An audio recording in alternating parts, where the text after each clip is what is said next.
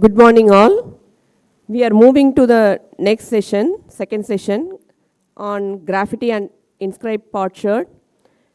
In this session, we are having two papers. The session will be led by Professor Massimo Vidale. Welcome, sir.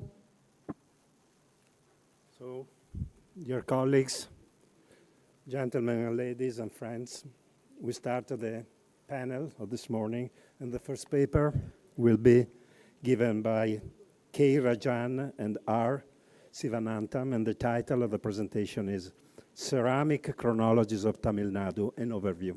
Please.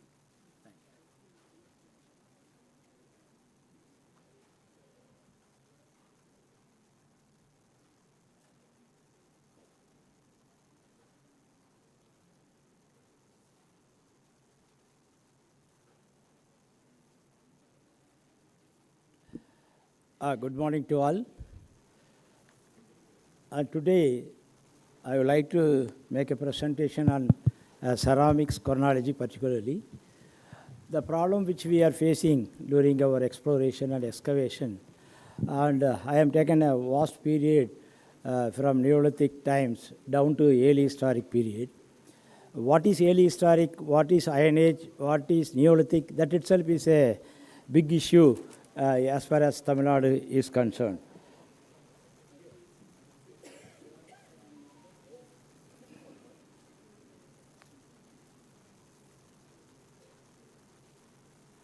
So we are having a small geographical area of in the entire Indian subcontinent, and we are having interaction, both trade interaction as well as a cultural interaction with other parts of India, which is having some impact on the ceramic assemblage. And normally we take archaeological evidence or archaeological data for analyzing the ceramics based on stratigraphy or relative chronology or based on AMS scientific dates. But I am putting all the epigraphical sources as well as the literary sources also taken into account for in assemblage like a retained ware, amphora, and also that also been taken into account for my analysis. But the geographical area which is having here what we call it pastoral land or mountainous region, coastal area and fertile zone, what as per the literature. The same type of chronological sequence also sometimes it is available. But the amount of archaeological excavation that has been conducted in Tamil Nadu is not that much sufficient to give a complete ceramic sequence of micro region. But however, some of the micro regions that are available, that gives a complete picture on the ceramic sequence. But if you take a microlithic tool, whether that a ceramic or ceramic Mesolithic culture, what we call it, whether it is introduced during the time of microlithic period or during the time of Neolithic, that is a big question that is also there and available. But available, as far as the available evidence is concerned, we are having more number of microlithic tools, but only limited, very few, like a pottery, that is handmade pottery is available. But that is not very conclusively, we can't say that it has been introduced during the time of microlithic. And there are several microlithic sites were available, but in the same day, if you take it a single geographical zone, for instance, it is a polar basin. If you have taken, not I have taken deltaic region, only polar basin I have taken, you can see that these are all prehistoric sites. When if you see comes to the Neolithic site, and it is coming in the western part of that same region, and also continuing Iron Age and also early historic. But whereas here, that we are not having that Neolithic site or any other site. So that way, each zone we are forced to concentrate, and so far we have documented more than 3,000 archaeological sites before Chola period, what we call it. Then food gathering to food production stage, what we are generally declared from Mehergad onwards, the Neolithic period start with 7,000 BC, but that same situation is not available in Tamil Nadu. But however, the Iron Age starts with 3000 BC as per the new evidences that I will come to the later on. But there are two type of tools are available. One is the production of the chipping area. Only they are having chipping the Neolithic tools.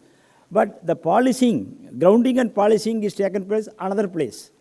If you, these are the tools what has been declared by B. Narasimhaya as a pre-Neolithic, but I have declared in my early age as a middle Paleolithic. But now we came to know that it is not a middle Paleolithic or pre-Neolithic, it's part of a Neolithic.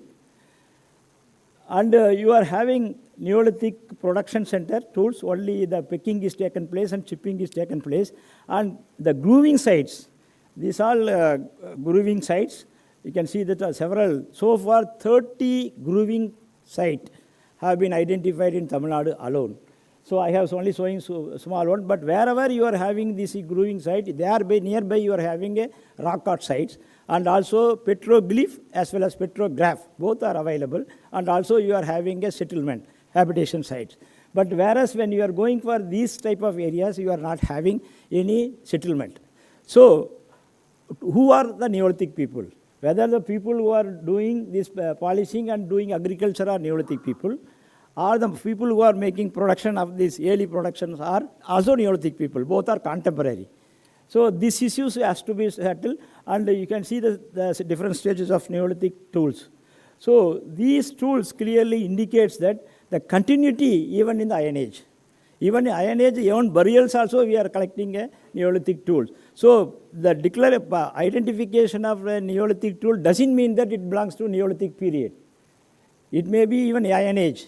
So that we have to segregate, then only we have to differentiate which is Neolithic tool and which is the Neolithic tool which has been continued in later period. For instance, these are Neolithic tools now under worship. Now you are having hundreds of Neolithic tools have been collected under worship. So ethno-archaeological study also shows that it is a distant memory which they are keeping as a food production center. So then two type of paintings, rock art also available. The earlier one is in red ochre, the later one is in a white. So it is superimposed. The red, that white painting is superimposed on the red, but the theme, you can see that all mostly related to cattle.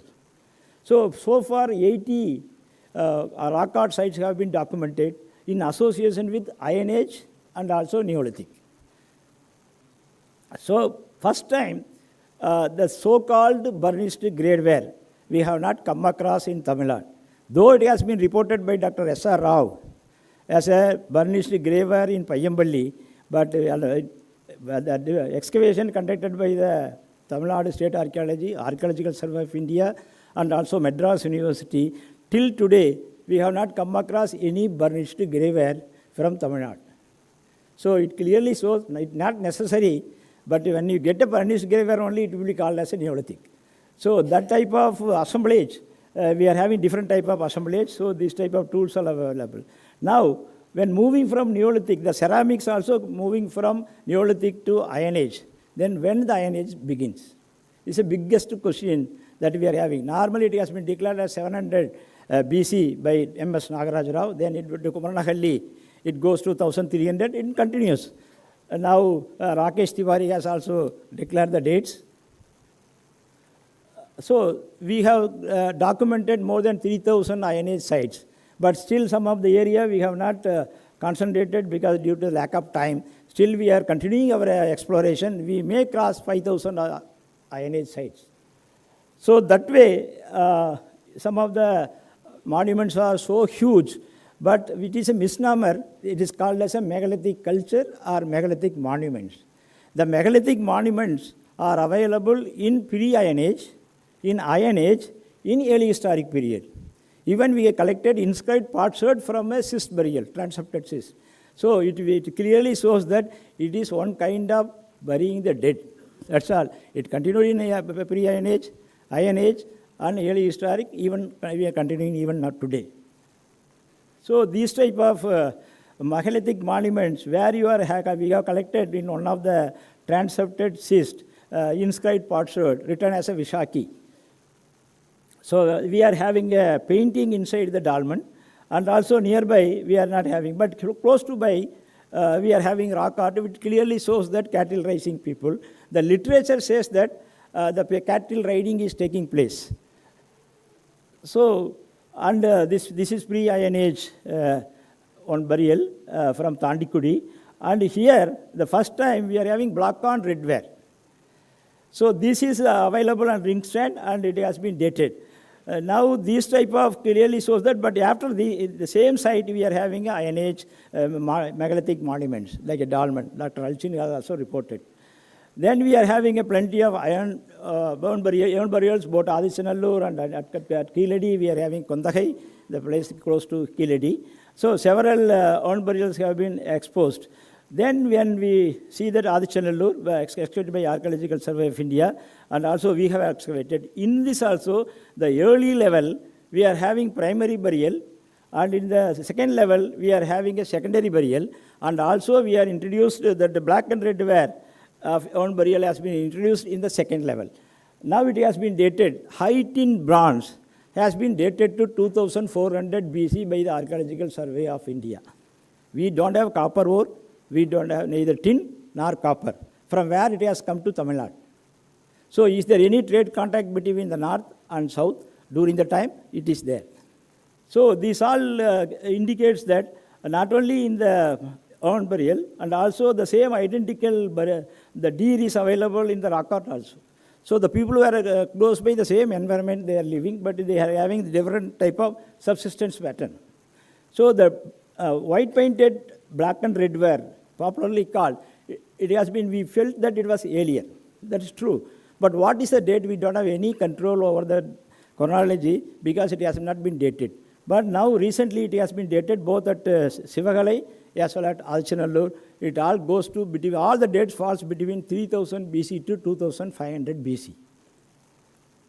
Now we have another site, it is called Porundal, where you are having a paddy, and it has been dated to 490 BC. In one of the grave, so the ceramics assemblage is different from habitation and grave. So when if you are onto analysis, one is ritual, purely ritual in nature, another is utility in nature. So that way you are comparing the both, it may not give a good result. So you have to, the context varies, so according to the context you have to analyze. So the same way four-legged jar, initially it started with three-legged jar, then later on it moved to four-legged jar. So there is plenty of urns that are also available, so that they have some of the bones collected from this graves have been dated to 490 BC, 450 BC, and these are the four-legged jar, later period, that is dated to 5th century BC. So the controlling these type of pottery along with the chronology will be very useful to date some of the typology. See here, after that, in the early Iron Age period, we are not having any graffiti. But again, graffiti has been introduced. So far, we have documented 13,000 graffiti inscribed POTSHERD from Tamil Nadu. The work is in progress. So that way, these type of identical graffiti marks, if you take one single grave, you are having the U-shaped graffiti marks. All the pottery in that particular grave is having the identical graffiti marks. So it shows some kind of clan. And secondly, this has been recently excavated by K.Rajan, thanks to Victor. And this has been dated, and it goes, the data goes 1450 BC. By 1450 BC, we are having etched carnelian beads that has to come from north. The literature says all the carnelian beads comes from north, maybe, but it says north, whether it's not telling about as a Vindhyas or it is a Gujarat, but it's telling from north. So that way, along with that, we are having that iron objects. Then another site, which has been called Telanganur, it is located near the iron ore area, that is Salem region, where today you are having iron ore. There you are having the steel sword. The sword is made of steel. So that is more important. In India, the steel has been introduced during the time of 1500 BC. When the steel itself has been introduced in 1500 BC, highly technology, then definitely iron would have been introduced still earlier.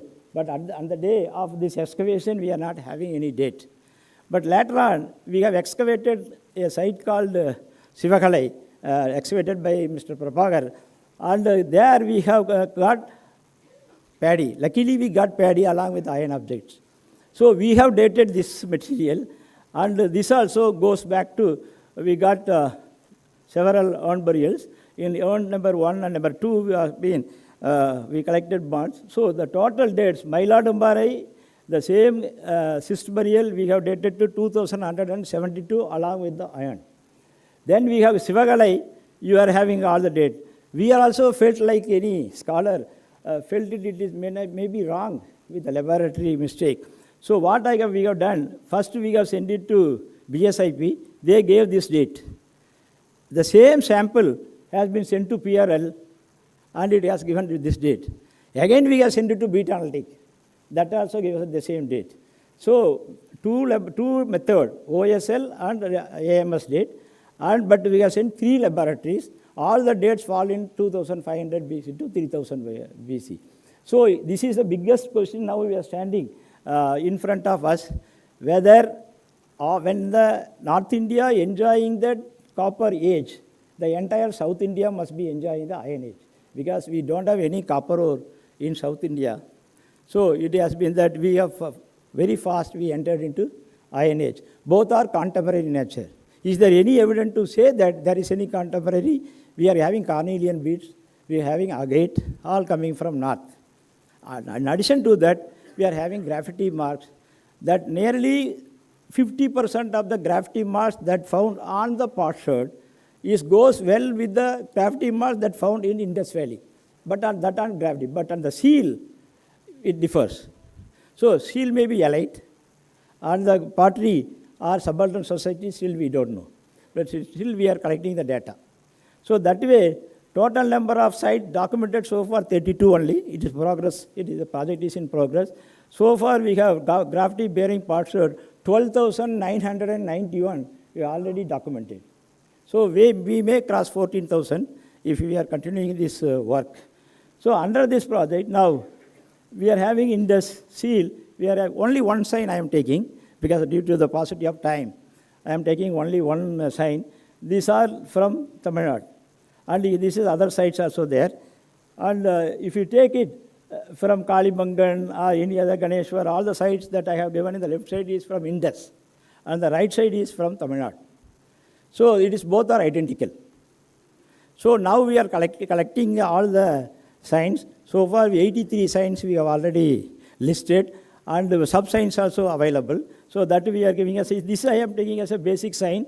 The one which is, suppose, if you are having one sign near to that, I am taking 1.1, like a sign. Still we don't know how to analyze. So that way we are taking it. So this is the way, basic sign. Another one sign is there, then arrow mark is there, 2 signs are in. So like that, we are having several signs that has been documented. 83 signs, basic signs we have documented. Now, we are having not only in Tamil Nadu, it is also in Andhra, and also in Karnataka, also in Sri Lanka. We are having identical graffiti marks. Second stage, the issue is that this is considered as a communication. It should be considered undeciphered script, or it is simply a sign or symbol. But when we are the spread, taking a Sri Lanka, and also Tamil Nadu, Karnataka, Andhra Pradesh, even in the northern part of India, all are having identical. Without any communication link, this will not, as a simultaneously, it will not occur. So I consider as personally, after collecting 13,000 graffiti inscribed potsherd, it's one kind of undeciphered script. And secondly, another reason is that the Brahmi script has been introduced. And Brahmi plus graffiti. Brahmi plus graffiti is there. So it seems that first graffiti is evolved as Brahmi, that I don't know. But simultaneously both graffiti and Brahmi is there. In the excavation at Vallam, the early level we are having only graffiti. The second level we are having graffiti plus Brahmi. And third level only Brahmi. Why when this graffiti is replaced by Brahmi? Because that is the script already in existing, that has been replaced. So that is the logic way you have to come to the conclusion. So that way we are having plenty of inscribed potsherds. Then comes, what is early historic period? When it begins. So according to historians, whenever the deciphered script available, written documents available, which is deciphered, we call it as early historic. Normally it begins with Ashokan times. Even Buddha or Mahavira is not a historical figure, according to the, as per our rules and regulations. So that way we have to see that one, whether the introduction of script has to be taken as a early historic period, or the availability of the material is to be called as a early historic period. But this was question is going on, but generally it is considered as a Ashokan times from 3rd century BC onwards. But after that, now, state formation, we got continued series of dating in Kodumanal, starting from 2nd century BC down to 480 BC, I have dated. Now again, ASI has dated, Tamil Nadu State Department Archaeology is dated. In this site, we have already collected 734 inscribed potsherds. So this way, now the question arises, all these dates goes before Ashokan times. Now, the Keeladi excavation or any other Alakankulam excavation, all the excavation now clearly shows that there is urbanization. The urbanization, state formation or introduction of coin, that is even Ashokan times, the Panchamark coins is not having inscription. Though they have seen that Greeks, but they have not introduced that names. But so series of dates that I have taken from different sites. I am having 73 AMS dates for inscribed potsherd alone, in which 32 dates goes pre-Ashokan. So if you take a series of dates from 408, I am not taking even calibrated date, it goes up 468, and this date goes up to 610 BC. This is only a sample I have given. We are having 73 AMS dates from Tamil Nadu archaeological site, which yielded inscribed potsherds. These inscribed potsherds, now you are dating Rasa-coated ware. It has been declared as a Andhra ware and dated by B.K. Thapar and others as a 1st century BC or AD, but your inscription is not telling that one. Your OSL date is not supporting. So all the entire Rasa-coated ware, you have to question them.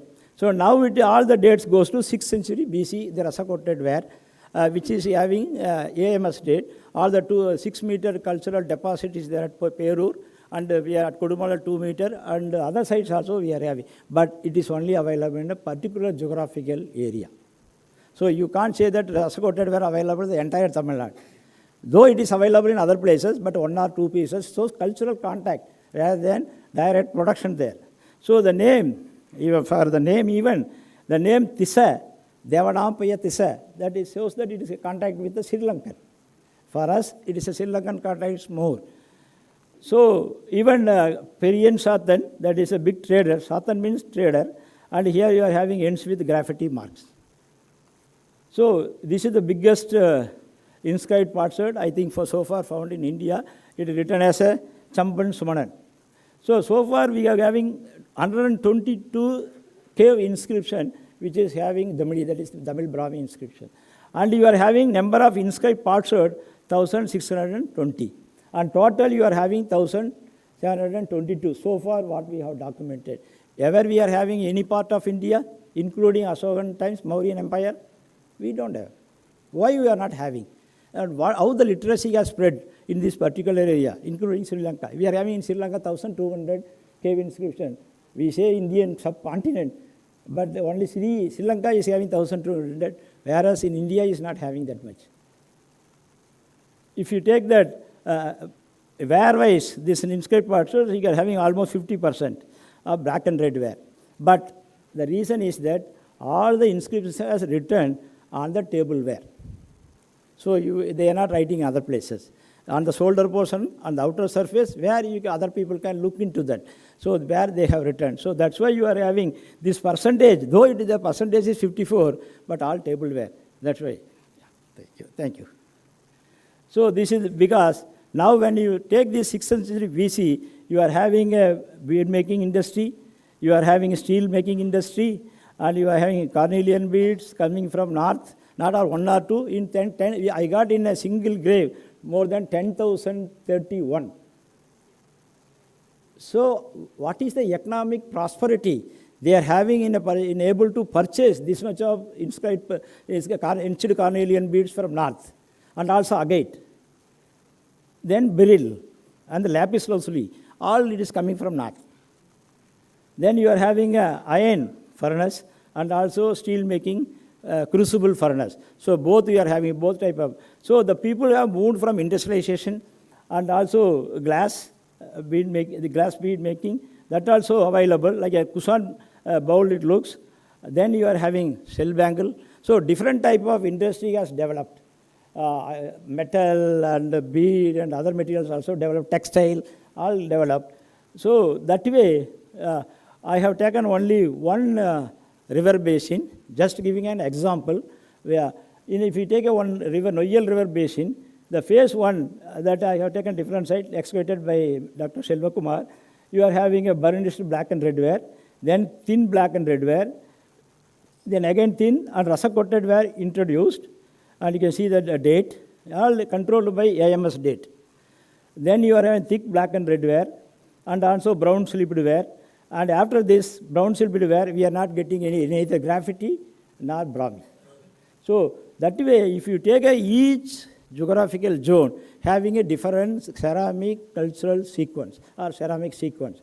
So Kaveri Delta is having different, Vaihi Delta is different, and Tamaraparani Delta different. So putting a blanket rule telling that first is black and red ware, second is rasa coated will not work out. The rasa coated were earlier in Kongu region, but in other region it is very late. So it shows that contact only. So that way we have to work out each micro region have to be intensively explored and we have to be excavated. Then only we can, with controlled with AMS date, then only we can make a ceramic sequence. That way we are trying our level best to do this, but through exploration and excavation. Thank you very much for your patient hearing.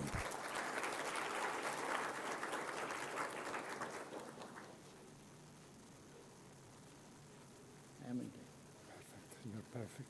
So thank you very much, and this was a wonderful presentation, so rich of information, and I think we will have the time to have some discussion about the first talks after the tea break. So, Mark? Few minutes? Okay. So, on request, we can have some immediate short answer in this 5 minutes before Mark starts speaking.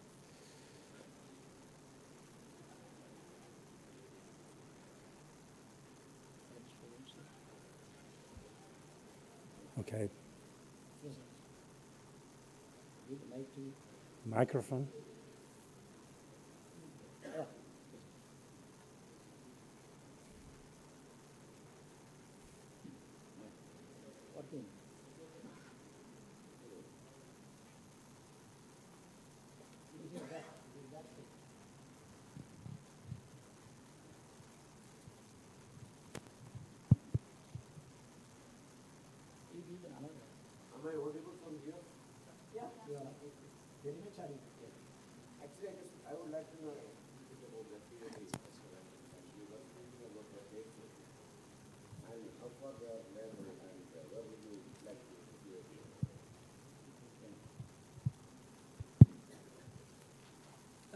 That Kiladi excavation, what we have exposed based on the AMS date, all the dates which are from the brick structure, whatever the date we got after the brick structure, that goes to 3rd century BC and afterwards. Yeah, all the when we are going down and we are collecting the sample, that goes to up to 6th century BC. So now connecting this one, but we have not anywhere, we've never published, we will not take responsibility for that one. But however, yes, it is, the debate is going on, debate and discussion is going on related to the connecting directly with the Indus Valley. At the moment, it is very difficult for us. Only we are slowly we are building the data. As I told, graffiti and also INH, that AMS date. Then only we can, because our contemporary dates definitely differs as on today. So we have to work for more and more, then we have to come to a conclusion. Thank you. Okay. We have to stop now. So no need of introducing Mark, obviously, and I think you can start already. No more questions. No more questions now. We have finished the time. Thank you. Thank you. Thank you, Dr. Vidale, and also I'd like to thank Dr. Rajan for such a wonderful presentation on this material from South. We're moving back to the Indus Valley now, to the area of Harappa and Mohenjo-daro, and I'm going to talk a little bit about the ceramic technology, ceramics of the Indus tradition, technology, gender, and ideology. Again, I want to thank the Alok Kanungo and IIT Madras for hosting the conference. I also want to thank all of the departments in India and Pakistan who have allowed me to work on archaeology in these regions, and also the Ministry of Heritage and Culture in Oman as well. And also all of the colleagues who have shared data, and I especially want to thank the colleagues who are women, because I'm going to be focusing a lot on women's roles in technology today, and I've learned a lot from my women colleagues and also from women craftspeople who I've been working with both in India and also in other parts of the world. I'm going to give a little bit of background, especially for students who may not be aware of some of these things. Ethnohistoric studies of pottery making, being done by various scholars around the world, have summarized some of the major aspects of pottery technology relating to different scales. So household pottery often is small scale, done for personal use, and ethnographic and historical studies show that women are the ones who are usually making that pottery. And women are making the pottery using what we call intermittent time. So we can start making a pot, we can go do something else, they can continue making the pot, go do something else, have a short firing period. Sometimes the firing takes only 1 hour. Doesn't require long time focus on the production. So women are in charge of everything. And even in household industries, production, which is done for outside of the home, for trade, often it's women potters who are doing this in the household. They again are doing this with intermittent time. One of the most important examples of this is in Mexico, where people are using a thixotropic clay, a special kind of clay that can be built in very large forms very quickly. It does not require the wheel, and women are most of the potters are women. When we get into workshop industry, which requires increased scale of production for regional and external trade, male potters tend to become involved. And this requires continuous time. So when you start working on pottery for large-scale trade, it requires continuous activity to produce large volumes of material that are needed for a market. And in continuous time, often the firings can take a long time. So 1 or 2 days, sometimes 4 days. In parts of East Asia where you have climbing kilns, the firing can take often 1 week of firing. So you have to be there all the time. Large-scale industry, you also have highly specialized production for regional and external trade. Male potters tend to be the dominant practitioners, and again, continuous time is used. Evidence for production from all of these periods is found in various types of artifacts, kiln wasters, kiln furniture, working areas, and studying them archaeologically, you can isolate certain areas being done in the home or around the home or in special workshops that are dedicated. Important aspects of pottery making, we've been talking about it since yesterday, hand forming. Hand forming often involves a tournette, an item to help turn the pottery. So hand forming is not just building it by hand, but it's also turning it. And you'll watch the Naga potters out there when they do this. And this is done on both small vessels, but equally very large vessels. Pivoted turntables are something that develops very early in the Near East, and we don't have good evidence for South Asia. We need to look for it. But this suggests that we have a turning device that can have a slow turning activity, which is, again, a different form than just a turnette. Modern examples of women using pivoted turntables, you can see them in India, you can see it in Africa. This is a part of large-scale household production or even sometimes a workshop production where women are involved in this activity. When it comes to the wheel refers to a technology that involves faster spinning and centrifugal force. And even though that is used only for a short period of time, it requires considerable strength. Now, women are very strong, and women can turn these pivots and turn them around. There's no question about it. The question is, can intermittent time activity and continuous time?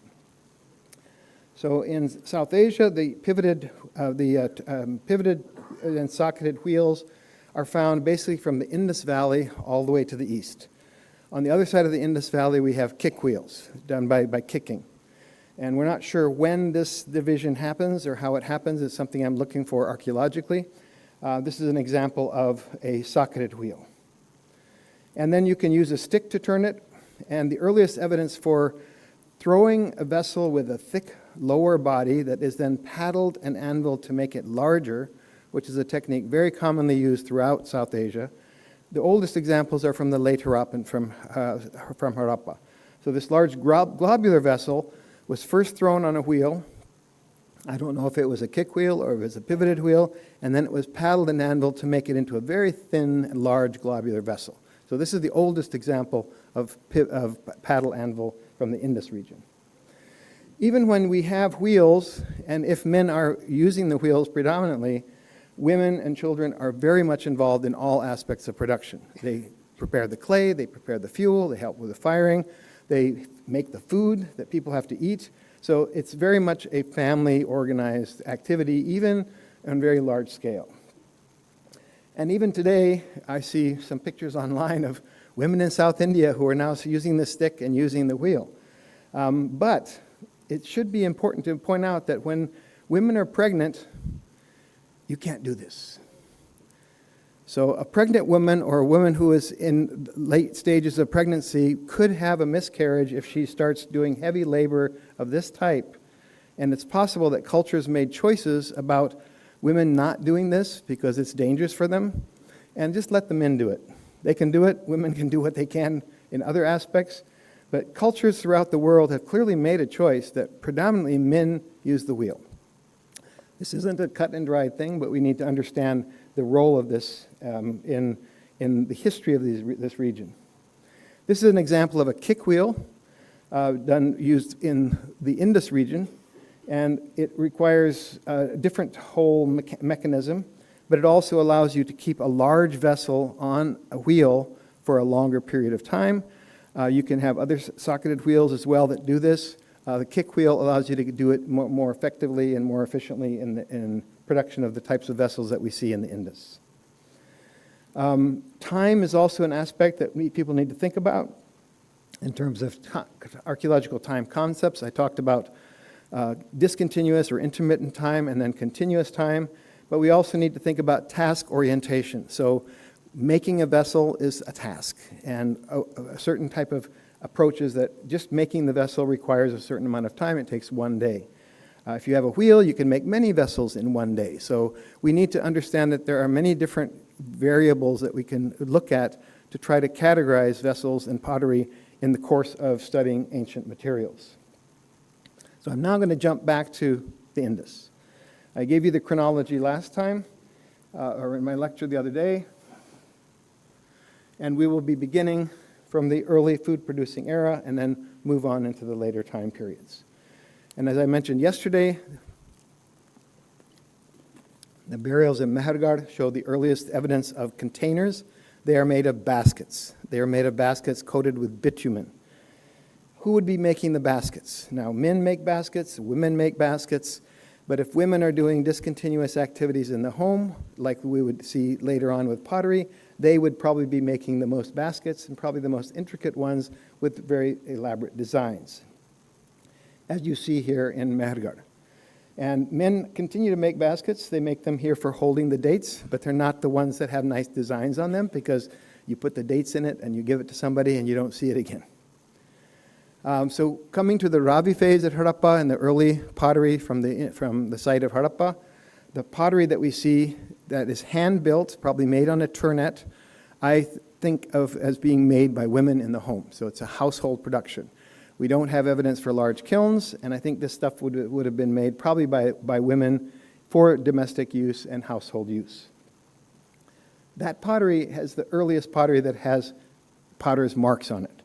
And so potter's marks are found on the bases of the vessels, and then after the vessels have been fired, we have inscriptions. So if potter's marks, if the women are making the pottery, and they would probably be the ones who make the potter's marks, why do you make a potter's mark on your pot? This relates to skill and the time involved in producing. So if you have a bunch of women making pottery, and when you fire it collectively in your family kiln, one sister's pots all break, and the other sister's pot don't break. This will avoid confusion about whose pot will break, okay? So it could be just interpersonal differentiation of identity, but it also avoids conflict later on. So then you can identify whose pot it is. Writing on the pot afterwards can be done by anyone. So this can be done by the people who are making the food, again, probably the women in the home, or some ritual specialists who are using it for some kinds of rituals who could involve men. The use of potter's marks and graffiti, pre-firing and post-firing, continues into the Cote d'Ivoire stage, and this is where we see a very clear link to Harappan writing itself. And when we start thinking about the percentage of pre-firing marks that might have been made by women, 30% of the pottery would have been made by these people making the pottery. 69% of it is post-firing. And it would be interesting to see if we have similar ratios between pre-firing and post-firing in the material you're looking at. But this suggests that women may have had a role in the signs that were created and also eventually in the development of writing itself. And I think this is something that has been totally overlooked in the past in terms of the role of genders involved in the development of the writing system of the Indus Valley. We know from Mehergarh that we also have lots of potter's work. Gonzant Quivron in 1980 was the first to argue that the potter's marks had a relationship to the writing system. And also we have in Mehergarh many early geometric seals. So again, were the seals made by people who were involved in making ritual designs for the home, the protective designs, which would be done probably by the women, and then those geometric designs, which are mandalas, which are protect the home from evil influences, would then be translated into these buttons, which would be worn on clothing. In all these stages, I'm just trying to emphasize the role of women at different points of production and how we need to acknowledge that that is an important contribution in the development of both geometric seals and the writing system itself, which has, I think, totally been ignored in the past. We come now to refractory clay. So if a woman is making a pot, she's the one who collects the sand and the gravel and the grog and makes a slurry. She makes the clay for the pot number one, which is refractory so it doesn't break. And then she adds a slurry on the outside, which protects the pot from cracking when it's being used in cooking. And again, here we have mixtures of new clay mixtures that are being prepared by people who are intimately understand the effects of fire on clay and raw materials. We've looked at the clay materials from the cooking pots at Harappa. Dr. Krishnan may say something about this later on, but he analyzed all of our vessels. We have grog, we have large pieces of sand and gravel. So these clay cooking pots were made with a special composition to allow them to be more refractory and to withstand heat and fluctuations in heat. But the slurry that goes on the outside is an additional feature, and I think that if women were involved in making these special cooking pots, they also might have been involved in making the crucibles that are used to melt copper. And we found just 2 days ago in Aladino, I found a copper prill in a hearth that would be in the home. So what is a copper prill doing in a house, in a home? It would be done by somebody working in that area, making crucibles possibly. And again, the role of women in crucible making needs to be thought about. And by extension, the lost wax modeling, which is often done in the traditional communities today in India, the wax models are made by women. The clay is prepared by women. The early lost wax that we have from Mehergarh, again, we need to think of the role of women in that process. So I wanted to give this background before moving on into some of the other details. Clay, where do you get clay from? At Harappa, we've analyzed all the clay from local areas used by the local potter Nawaz and his son Aladita. Measured where it comes from, fired it, analyzed it with neutron activation analysis, and then compared it to the clays that are fired and used by the Harappans.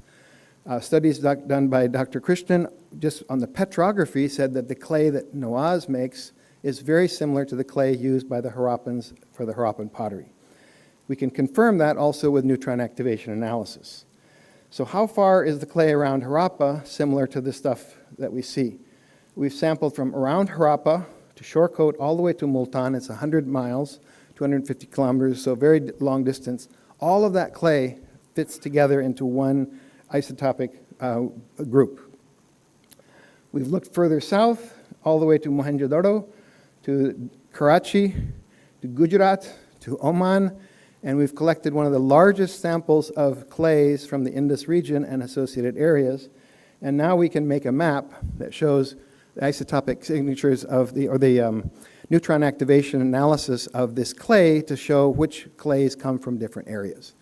Now, if a potter mixes clay with different materials, it can totally change things. So we do have clay that may come from Oman, it may come from Gujarat, we don't know. But we do have clear Oman clusters, southern Indus clusters, Harappa, northern Indus clusters, Baluchistan, and different places that we can identify. And on the basis of this, I began looking at pottery. So the early Harappan pottery was grog slip and sandy surface. It's the Hakra and Ravi wares. We have it in the Amri phase. We have it in the Harappa phases. So just by chance, I happened to have pottery that I was using for thin sections. I took 4 of these pieces of cooking pots and I sent it for analysis. And when I got the analysis back, and not a big sample, it's not something that is statistically meaningful, but it's very interesting that the one Ravi cooking pot that I chose does not come from Harappa, okay? And if women are making clay or making pottery, they're probably going short distances to get clay. They should be getting clay from a local source.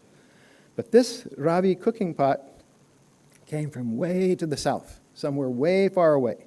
So then I had to think about how did cooking pots come to Harappa? So Ahir nomads go all over the country, and they carry their cooking pot with them. So they may make it in some place, and then they may take it with them somewhere else.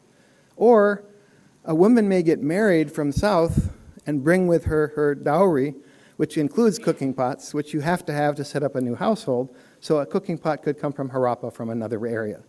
So here again, the importance of cooking pots and women using cooking pots helps us to understand some possible interactions during this time period. I also looked at the pottery from Mohenjo-daro. So I just happened to be able to have access to a very important sample dug by Dr. Dales, tube drilling underneath HR area at Mohenjo-daro. Wheeler excavated under the western mound. He found Côte d'Ivoire pottery, but he didn't analyze it, and we don't know where that pottery is. Dales did tubes. He collected pottery. He saved some of it. The ones that were Côte d'Ivoire, I did analysis on. And when I started mapping the sherds, some of those sherds came from the Punjab source, some of them came from around Mohenjo-daro, and some of them came from Baluchistan. So this very simple pottery that you would think it was all locally made, it's not locally made. And so that's one of the questions that I asked about Vadnagar. The Gujarat clay is mainly a volcanic clay. It's not good to throw on the wheel. You can't make very thin pottery from this. Clay that you get from Rajasthan is much better, or clay from UP or from other areas. So keep that in mind as you go forward with your own research, I think. So now when we look at these spots that I showed you the other day, you can understand that people are moving and they're carrying their pottery with them. During the Ravi phase and the Côte d'Ivoire phase, and then when we come to the Harappa phase, we have this major urban centers with large pottery kilns producing material for huge cities that have thousands of people living in them. Harappa has many, many, many kilns. We excavated only a few of them. Each major walled sector of Harappa has its own pottery workshops, its own ceramic faience workshops, its own things, because it's a very large city. There wasn't one potter for Harappa or Mohenjo-daro. There were many, many potters. The one kiln that we first selected, it was eroding from the mound, so we decided to excavate it. I only excavated half of it. In the excavation process, underneath it, I found another kiln. I dug a bit lower, I found another kiln. This one dates from the Ravi phase. This one dates from the late phase, or earliest phase of Harappan. And then this one dates to basically the middle phase, 3B, and then 3C. So this one part of Harappa, next to the city wall, was a potter's workshop area for thousands of years. So then, are these people living in the same place that their ancestors were, or are they different potters coming in here? I have a feeling they were probably related, that this is just the potter's village. Potters continued to live here for thousands of years. But then we have in the Cotedigian phase, small kilns inside the settlement. And these would have been located with houses. So again, getting back to the issue of household production and activities versus the big workshops, these are small kilns. You can make bangles in them. You can make faience in them, beads in them, terracotta beads, or maybe figurines. So we don't know who used these, but I have a feeling they were probably associated with women, that women in the home were making small things for their children or for sale in the market. And along with this kiln, which we see here on the left, we have a house with storage bins, and then in it we have a hearth. In the hearth in the courtyard, we found a sealing made of clay with the stamp of an Indus seal on it. This is the Cotedigian period. This is the earliest sealing with script in the Indus Valley. Who's going to control the storeroom in your house? Is it the man or is it the wife, the woman of the household? Based on seeing ladies with a big keys on their sari walking around, I know women control all the household materials, and traditionally in South Asia. So this is probably a woman had the sealing. She sealed it. She broke it. It was heated in the hearth, and that's how we preserved it. We also have weights, which relate to taxation, and we have unfinished seals found in the street. So the people in this part of the city were people concerned with control and the beginnings of this process of sealing. When we get to the large decorated vessels, which are characteristic of Indus style that I talked about yesterday, we have the ones that are associated with dowries probably and special events. Every major household would have had one of these probably and one of examples of these. They may have had several of the dish on stands, which are used. We call them khasdan. You present materials on them so that you can have it above the floor. They would have cooking pots. They would have beer making. And occasionally you would have these kulhar that are used for drinking lassi or drinking beer with stamps on them that are showing the special ritual that they were used for. We've found examples of these stamped at different parts of Harappa that all are made from the same stamp. So it means that some people on Mount Baby were having a party and they made special stamped goblets. They invited people from the other part of the city to come because they took them home and they broken them in the other part. We also have one of these stamp seals from Harappa, one day's walk away in Lalteba, another site near Sahiwal. So people from outside villages also came to Harappa, interacted with people there, and they took their goblet home as a souvenir. Different types of pottery were found in different burials, and I'm not going to be able to go into it in great detail, but the potters that were making pottery in these large kilns were making all the different varieties for the different consumers in the city. This is the kiln. We made a replica of the kiln. My potter, Nawaz, and his friend Zaman, over 15 years, we started developing the production of Harappan-style pottery and firing in these kilns to see how long it took. So 150 vessels, large, small, plus hundreds of bangles and figurines can be put in one kiln. It takes 4 days to fire this. So 4 days, 2 days to heat and 2 days to cool down to fire. So this is an example of big-scale production within a Harappan context. Potters also painted on pottery. This has to be done before it goes to firing. So the question is, who did the painted script? Who is literate to do it? Is the potter going to write these inscriptions, or is the ritual specialist going to come to the potter and then inscribe them? We still need to think about that more. We have bangles with inscriptions on them. The inscriptions of the bowls are on the inside. So yesterday the question was, is the painting on the inside? We know today that ritual objects that have writing on the inside, if you put food there, that food gains benefit from the ritual script put on the inside of the bowl. So if you're drinking something, you will benefit from that. Wearing a script on the inside of your bangle, nobody can read that, but it touches your skin and it helps protect you. So these were probably ritual use of writing on pottery as a part of the ceramic tradition. Stoneware bangles I won't talk about much because Dr. Vidale will talk about them. They are also inscribed. Inscriptions on pottery are found not only on the Indus, but pottery that is sent all the way out to Oman.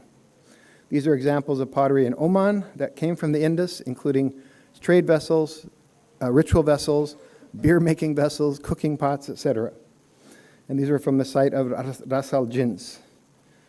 And we found one from the site of HD1, which is a small seaside site that I was excavating.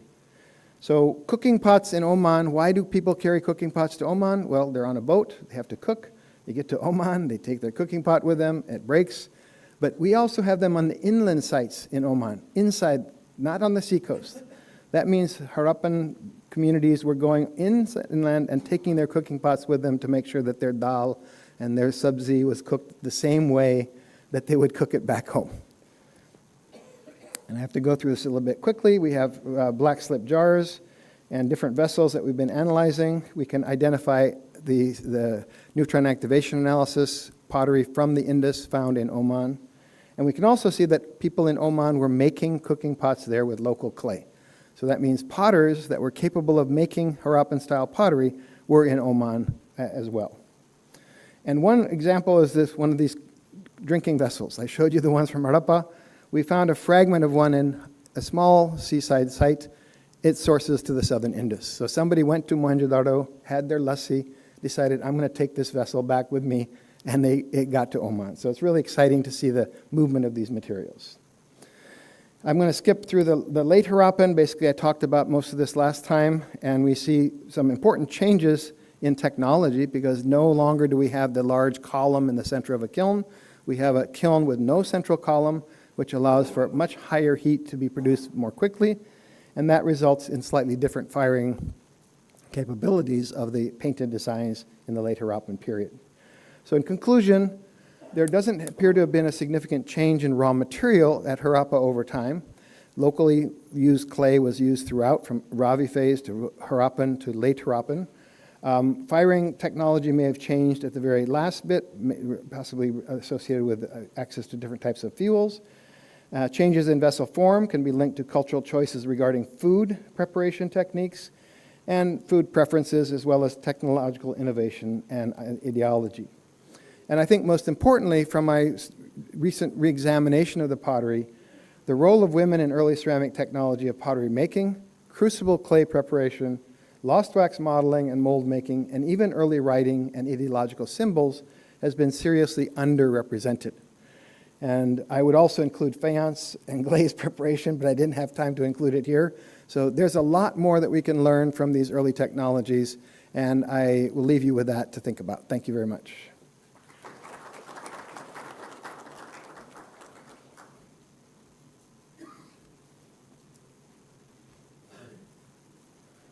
So thank you very much, Mark. We are waiting for the address of Professor Kamakoti, the director of IIT, who is coming. So I think we have 10 minutes for discussing. And so I would like to open the discussion concerning the first and the second presentation. So you're welcome.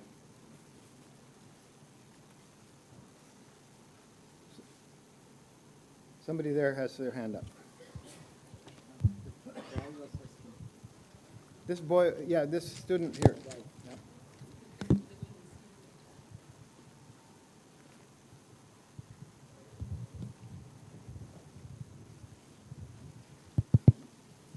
Sir இப்போ வந்து 2 நாளாகவே ceramic studies பற்றி முக்கியத்துவம் கொடுத்து நம்ம அதை பார்த்துட்ருக்கோம். 2 நாளாகவே நம்ம வந்து செராமிக் ஸ்டடி பற்றி பார்த்து முக்கியம் கொடுத்துட்ருக்கோம். அதே மாதிரி சங்க இலக்கியங்களில் வந்து அகநானூரில் தாலியின் குவளை வாடி மலர் சூடி அப்படின்ட்டு சங்க இலக்கியங்களை வந்து அந்த மட்பாண்டங்கள் செய்யுங்களை பற்றி முக்கியத்துவம் சிறப்பு பேர்கள், அதேமாரி முதுவாய் குயவர்கள் அப்படின்ட்டு இந்த பாட்ரி மேக்கர்ஸ் பேரை பற்றி சொல்லியிருக்கு. அதே மாதிரி கிரீக் லிட்ரேச்சர் இல்லை ஃபாரின் லிட்ரேச்சரில் இந்த மட்பாண்டம் செய்யுங்களுடைய சிறப்புகள் முக்கியத்துவம் கொடுத்துருக்கா அப்படின்னு என்னுடைய கேள்வி sir. No, he was asking, there are references in the literature which is mentioning about different type of pots, Here, like urn and all. Use this mic. Give this to them so they can give it to other people. So he is asking whether there are in a literary references there are a lot of references on pottery. So it is true, but the problem is that literature which has been dated only up to 3rd century BC. But we are dealing the material 1000 years before also. So that continuity is there even till today. What he has shown, that ethno-archaeological study clearly shows that the continuity is there. But we are fixing in a particular context is so important. That's why I am not to say, when second slide, I told I have taken literary, I have taken archaeological, I have taken scientific, all together I have taken, I am analyzing the part. So that is very, very important. Thank you. Thank you. There's one back there. He had his hand up first. Back there. Hello, sir. And hi. Sir அந்த சிம்பிள்ஸை பற்றி நீங்கள் சொல்லிட்டு இருந்தீங்களா, அந்த சிந்து சமவெளி நாகரிகத்துடைய seals கேட்குதுங்களா sir? கேட்குதுங்களா? இங்கே வந்துருங்களேன். Just come down. Yes, we could not hear you. Sir இப்போ கேட்குதுங்களா? Come here. Yeah, don't use the mic. Now you can tell me. Sindhu சமவெளி நாகரிகத்துடைய சிம்பிள்ஸ் சொல்லியிருந்தீங்க இல்லைங்களா, அந்த சிம்பிள்ஸ் இப்போ நம்ம தமிழ்நாட்டில் கிடைச்ச அந்த சில இதில் வந்து சிமிலர் சிம்பிள்ஸ் மோர் தென் 83 கிட்டே இருக்குன்னு சொல்லியிருந்தீங்க. ஸோ அப்போ கம்யூனிகேஷன் இருந்திருக்கலாம் அப்படின்ற மாதிரி நீங்கள் ஒரு பாயிண்ட் சொல்லியிருந்தீங்க, பாசிபிலிட்டி, ப்ராபபிலிட்டி. ஸோ என்ன டவுட்னா, கம்யூனிகேஷன் ஜென்ரலாக இருந்தால் டெக்னாலஜி ஆக்சுவலாக கம்யூனிகேட் ஆகிருக்கும். ஸோ அந்த பீரியடில் வந்து சால்கோலித்திக் அவங்க யூஸ் பண்ணியிருக்காங்க, காப்பர் யூஸ் பண்ணியிருக்காங்க, ப்ரோன்ஸ் யூஸ் பண்ணியிருக்காங்க. ஸோ கம்யூனிகேட் இருந்தால் கண்டிப்பாக வந்து நமக்கு டெக்னாலஜி இங்கே வந்து spread ஆகிருக்கணும். His question is that when you are comparing the Indus script, Indus graffiti with Tamil Nadu graffiti, then there should be some communication link between these two. Then when communication is there, some technology transfer would have also taken place. That what are the evidences for that? We already told you that there are trade contacts, because carnelian bead and agate bead, which we are collecting from our graves with the dated one, that also those contemporary. Earlier we thought only up to 1st century BC, 6th century BC. Now we are having clear evidence, as I told Kilnamandi, that date is 1450 BC. So it is late Harappan. But before that would have been also existed. We are having a lot of evidences. But only we are getting a little evidences. It may take some long time to gather the complete data. It will take, because we have to work hard for another 10 years to get a data. He is working for the past 30 years. 35 years. 5 years I reduced. 45. So it takes long time. For accumulating a data long time, we have to have passion. But don't jump to a conclusion without scientific validity. That is what we are asking. Yes, so my question is Professor Mark Kenoyer. So, sir, it's an interesting presentation, and I was interested to compare your comments on women and portrait production and Professor Shirin Ratnagar's book, new book, not really very new, but a couple of years ago, of Magic in the Image, where she's claiming the same thing, that the figurines that you're finding in Harappan civilization were produced by women, and as for part of magic ritual, and they were intentionally broken after that and thrown away. So what do you think about Professor Ratnagar's conclusion about women producing those figurines and household kilns? Yes. Well, I wrote about that in 1986. Oh. If you don't mind. Yes. Yes, women did probably make figurines, but maybe children were also making them. I do not think those figurines were ritually broken, number one. They were probably broken because of inadvertent activities. And since they are very fragile, they break very easily. So once a figurine is broken, you don't keep it in your house. You deposit it, give it to children to play. So I don't believe that they were ritually broken. We have no evidence for a ritual breaking of figurines at Harappa. Thank you, sir. Thank you. Mark, this is for you as well. So it's not a question, but more like a comment. So you have highlighted the importance of religious practices and the relationship to the script, mostly on the inside of the pot and probably the bangle. One thing I also wanted to highlight is household politics. So there is household politics. So there is enough household politics, and to give you an example, when pot come as part of dowry, although it is used in a household, it still belongs to the property of the woman, because that she brings from her parental house. So often those pots are written with names, right? So it's not always could be a ritualistic purpose, and we generally, so they generally hide the name, so it's not on the right on the face, that you can see the name whose pot it is, but it's often written on the pottery. Nowadays it's metal. It's also written on golds. So sometimes golds also come with names engraved in them. So it's not necessarily need to be a ritualistic use of script, but it could also be household politics and how does household politics plays into the context. That is a ritual. Not- It is a ritual. It is a ritual related to politics, okay?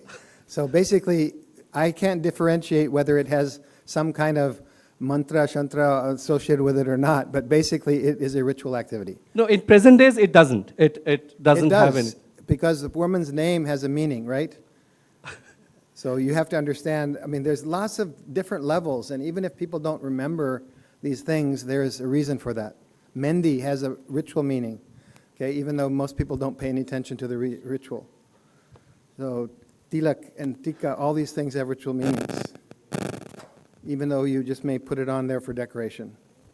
So this question is here, this lady. With regarding to this gender issue, in that 1670, that inscribed POTSHERD, all are male name. All personal names are male. Not even a single female name is there. So how we can celebrate the Sangam literature, telling that it is all equal? So the literary evidence is giving different picture, but our epigraphical evidence is given a different picture. So which one is we have to believe? So we have to take both. Sir, good morning, sir. Yeah. Thank you so much for both those talks. I have a question each for Dr. Rajan and Professor Kenoyer. Dr. Rajan, I wanted to ask you very open-endedly, some of this stuff that you said you're going to be developing, what are the implications for how we've been thinking about cultural contact so far? If you were sort of to project and say how this will disrupt how we've been thinking about cultural contact in the period you're speaking about, where do you think your work is headed to is a speculative question, very broadly.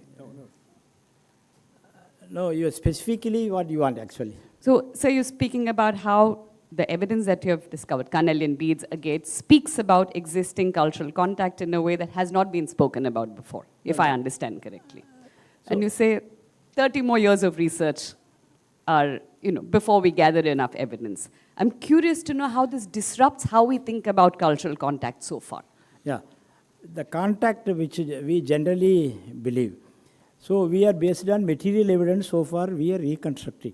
Even archaeological material, which I can say that the contact between north or south only showing a material evidences. Philosophical or tangible or intangible, that both, out of that both, we are taking only material evidence. Carnelian I will say, agate I will say, height in bronze I will say, that all it is a physical material.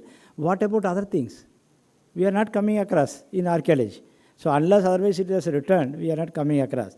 So the trade contact, whatever the contact which is telling, mostly commercial. But non-commercial would have been also existed. See, the Jainism and Buddhism in the later period, the philosophical thought has come. But there is no material evidence to show that in Buddhism in Tamil Nadu, only the coastal area we are having, but in the interior we are having Jainism. So that all related to internal and external trade. Because the entire external trade is under the control of Buddhists. Your Buddhism went up to China and Japan. Why? What about your Hinduism and Jainism? Why didn't go? Because the method, the operation which is happening in whether religious oriented or ritual oriented, whatever you call it, that is. What about Prakrit went and Pali?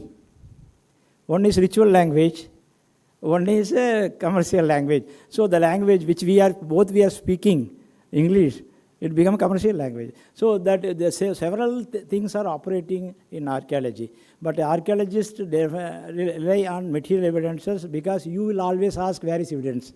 So whatever the material evidence we are getting, that we are presenting in front of you, and logical answer we have to drive out of it. Thank you. I had a question for Professor Kenoyer as well. Mark? 1 minute. Yeah. Thank you so much for that. I had a question. Just one second. I'm Sure. going to add to his comment. We know that South Indian millets were being used in the Indus region. People from South India were coming to the north and interacting for thousands of years, okay? So there's been people coming and going. We also know that Agastya Muni made the Vindhyas flat so that people could come down to the south easily, okay? So this is a process that we know from the Vedic period and also from the Harappan period. The details that he's talking about the carnelian beads, we don't know where those carnelian beads were made yet. We know that they're made from carnelian from the central Deccan region, but maybe they were made in Mahurjari. Maybe they were made in places that are not so far to the north. So we don't know exactly where they weren't made by the people who were buried with them. The people there were making with crystal. They were making other types of things, but they weren't making those carnelian beads. And they were found also in Taxila. They're found also in KPK in Northwest, in Gilgit, and Chitral, and other places, the same beads. Even I have one from from Kish, found in a burial in Kish that dates from the probably Achaemenid period.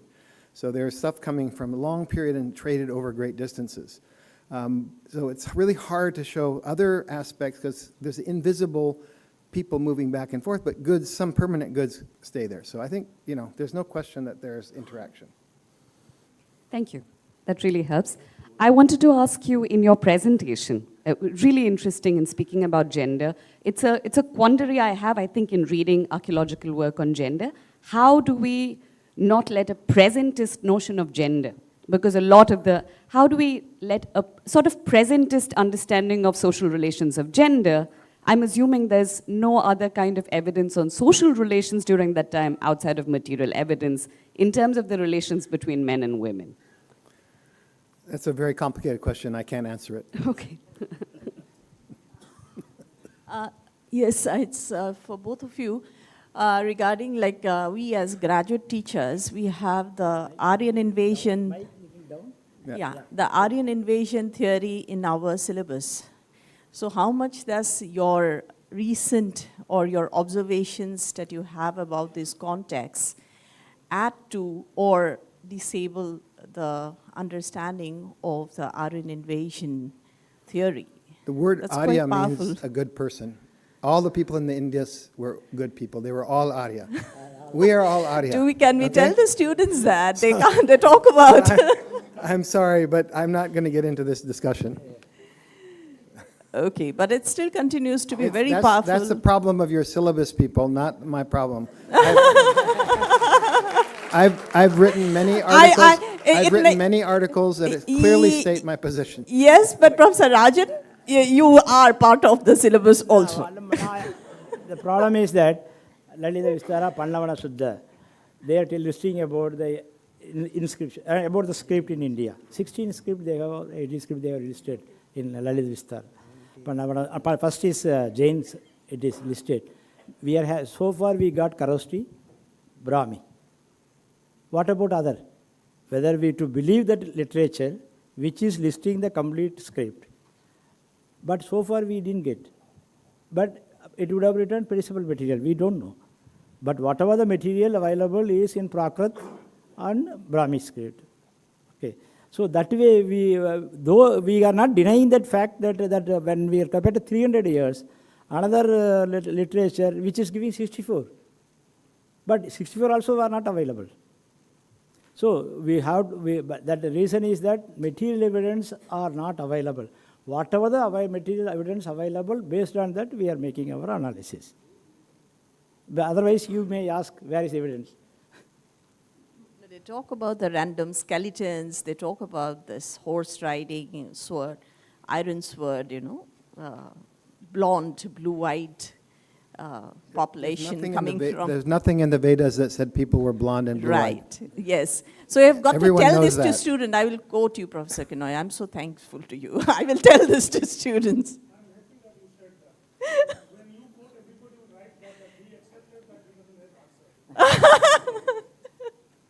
Thank you. Thank you so much. Sir, good morning, sir. Your presentation.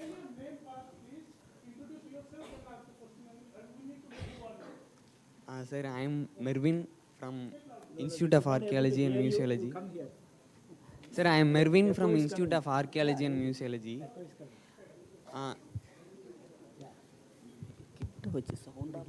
No? Sir, is it audible, sir? Come forward.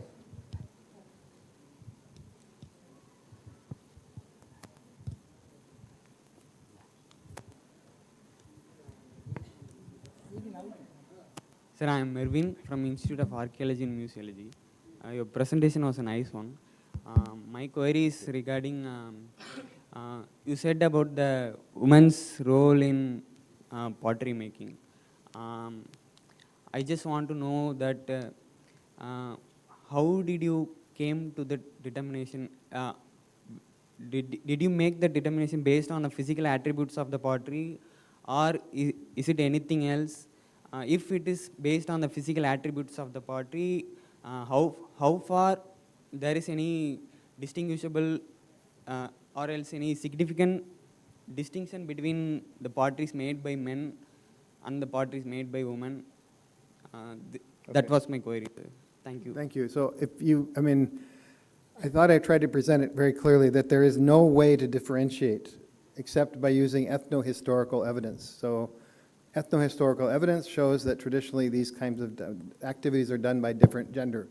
A pot doesn't tell you whether it's made by a man or a woman unless you have fingerprints. I didn't get into the fingerprint study. We have fingerprints from Harappa that Dr. Rita Wright has analyzed. The fingerprints show possibly children, definitely children, and possibly women's fingerprints on some of the pottery, but we don't have a big enough sample to make it statistically meaningful.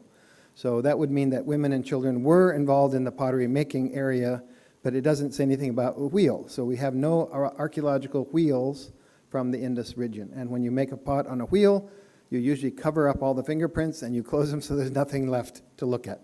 So it's hard to determine. Yeah, hello. My name is Vishnu from University of Madras. Sir, I have one question for you. So you were talking about the red painter script, which is inscribed in a bangle, which might be act as a ritualistic purpose.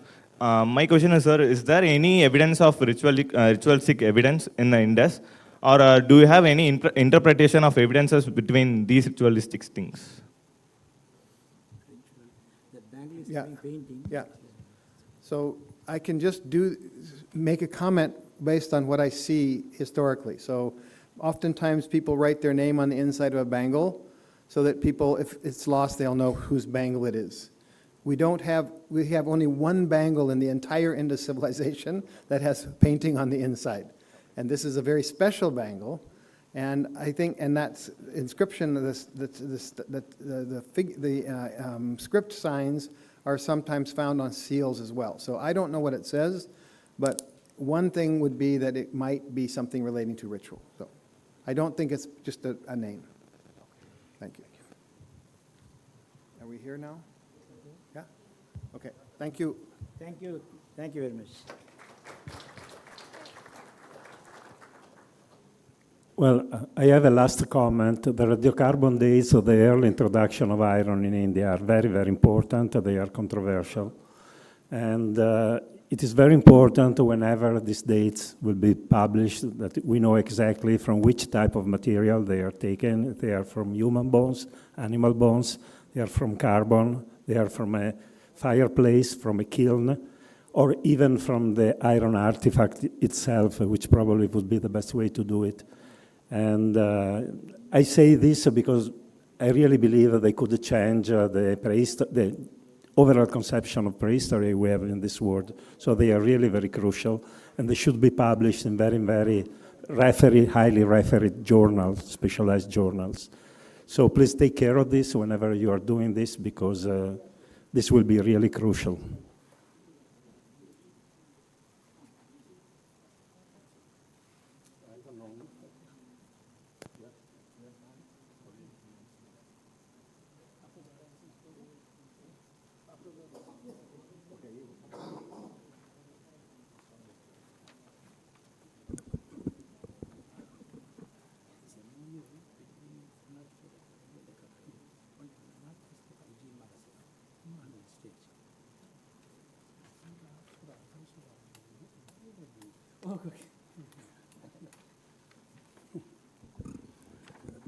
Hello.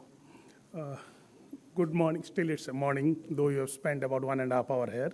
So don't take it otherwise if I call it good morning. We have the honor of having with us Professor Amitabh Pandey, the director of famous Indira Gandhi Rashtriya Manav Sangrahalaya, and he was gracious enough to come, leaving his meeting to be with us, and he wanted to see all of you and give his good wishes. I invite Professor Amitabh Pandey to the stage, please. Nice.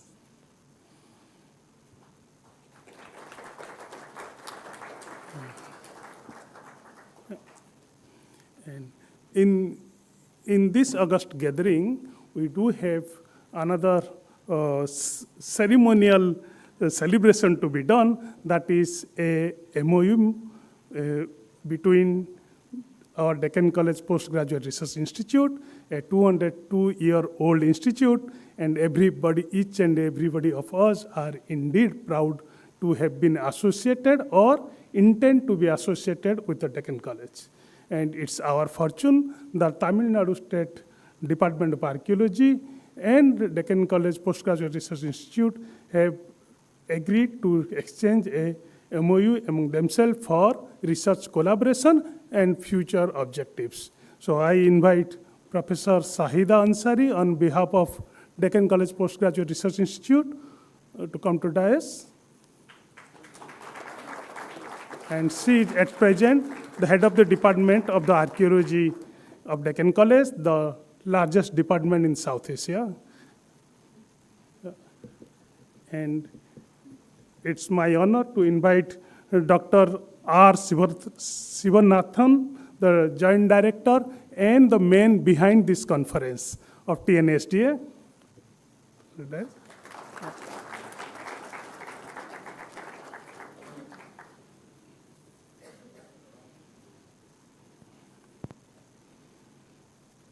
And I take this honor to be having associated with all the three organizations as a student. And it's time for Professor Amitabh Pandey. Sir, floor is yours.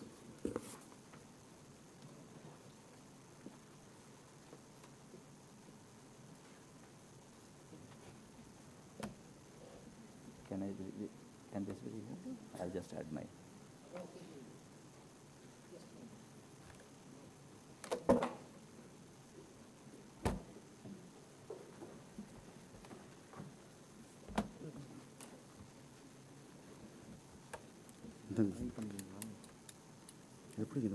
Don't need to add. Don't need to add. Yeah, just for myself. Good morning, everyone. International Conference on History, Science and Technology of South Asia and Ceramic from 5th to 9th January started yesterday, hosted in honor of Padma Shri I. Mahadevan at this very august campus of Indian Institute of Technology. It's a beautifully ecologically sustaining campus. That is one thing I was able to view when I have seen it. I have been visiting earlier also. The map of the campus will make you appreciate the silent ecological conservation exists here. There is a repository of ficus trees across the campus. They are centuries old. If you see them, there is, at every juncture I see it has a clusters of that. In absence of Director Professor V. Kamakoti, IIT Chennai, all experts, delegates, scholars, artisans, and respected participants attending this international conference of scientific and cultural aspect of ceramic of Southern Asia, a theater for ancient and continuing civilization. Wishing you all a very happy New Year 2024. Hope it brings peace, happiness, and prosperity to all. It is a wonderful series started by IIT Gandhinagar in collaboration with IIT Chennai on ceramic culture for past 8 years from 2015. Indian subcontinent has been at the center stage of such a scientific intervention, knowledge development, transfer of knowledge, historically, technologically, for cultural and for the cultural anthropologist. We anthropologists also study similar thing. Only thing is our perspectives and methodologies are a bit different, but it needs to be integrating all these sciences. While going through the program schedule, I could see a range of topics covered and researchers from entire Indian geography participating, discussing here. And the output in form of publication will add to the repository of existing knowledge. A renowned anthropologist said, history is a past anthropology, and anthropology is present history.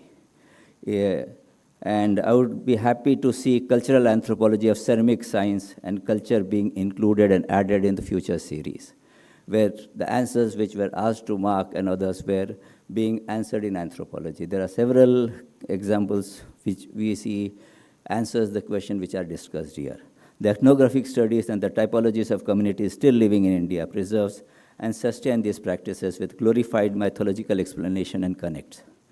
Recently at IGRMS, we invited artisans, communities, families from Raigad districts of Chhattisgarh state, which has community practicing several metallic and earthen material artifacts. My colleague is here, Dr. Anuradha. She should explain that because she has seen the whole process happening and the answers to their, is it a male event, it is a female event, or it's a family event? That questions are very different. So that answers will be coming from ethnographic studies and existing in India and sustaining their traditional old practices. What we could see there, children were also making it. It's a lost wax art technique which Professor Mark was talking. And the community, Sahara community has come up, and the child, which is 5 years also, was putting the wax on the things. So distinguishing age, generation, class, all those things, is it correct questions? As an anthropologist, I had to throw to this August gathering. We could see it was a family-owned enterprise. Every family member was involved in some or other work during their stay. Such ethnographic cultural studies will be linking point for historical scientific studies being carried out in several national institutions. Anthropological trainings helps us to present the hardware and software culture associated with and on cultural knowledge processes. There are well-documented reasons for civilizations collapse by historians, climatologists, archaeologists for being climate change, conflict, natural calamities. But it is also accepted that hinterland societies continued living. It's not that there was a loss of a human population and suddenly a new genre come, and the debate of Aryan again is talking about some loss, some new, some come again. The survival and the adaptive capacity of hinterland and forest-dwelling societies have been far better than the urban dwellers. Best example, societies living in Andaman Nicobars. They have a long history of survival in such a challenging condition. IGRMS in process of getting an artifact, a pot made by Andamanis. It has a ritual. They visit an uninhabited island. Silently, the men go there in a boat, collect the clay. No sound has to be made because the deities there should not be disturbed. The moment they collect the clay, come in the boat, they celebrate. They travel back to the island, hand over the clay to the woman, they make the ritual, and it is a pot to the size of this much is showing it. So again, gender role division can be discussed and explained from a different perspective. So these communities, these cultural composites may have preservers, carriers of this knowledge system, which can be seen in indigenous knowledge of our indigenous communities across Indian subcontinent. At the end, I would like to request organizers and scholars to make a holistic study with integration of synchronic cultural anthropological studies, software element of such studies, that is kinship, what we could see a small family coming together, and I was interacting with those communities, there is a whole network of kinship operating. So that also to be understood. Cognitive systems and enculturation practices. There is cognitive elements there. The integration can help us to develop a canvas of well-sustaining cultural mosaic. In the era of sustainability debate, it's important to see this development through the 3 pillars of sustainability, which is culture, ecology, and economy. I would like to extend my best wishes to Professor Alok Kanungo for his endeavor and all experts discussing here. Yesterday, while interacting with him, I liked a statement which he made. This is fully scientific, and that should be the base of all conferences. Political science and social science have a space for ideological discussions, and which can need, but cannot be part of all conferences. Some scientific has to have following those principles. I would like to thank the director of this campus for, I have an environmental background, I'm an environmental anthropologist. Seeing a good ecological conservation in national institution inspires me. Please, you can do the carbon credit analysis of this campus, and what, at a very basic thing, I say it's a positive campus, carbon campus town, where you can rate it. Bangalore is doing so, IIT Chennai can look for it. I would like to invite each and every one of you to IGRMS, an unique institution with 200 acres of beautiful landscape next to the Bhopal wetland, big lake, a Ramsar site. It is of its own kind, showcasing a sustaining culture. We have 38 rock paintings of prehistory. Some artifacts may exist in paintings, a matter of research, where we are trying to see what wildlife exists into these paintings. We can also see some kind of this evidence are there or not. Open air exhibitions of miniature India, community housing, architecture, material culture of kitchen, livelihood uses, ecological features from Ladakh to Lakshadweep, we have it. From Gujarat to Rabari communities to Manipur and Arunachal Pradesh, we have it. Artisan materials in our indoor exhibition, mythological trail, river culture, and several other interesting features. Visit of scholars, students, experts is invited, and collaborative scientific journey is proposed. Hope to see you all sometime. Finally, best wishes to all expert delegates, and thank you very much to Professor Alok and IIT. Thank you.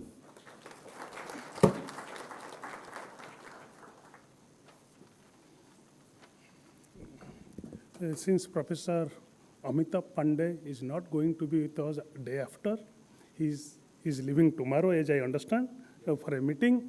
And I had a very interesting talk yesterday with him over a dinner. I would like to share it that there have been a lot of proposals where we should host the next History, Science and Technology conference. We have committed to a one, maybe we'll declare it on the last day. But while talking about it, it gives us a lot of satisfaction that with the blessings of Professor K.Rajan and with the support of Tamil Nadu State Archaeology, whatever we could do, and with the discussion which we carried out behind the scene with all the experts who are there, we are talking about which are the themes we should include for this conference. We really did talk about cognitive, we really did talk about ecology, but it was not possible to bring everything together for a ceramic conference. And Professor Amitabh Pandey rightly talked about it in this conference, but I acknowledge the fact that we did talk, Professor Mark Kenoyer, myself, and K.Rajan did discuss on this topic, that what are the themes we could include, and then Rajan sir said we cannot go beyond 10 themes, and which is rightly said. Otherwise, all the time the lectures in this series is 45 minutes. This is for the first time that we are making 30 minutes. Otherwise, it had been 45 minutes, that was the reason for this. But having said that, when we were talking about the next one, of course, we have in our mind what is the next one. And the only one-liner from Amitabh Pandey was, why not IGRMS? That gives a lot of satisfaction to organizers that we have been able to have faith of all the speakers for the last 10 years. It's really a challenge to have the faith of such galaxy of scholars for last 10 years to repeatedly come for the conference, spend a week time. It's not people go for 1 day, 2 day, week time, and spend that week inside the conference hall, not in the market. So that's something I would like. And Professor Pandey has taken the risk of saying, why not IGRMS? The moment we say yes, he has to cough some 40 to 50 lakh rupee and taking care of us for 7 days. So 7 days of marriage for 200 people, it's there. Okay. Having said that, sir, it's time now for carrying out the MOU. And the MOU would be between the Deccan College and I think they have to come there. Have a round of applause between the. It is indeed a occasion to celebrate an exchange of two leading archaeology departments of not only India but of South Asia, who have been contributing a lot. And Deccan College has contributed about 202 years of archaeological encyclopedia and knowledge to the rest of the world. And Tamil Nadu State Archaeology has been contributing immensely than any other state department in India, or I would say South Asia. Thank you. Thank you. Now we break for going for tea, and for the live workshop, we'll meet at 12:15. Sorry, yes, we have 45 minutes of break now to have the tea and go to live workshop. Live workshop is just adjacent to parking area. In there, our knowledge keepers are producing the pots, and all of you are invited to see and encourage them, and treat them as one of the delegates, please. Treat them as one of your resource person. They are not craftsmen, they are resource person. And 12:15, we all assemble here again.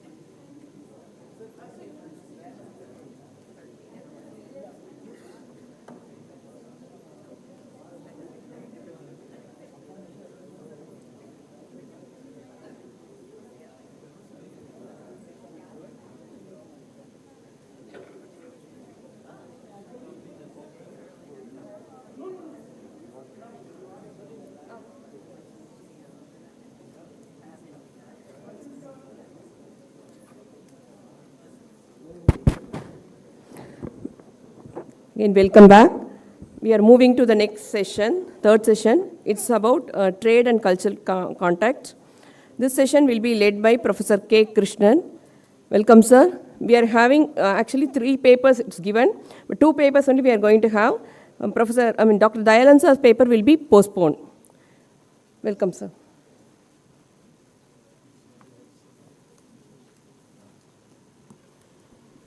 Good afternoon, everybody. This session is on trade and culture contact. We have 3 speakers, and the first speaker, he has some other official engagement, so he has gone out. And so we are not having that paper today. And the second paper is on the impact of Roman wares on Indian early historic ceramic repertoire, stratigraphic, visual, and typological analysis. It's going to be done by Dr. Sunil Gupta, who is currently working with the Prime Minister's Museum in New Delhi. Dr. Sunil Gupta, please.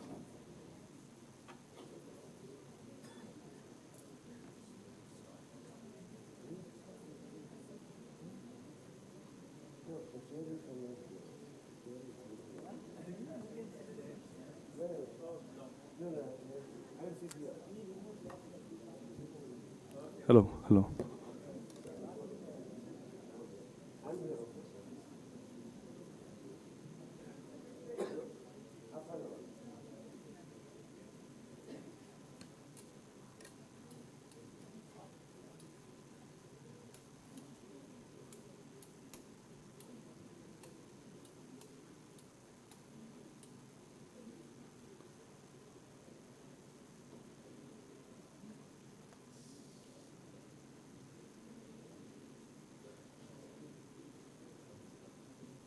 Slide में डालो slide show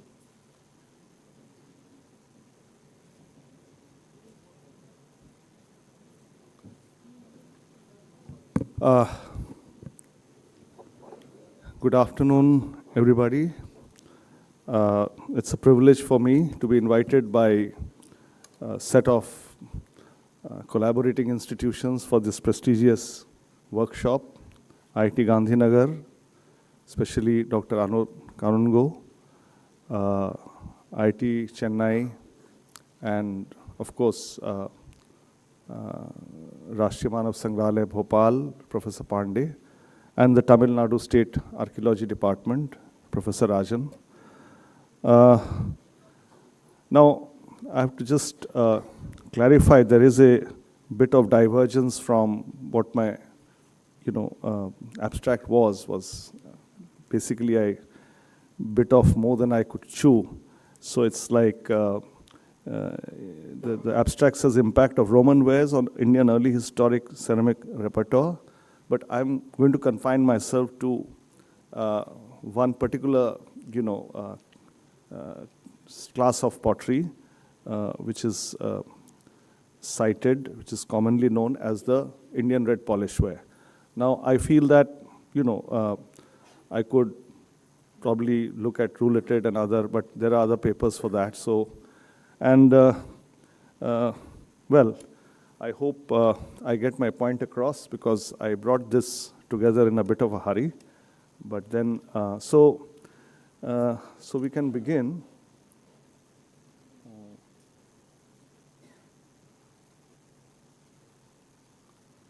Right.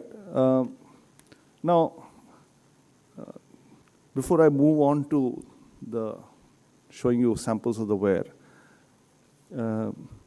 we all know, most of us, about Roman contact with the Indian subcontinent, and of course we also know that the word Roman is pretty much under attack, in terms of, well, it should be more complex. And I've been working, my thesis was on, the Roman sea trade from Roman Egypt to India, the archaeology of it, but over the years I expanded to the entire Indian Ocean. So there's a complexity, but I'm one of those who believe that, the category Roman is quite relevant in terms of demarcating the trade which began intensively after 30 BC.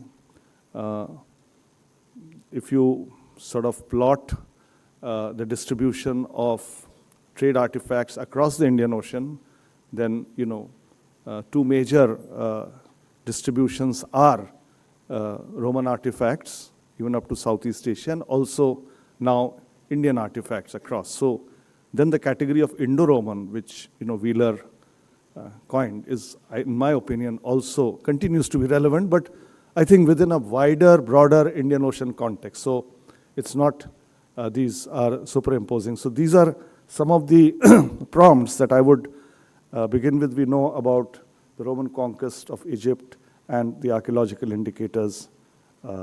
This shows the coin of Augustus. So we know that this has been amazingly active archaeology of trade, if not Roman trade, but trade, early trade, Silk Route trade, 1st to 3rd century, key period. The sites which have been excavated through the 90s and the first decade of 2000, I think has been a defining period of the amount of data that has come out in terms of the excavation reports. If you take Berenike on the Egyptian coast, Myos Hormos, and this shows on the left the site of Kamrej, which I had identified with the Periplus,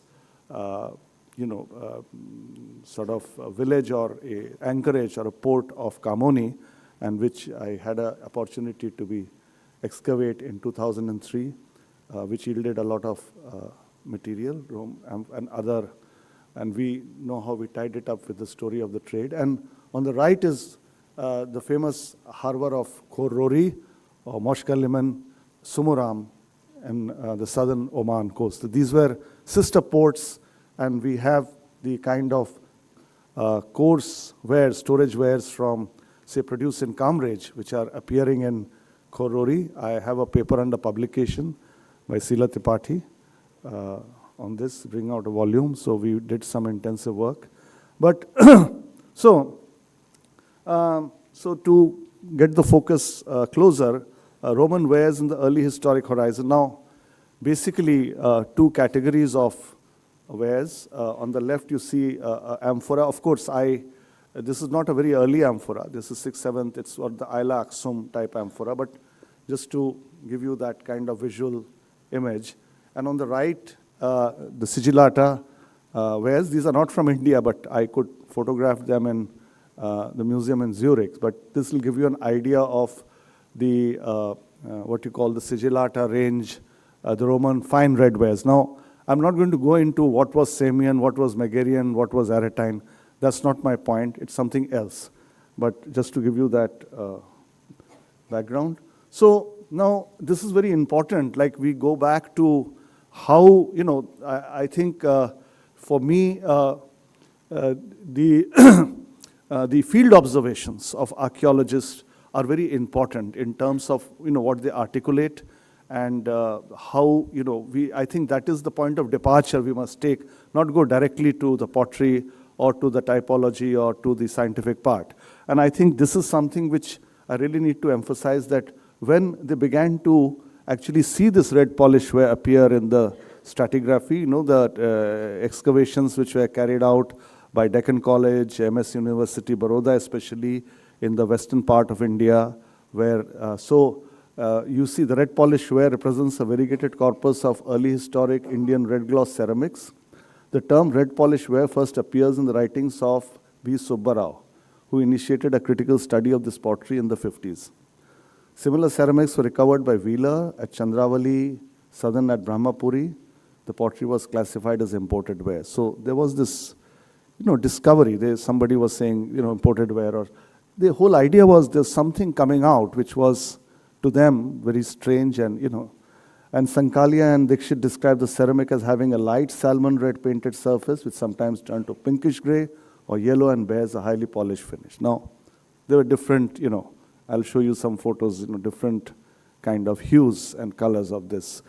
And again, reporting from Nasik, observes that in all cases, from the fabric and type, RPW vessels are distinguished from the other local ware. All are made of fine levigated clay, uniformly fired, having a dull red burnished surface, treated with bright red steel. Now, this is important. Distinguished from other local ware.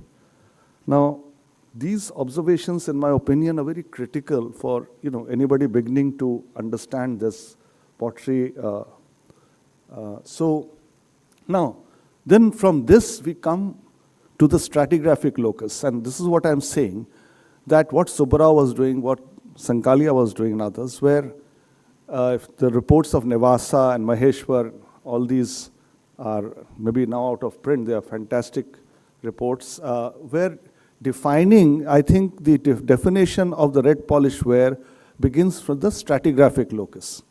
That's very important to understand the early historic sequence and how it appears. So this is important. Subbarao, we have reasonably grounds for assuming that as a result of the extensive commercial contact with the Mediterranean region, the technique of Roman Samian wares was successfully copied in Western India. Though most of the forms are Indian, their chronology, luxurious character, limited distribution, and the comparatively poor quality of other local wares, association of Roman coins and other antiquities constitute too much of a coincidence to ignore this compromise. Now, these are field observations, not like from the armchair. So now, after this, I would become more specific, and then you can see we don't have a, it's,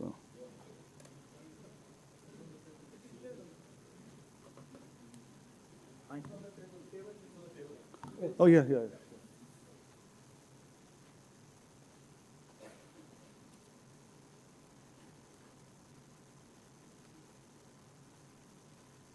it work?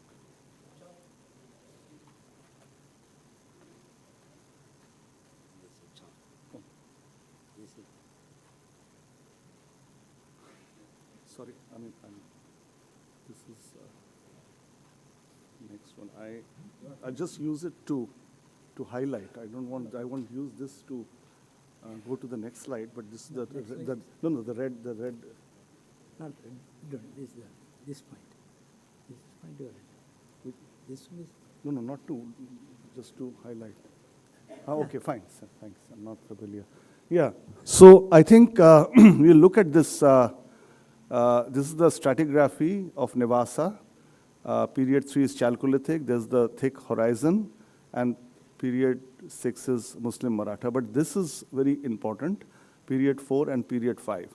Now, we could go into much more detail, but essentially this is what we call the continuous early historic phase. In effect, you don't need to divide these two periods. That's my point.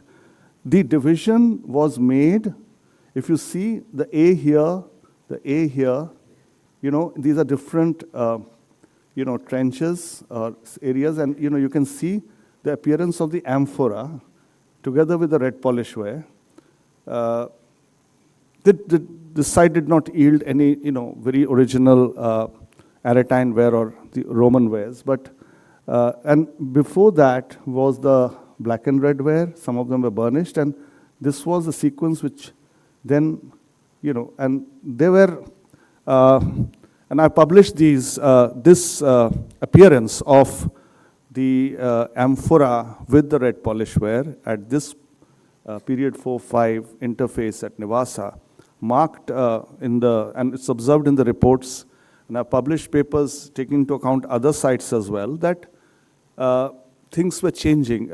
The craft production activity was increasing, habitations changed from mud brick to fired brick, and within the craft industries, you could say iron, bead making, ivory crafting, a whole range of these data from the reports show across a range, not just one, a very, this thing that, the impact, kind of impact that comes with the opening up of markets, of trade and prosperity. So this is something which basically then can be connected to Bhokardan, Dhatwa, Nasik, Brahmapuri, other sites which studied these reports, and they are reflecting the same thing. So you can see why, they were saying that, this is happening. So, so this is also Sankalia said that as much, that, at this point. And so basically, what I'm saying is this, that especially in Western India, my submission is that the impact of, Roman wares, the red wares especially, was felt even in other parts of India. Now, because to prove that is difficult, you cannot be conclusive. So the first important thing is, of course, the stratigraphic point of departure, that you see these wares. And also there are counter-arguments which, S.R. Rao and put about NBP and others, which we'll just say. It's not that fine pottery was not present in the early historic, say, Nevasa Phase 4, the burnished black and red. So the techniques were known. The NBP was, of course, there, but in very small quantity. That's the argument against it. So it's not that there was like the early, the first phase of early historic, or if we take Nevasa period 4 as, the representative of that, when I would say that is a very critical part of the early historic, when, in the Mauryan period or other linkages were happening. That's another story how, early ports like Brigu Kutch were rising, black and red. But then the whole idea is this, that yes, period 4-5, you can see that. And that helps us to sort of, go with the observation that they're different from local wares, they look different, and, and this is happening, and they are coming up with the amphora especially, which we've identified from Nevasa and published as well.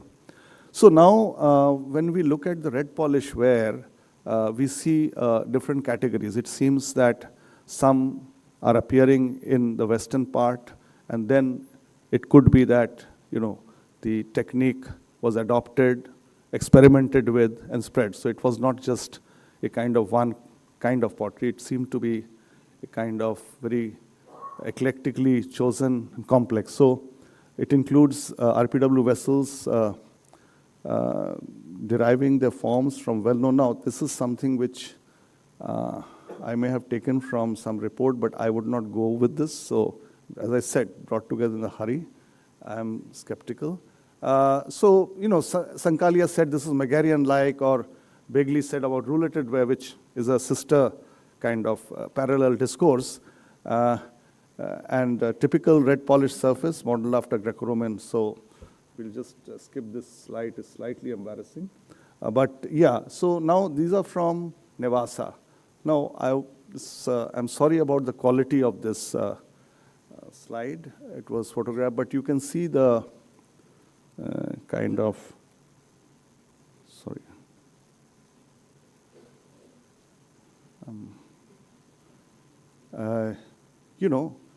Especially on the right side, you can see the decorations on the wares, the quality, the red. If there's no really red lead polish on this, no red luster, but they have a kind of, very nice finish, even if it's on the matte finish. Some of the designs are not like Mediterranean or drawn from there, but definitely of local inspiration. Some of the shapes would be similar, maybe on the left side, the kind of bowl or cup. But the whole point is that this kind of pottery was suddenly appearing. That's the point. And this, why this was happening is something they were talking about. That's all I'm submitting at the moment. And then you can see, okay, so you can see these sites. Nevasa is in the middle, and Nasik, Bhokardan, Karad, and Nagara on top, Amreli. These reports are available, Nasik, and you can see that the similar observations are there in the report, and they're published. And so you can see some more from Nevasa. You can see on the left with that rosette pattern. And, there are these debates. Even Vimla Begley has written about these rosette patterns and Hellenistic forms coming from. But then, I'm not saying that this really came, but you can definitely see that these are very unique, like to the stratigraphy of Nevasa that they were appearing, and these appeared with the Roman amphorae or Mediterranean amphorae. We've worked on the Nevasa amphorae, and those are published with scientists from Southampton, and I have published those, samples, the petrological analysis, and there have been, those amphorae from Nevasa have been traced to, areas in Campania and other places, some are from the Eastern Mediterranean. So on the right, you can see a kind of patera or a kind of dish. Somebody was trying to create that, and this is interesting. And then you can see on the left are these, again, little bit polished, burnished kind of cups, parts, rim portions of, on your left from Nevasa.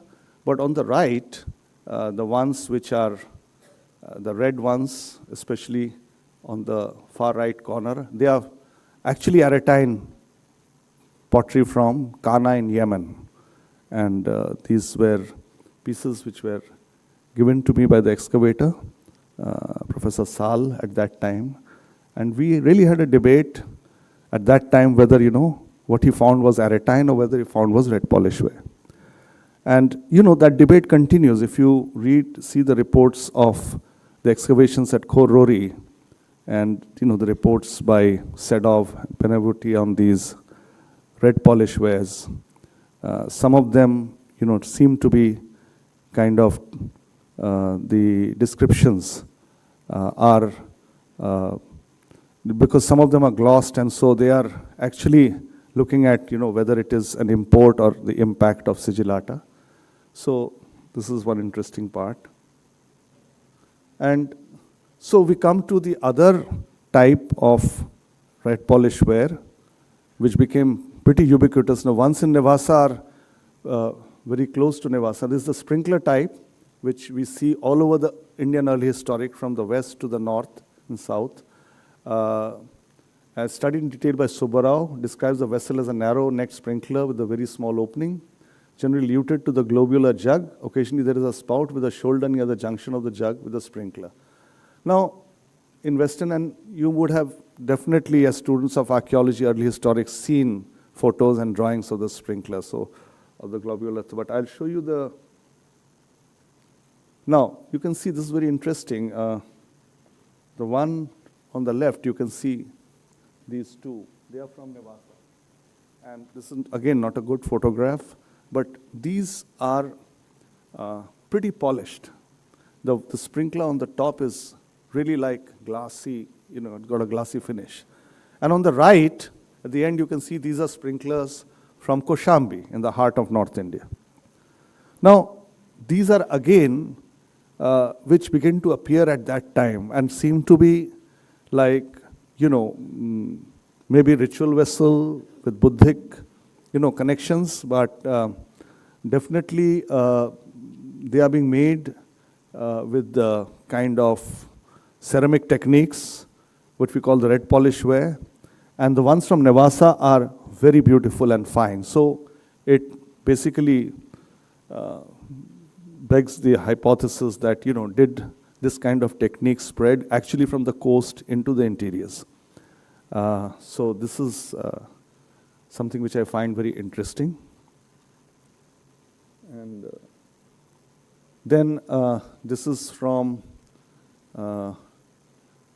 Nagara, and this is from the MS University, Baroda. I had a chance to study these, and you can see, again, they are what, because Subbarao, Sankalia were describing them in different terms. They, some were, as you say, with an orange burnish, some are dark red, and there was a lot of variation that you could see. And these are some of the utilitarian wares which are also appearing in different parts of the Western Indian Ocean, in Oman, in Yemen, and even now, I think some of them on the Egyptian coast. These would, of course, have the very strong tradition of making, coarse red ware and red wares which were already being made, and also the NBP. So now we come to this point that why do we really need to believe all this? Because, and that's what S.R. Rao said, that we had the northern black polish ware, which is also called imported ware, beautiful. But we know that the concentration of this ware was the Gangetic Valley, and its distribution in the areas where the finest RPW appear was very, very little. It doesn't really show that kind of, the few pieces were found in different, the early historic stratigraphy, whether it's Bharuch or other, I probably don't remember exactly the places it was found on the western coast or part of Western Deccan, but it was not. And so, one has to kind of see that as to sort of come to that kind of consensus that yes, the technique or the skill of making fine pottery existed from before the red polish ware appeared, and it seemed that the potters were taking to some kind of an influence or kind of learning new ways, seeing new things, and making those potteries, and they would have been familiar with this. Like also what we find in the say phase 4 of the Nevasa early historic, the burnished black and red wares are also very fine. So it was not that something was coming just and here it was completely sparse. I think here, in my opinion, is a situation where we have a kind of syncretic, what we call the formation of techno-cultural traditions. It's, in my opinion, and you can see that this technique is now also reflected in terracotta art. This is a beautiful, bust from Kaushambi, dated to the 1st, 2nd century AD.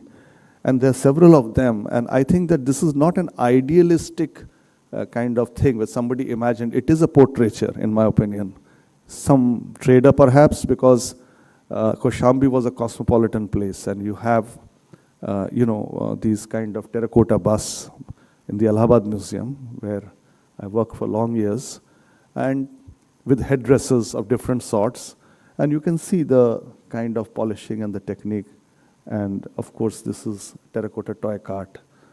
So, and also the fact that this pottery is not just confined to Western India or Northern India or parts Southern India, but we find it now in good numbers at Khorrori, at Kana, northern part of Oman, in different forms. Not like the finest one that you see in Nevasa, but it seems that coming to the sprinkler, or if not the sprinkler, then the tablewares, not really coarse, probably drawing from the coarse red wares, but there is this kind of syncretism at play. This is my submission today, that this red polish ware has to be studied more closely as the roulated ware is being done. I did not go to, because the similar discourses are going parallelly about the roulated pottery, which is also, I saw those from Alagankulam, very fine ones. So these were some of my thoughts on this, and so thank you very much for this.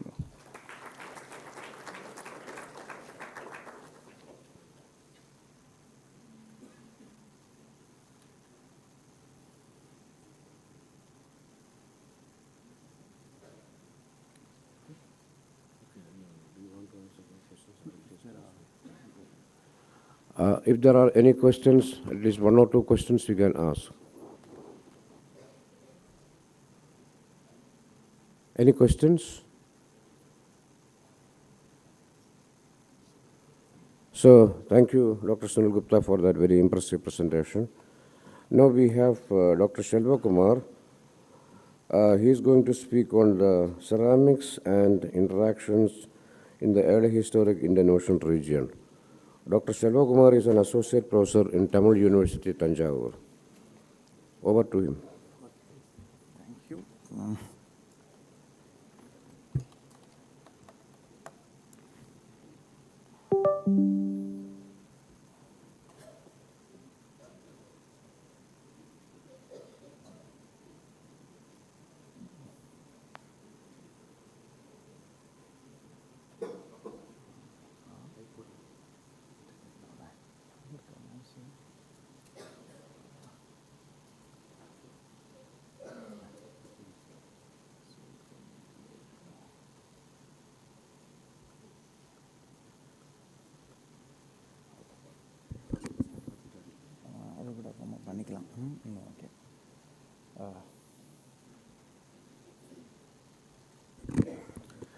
Good afternoon to you all. I would like to thank this IIT Gandhinagar, IIT Chennai and Tamil Nadu State Archaeology Department, and mainly Alok Kanungo and Dr. Rajan and Dr. Sivanantham for inviting me. Today I am going to speak on the ceramics and interactions in the early historic Indian Ocean region. I have changed my focus ever since I wrote that abstract because of various reasons.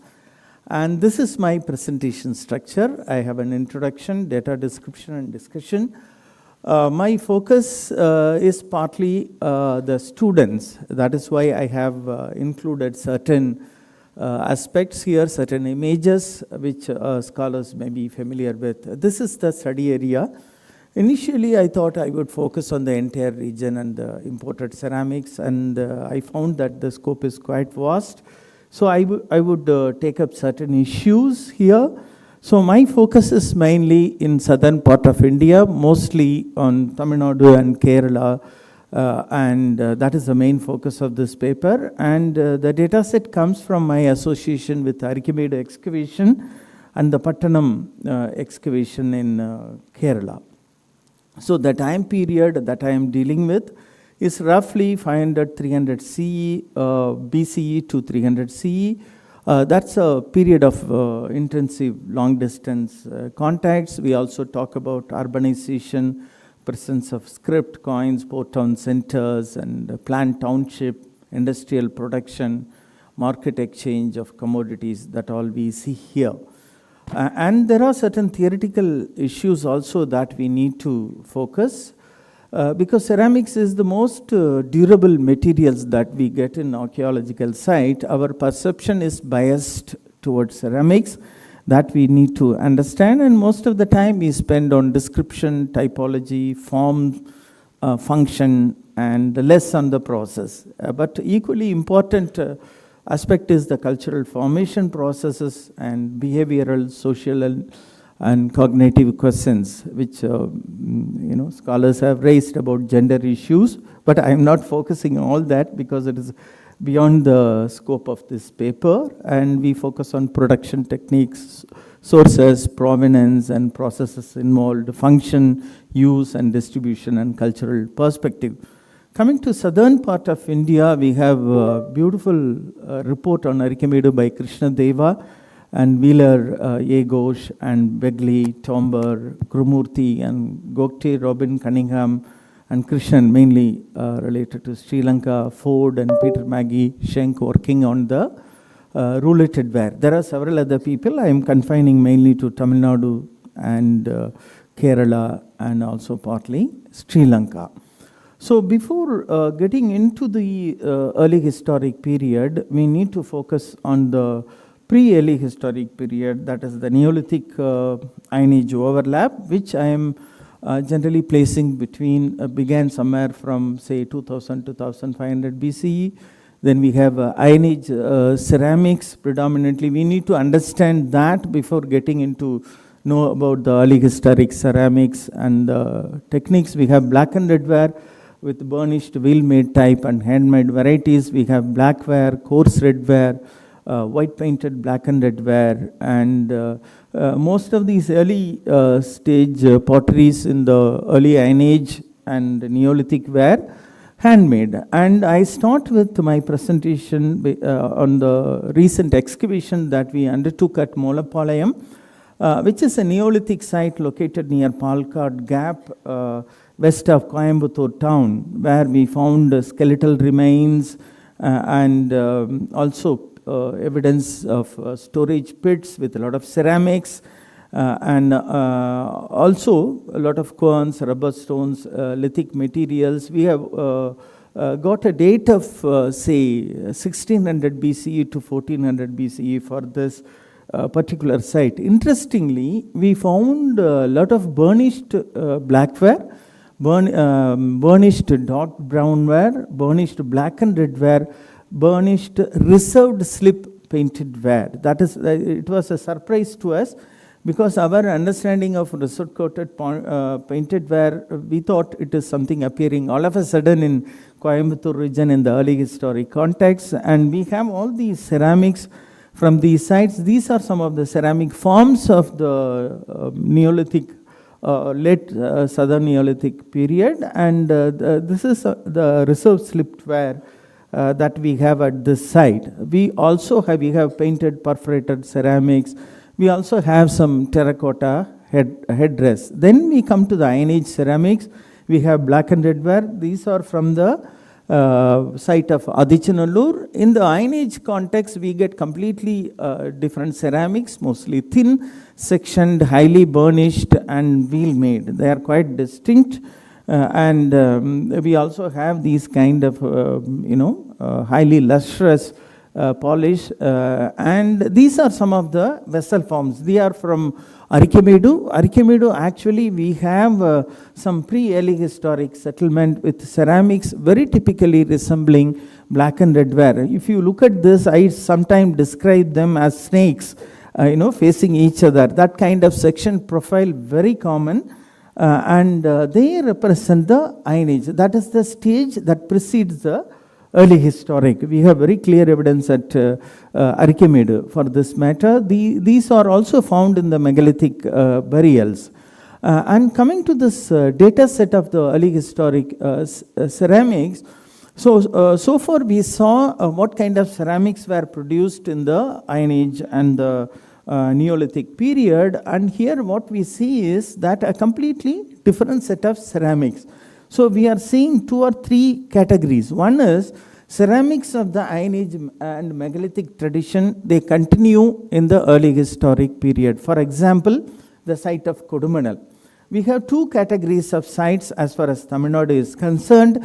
One is hinterland sites, where we see continuity of this Iron Age black and red ware, coarse red ware, into the early historic context without much change, and then the introduction of russet-coated painted ware. Then we have new set of ceramics and ceramic wares appearing in the coastal context, especially the coarse red ware. So if you look at the ceramic varieties, you can clearly understand. If you are in the excavation at Arikemedu or Adahankulam or Pattanam, you see a completely new set of ceramics appearing in the early historic context. And especially the coarse grey ware at Arikemedu is very important because they have very distinct fabric, and they were fired using a different technique than what was used in the Iron Age period. A. Sundara mistook those grey ware to the Neolithic grey ware. They are entirely different from the Neolithic grey ware. Actually, Vimala Begli assumed that indicates some kind of movement or new groups coming to Arikemedu and settling. This is what she has interpreted, because I was also part of the ceramic studies at Arikemedu, so I have almost gone through all the sherds, especially the grey ware of coarse red ware type. I'm not talking about fine ware. And this is something very interesting, a new group of ceramics appearing. Then we have fine ware. Already Sunil Gupta talked about beautifully about this red ware and several ceramics appearing. He also mentioned the word cosmopolitanism, which I am using in my presentation. I thought Dr. Dayalan will be here focusing on the related ware. Unfortunately, he is not there. He'll be presenting tomorrow. So that is the third category, fine wares. We have RPW, black polished ware, NBP, and related and associated fabrics, ceramic fabrics, and also fine grey ware appearing. Then we have imported ceramics, all this, amphora, terra sigillata, I am not focusing. And then in the early historic period, we also have a thicker variety of black and red ware and black ware appearing, russet-coated painted ware, new ceramic, and then we have coarse red ware with different vessel forms. In addition to that, we get ceramics with script and pictorial representation, which have been coming from many sites.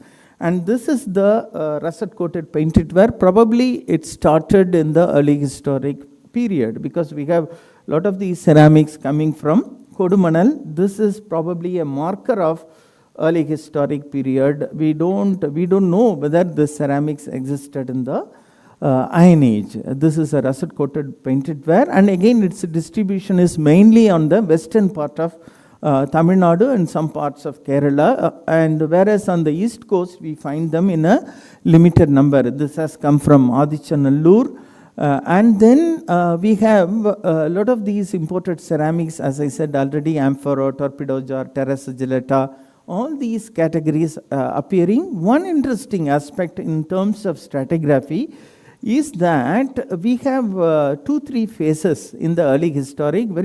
As Sunil Gupta pointed out, there is one description of early historic, then Indo-Roman trade period. We have at the site of Pattanam, we have a phase where we have pre-amphora stage where we have TGP glazed pottery, clearly indicating before these amphora there were networks existing across the Indian Ocean. Similarly, Wheeler also talks about pre-Aretine level where we have rouletted ware and associated ware. So that is one new type of ceramics. Then we have ceramics with the impressed decoration.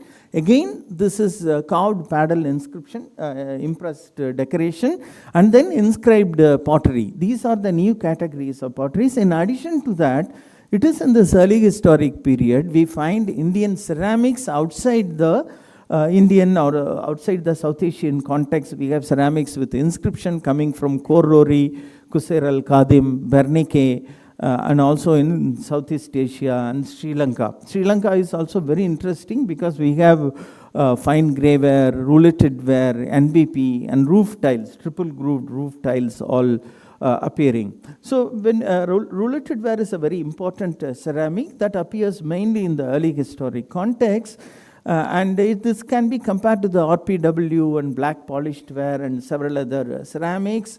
And these are some of the vessel forms. Normally when we talk only about the rouletted ware, actually there is a series of fabric associated with the rouletted ware, type 1, 2, 46, I'll be showing some of them.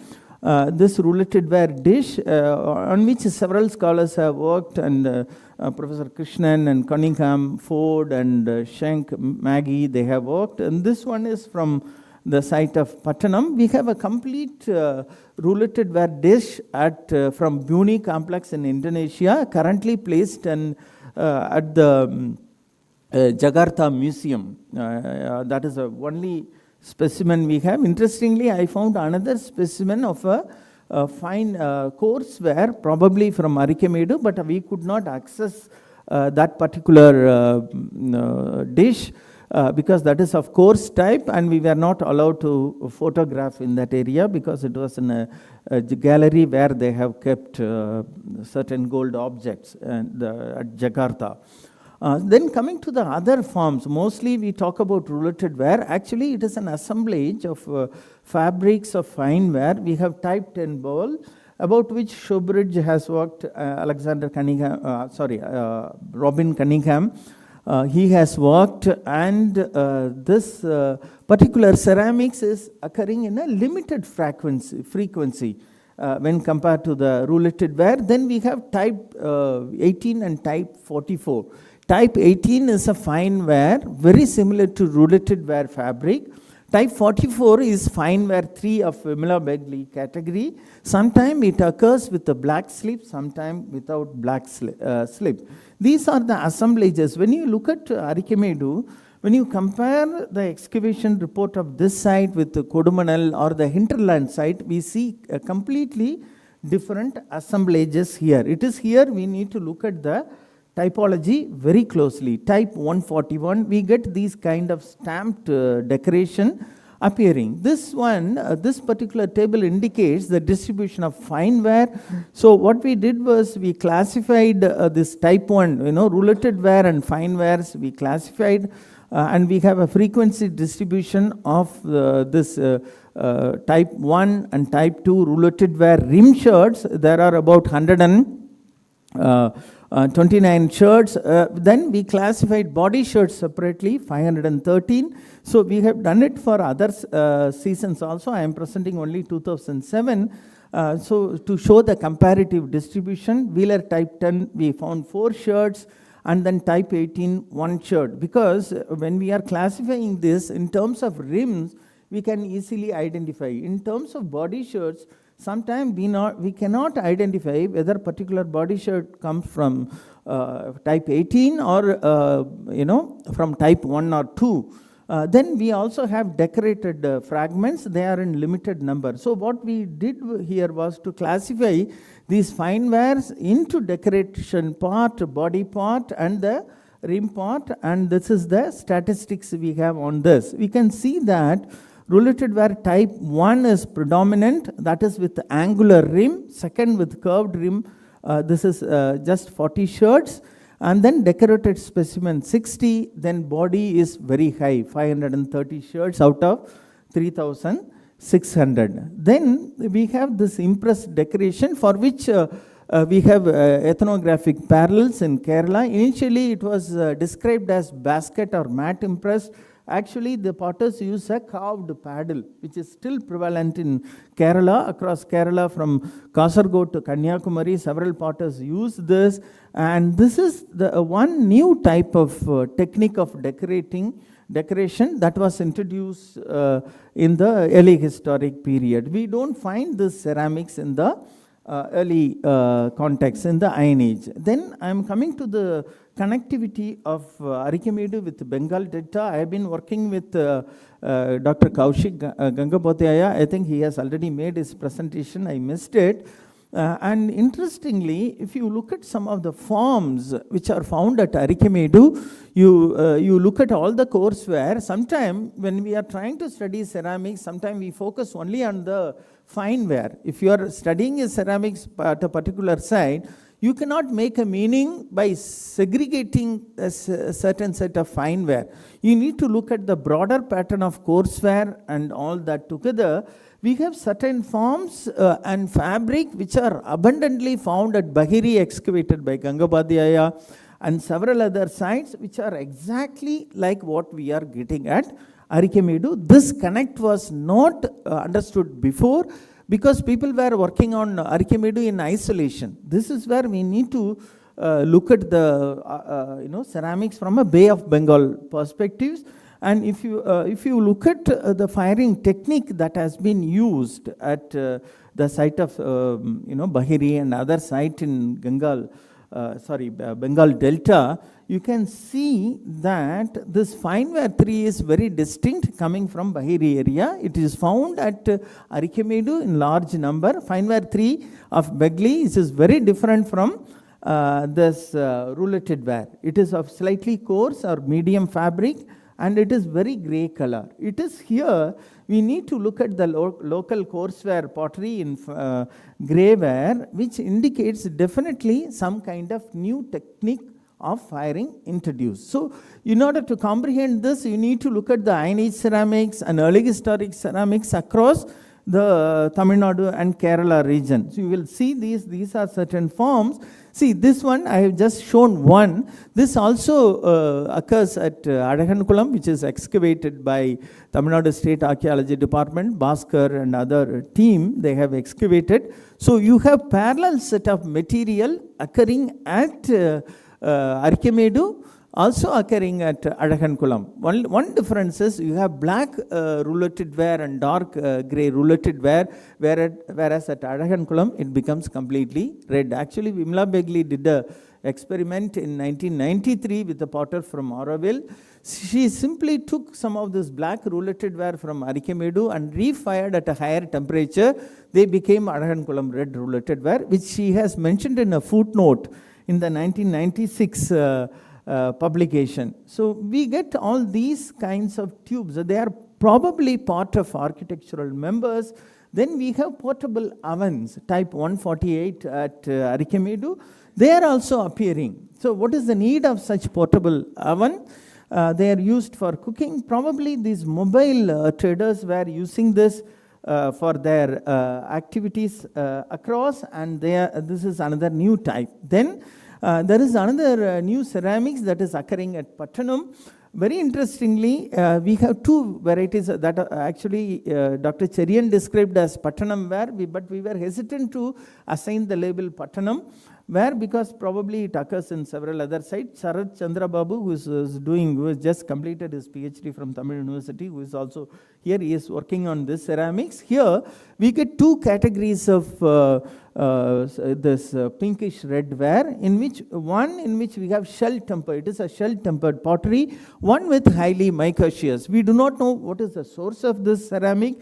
This is found predominantly in Pattanam, very few number at the site of Arikamedu. I have seen some parallel with Kaushik Gangabadhyay's Bahiri site. So a lot of things are happening. People were moving and they were transporting ceramics. We have this roof tile. This is another South Asian common ceramic material, triple grooved or triple channel roof tile, double perforation, occurring in some Southeast Asian site, also in Sri Lanka.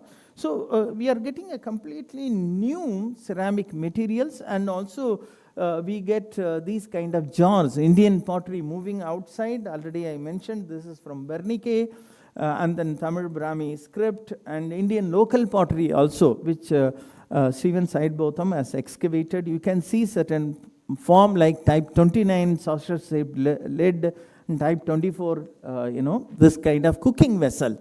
So this is very important. Not only rouletted ware or fine ware, we also need to look at the coarse ware, which sometimes people might have taken it on the ships for cooking on the ship. And especially when people are, sitting on a voyage, they need to buy a lot of wares. They would not be buying only the fine ware. They would be using different kinds of ceramics from the market before they prepare for the voyage, like we do for preparing our excavations. And this is where we see all these assemblages, not only fine ware ceramics, appearing. Now I am coming to the discussion part, cultural and behavioral issue. So when we look at these ceramics, they could be categorized into multiple categories, maybe 5 minutes, I'll finish. And we have transport of commodities in ceramics. This is where I said our perspective is limited by the material culture, because whatever is preserved that we are studying, probably pepper and spices were carried in some of the ceramics. I wouldn't say that they were carrying entire bulk of pepper. This question is there, how they were carrying bulk of pepper, probably in cloth or some other form.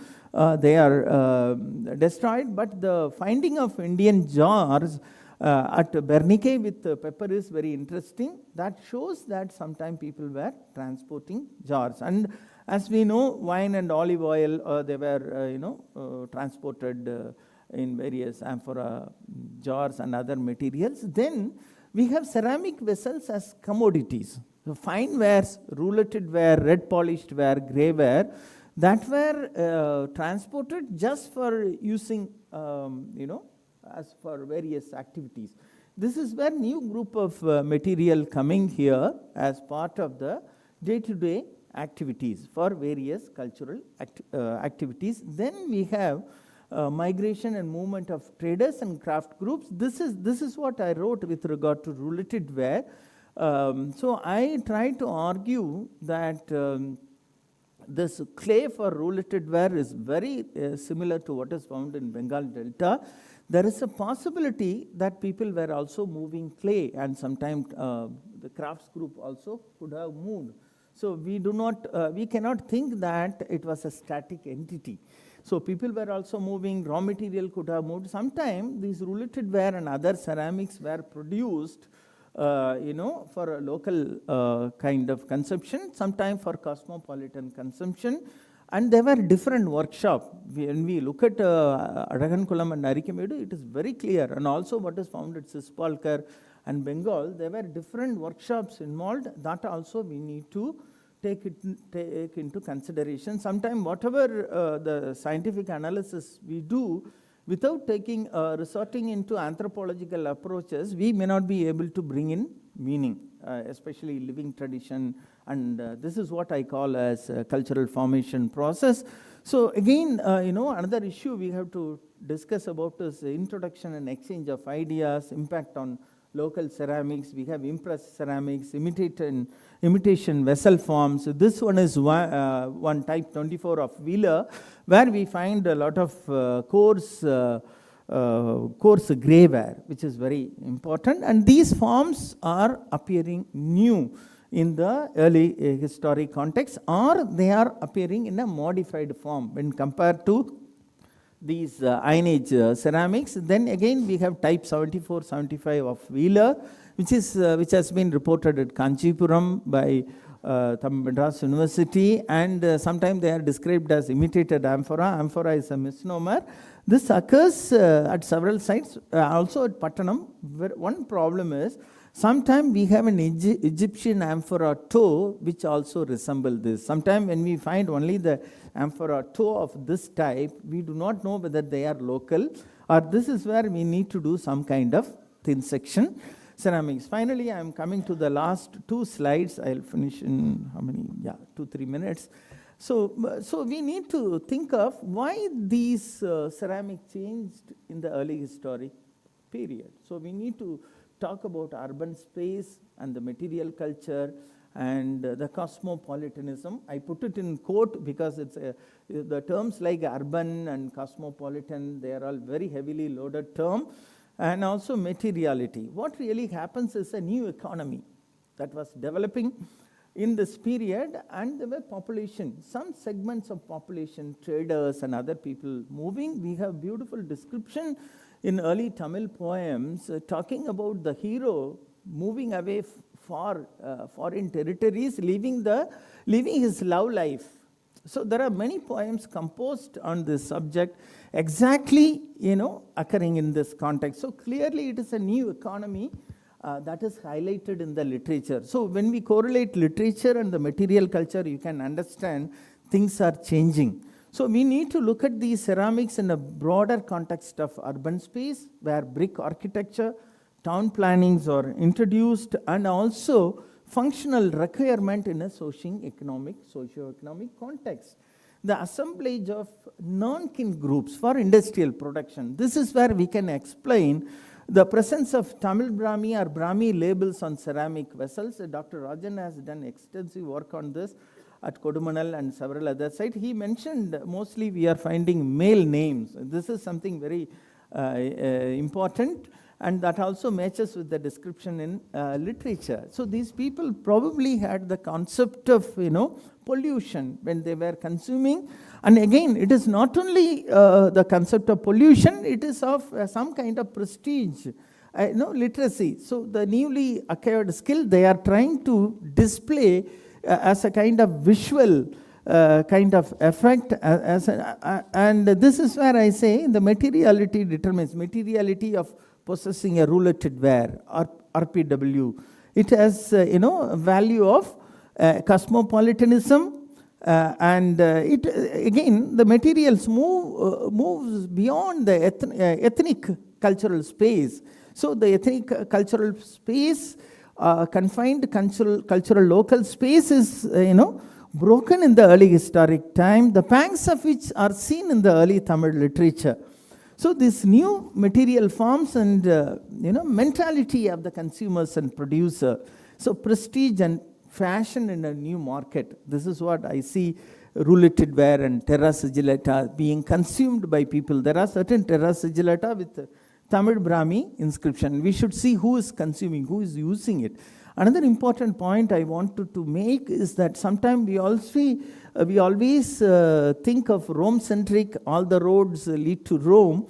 We think of things as being exported. We don't think of being locally consumed. If you see the rouletted ware distribution, they were equally consumed. If you see the network, there are so many sites.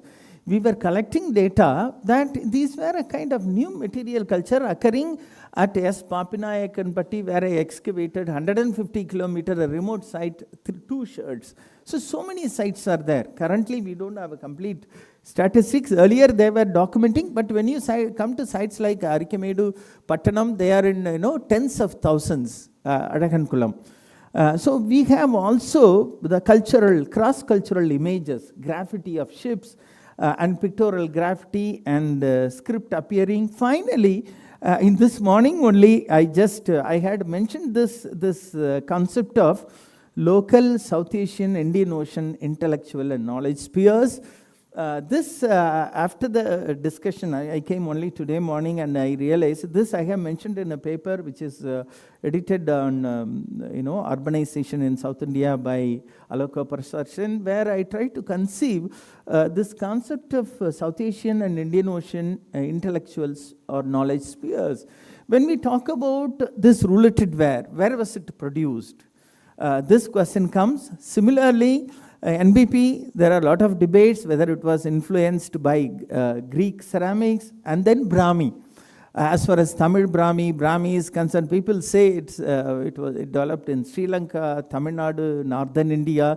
Again, I am very much against using these categories like South India, North India, when we talk about the early period, because these are all very loaded terms, which people use it for genetic studies, which is also very loaded category. So this is where I see sometimes the development of ceramics and the script should be seen as part of South Asian, or if you want to say Indian intellectual spheres. Sometimes ceramics, it crosses beyond the intellectual sphere of South Asia, Indian Ocean intellectual sphere. So we need to see all these material culture manifesting within these 3 or 4 intellectual spheres. One, I would say local or regional intellectual spheres, which are again illustrated by Tamil literature. That also talks about Yavanas. That also is influenced by Indian Ocean linkages.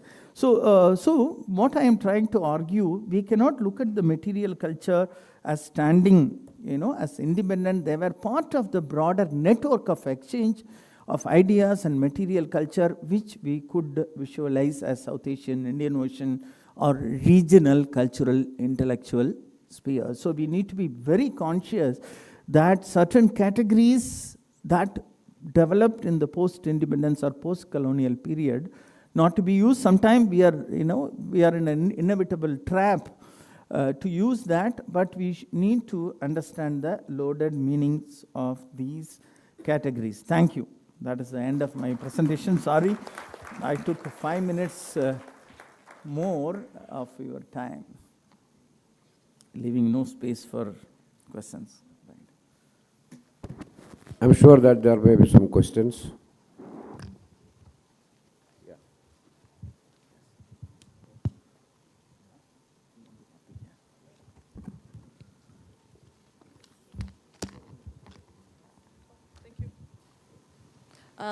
Thank you so much to both the speakers for this presentation.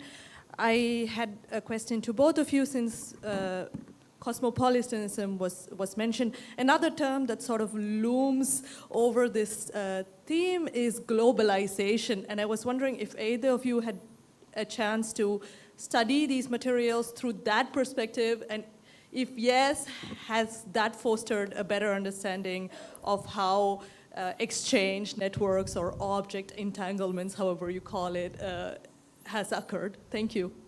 Actually, globalization is a very heavily loaded term, like the way urbanization, but scholars have used proto-globalization for this kind of development in the early historic period, not me. And the Sea Links project they have used, and also this maritime Silk Road and all that, they bring in Wallerstein's world system model, but some people are skeptical about it. But definitely, we can think of, whatever you call it. I try to use Afro-Eurasian world and Indian Ocean world rather than, Indian Ocean or Indo-Roman. I think you can use the term within quote, a kind of proto-globalization, because, in that time when we use the term urbanization or urban, it has different meaning. Urbanization in 21st century or post-1980 cannot be compared to the urbanization in 1950s or colonial period and medieval. They have different connotation. It should be seen with that context. So if you use this urbanization in an early historic context with the limited thing, yes, it is same as cosmopolitanism, because we see these people moving and creating things, sometimes you cannot pin them down to a particular region. These ideas are flowing through the network. People are, they are displaced. They move around. If you look at even Jataka stories, talk about people's traveling. So that process we are not able to visualize. Sometimes we look at material culture, we are tied down to the material culture. And when you look at the literature and text and material culture, you are able to visualize the process. Form and function, we are stronger. In terms of process, I think it's much more complicated. Thank you. Just to follow up on that, unless there's another question.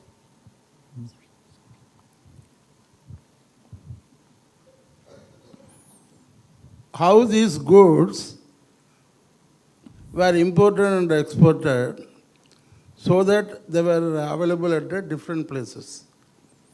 How these goods were? Imported and exported so that they were made available at the different places. I think they must have been transported in ships. And probably the point, if you see the distribution and concentration, they are high in the coastal side. Take the case of Arakankulam and Pattanam, they have found 12,000 plus sherds out of 10 lakh ceramics.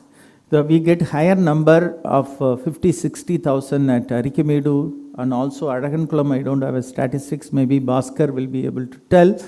And they have higher statistics. When you see these coastal sites, they are in a higher number, but one reason could be the breakage in transportation. And that could be one reason, or these could be production center, which is what Vimala Begley argued, because we find them in a larger number, and then they could have broken, and then they were through the...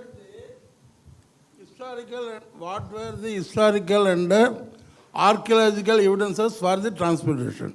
Archaeological, but see, Kalin Vanda Karungari Mudayum. So there is also megalithic graffiti showing bullock carts. They were also using animals for land routes. Yeah, it is there. Yeah. Archaeological evidence, there is a visual image of description of bullock cart and images of ships appearing on ceramics. You have a bullock cart depicted at Edakal, and it is there so clearly. This type discussions we can have in the lunch time. Let the student ask the short questions and pointed questions. No, just two short comments because, Vaishnavi was also asking, and I would just say that the first part is when you read a paper and I saw that you also took stratigraphy into account.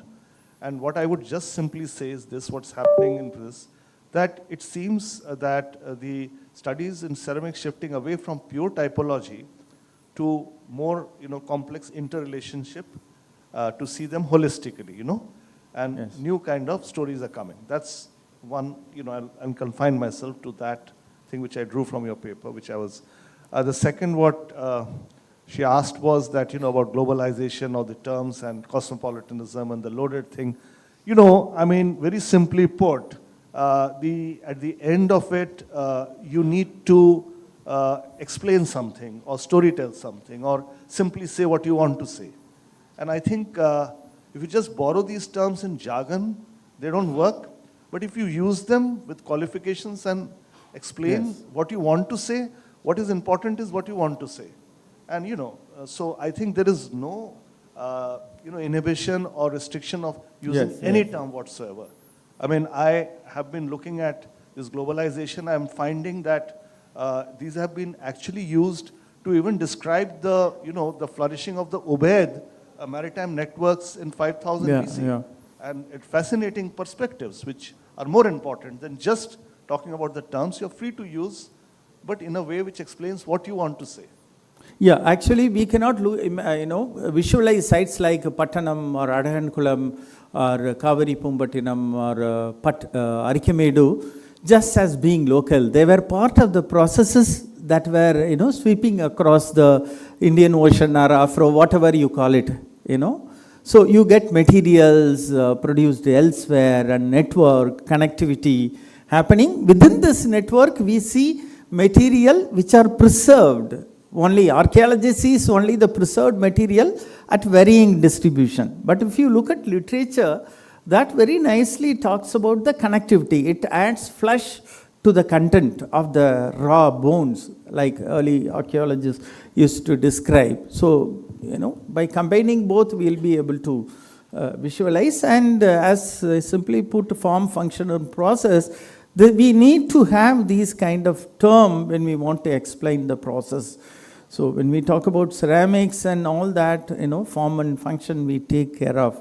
And this is where I think the anthropological perspective becomes very important. Whatever scientific analysis you do, when it comes to interpretation, you need to see things from an anthropological and historical perspective of material culture and materiality. Okay. Yeah. Any of the students at the back side, do you want to ask anything?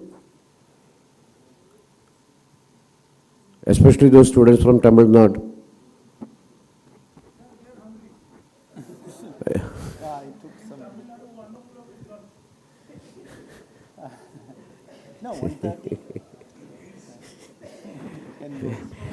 No. Actually, there are some of the students agree. They want to ask something. Yeah, please. Good morning, sir. Good afternoon, sir. Myself, Dravid Prasad from Tamil Nadu Institute of Archaeology and Museology. As you mentioned about similarities of potteries between Bengal Delta and Tamil Nadu in the Tamil Nadu coastal, is there any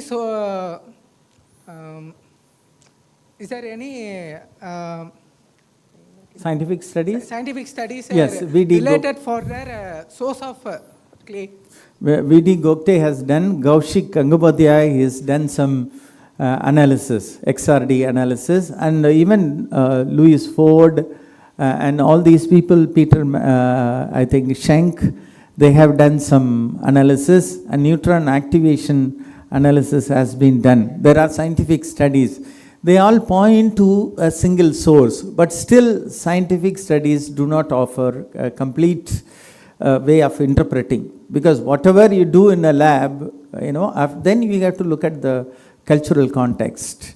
So there has been analysis, and they say very clearly that the clay source is same. But sometimes we can also identify, because this identification should go in hand with the scientific analysis as well as naked eye observation. This has been done. And Gokte's 1997 and 2002 papers, Louis Ford 2005 and Schenk 2006, that papers you can refer to. Right. Okay, and there are several other papers I can give you reference. Thank you. Right. Thank you, sir. Yeah. Kaushik. Good afternoon, sir. Myself, Roslo from University of Madras. Sir, as you mentioned, like Vimla Birge, while she heated granulated ware, the black wires were changed into red wires, red color. So what might be the reasons for the change of the color? Can you please? See, there normally you study in ceramic. Professor Krishnan will be able to say that oxidization and muffled kiln, which they talk about. Yeah. Actually, while baking the pottery, they do it in two conditions. One is an oxidizing atmosphere. The other one is in reducing atmosphere. In the oxidizing atmosphere, there is a regular flow of oxygen, flow of air. So as a result of which, the iron part which is there, that undergoes oxidation and it becomes ferric oxide, which is red in color. Whereas in reducing atmosphere, in inadequate supply of oxygen, the burning takes place and there is a reduction that is taking place, as a result of which ferrous oxide, or that is FeO, or ferroferric oxide, that is Fe3O4. One of it gets formed, and that is dark in color. And if you heat it further outside, it may turn red. Thank you. Thank you so much, sir. This I can tell simply because in our family we used to make a brick kiln. So, in the brick kiln what we do, we put a lot of wood and all that. In some areas the firing will be over, so you get melted brick, some area deep red, sometimes black.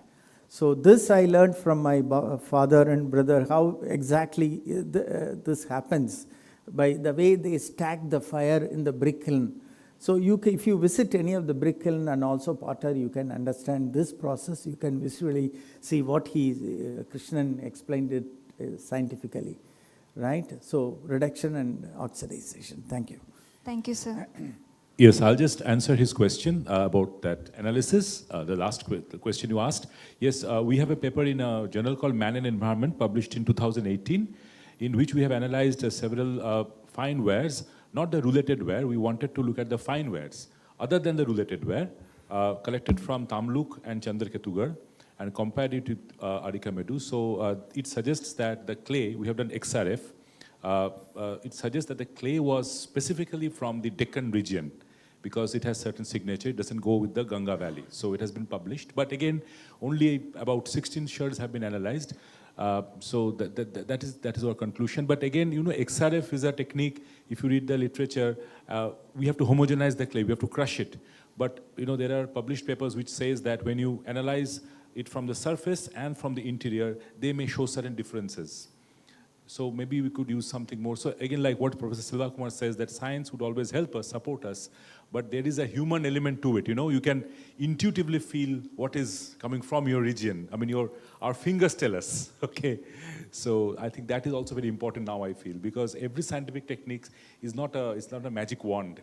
It's not a magic. There are pitfalls, there are interpretative hurdles. So, but yes, you can have a look at that Man and Environment paper. Yeah. So we are claiming that things were going from here to Tamil Nadu, from Tamil Nadu to Bengal, rather than the opposite way. Yeah. And Bahiri, as he showed, there is so much of similarity between Tamluk and Bahiri, Bahiri and Arikamedu, that it's really astounding. Yes. Thank you. Thank you, sir. Last question. Then afterwards we will have it during the lunch. Okay, please. This red to black or black to red conversion, is it a choice of the potter, or as a demand of the potter's market then, that somebody wants black or red, or does it also explain the technique of making pottery?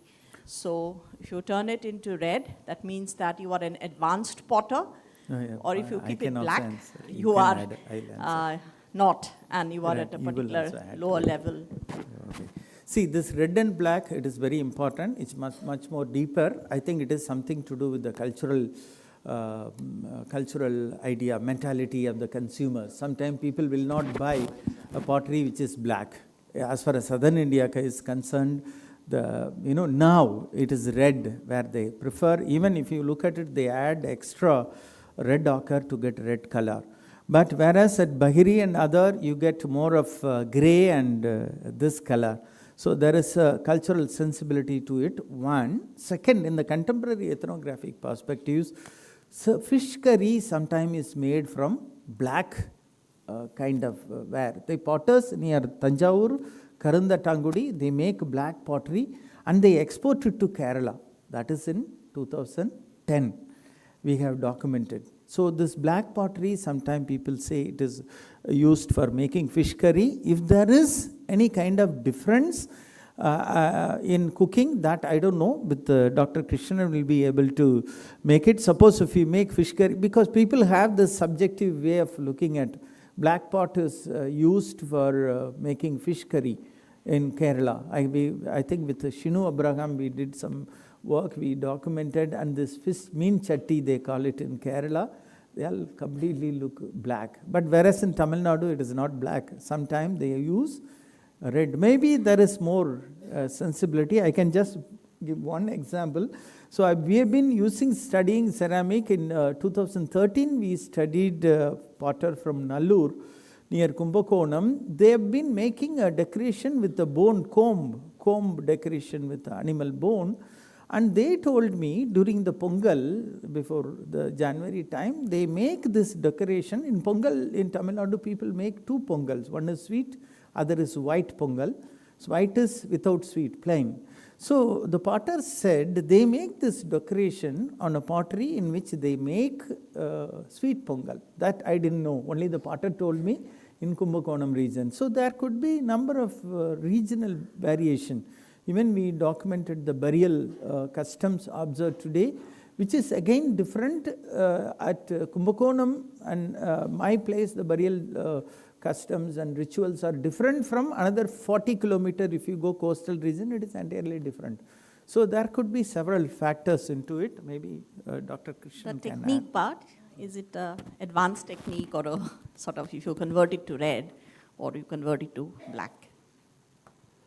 Well, I do not know the difference between the food that is cooked in a red vessel as well as in a black vessel. I don't think probably it is a tradition.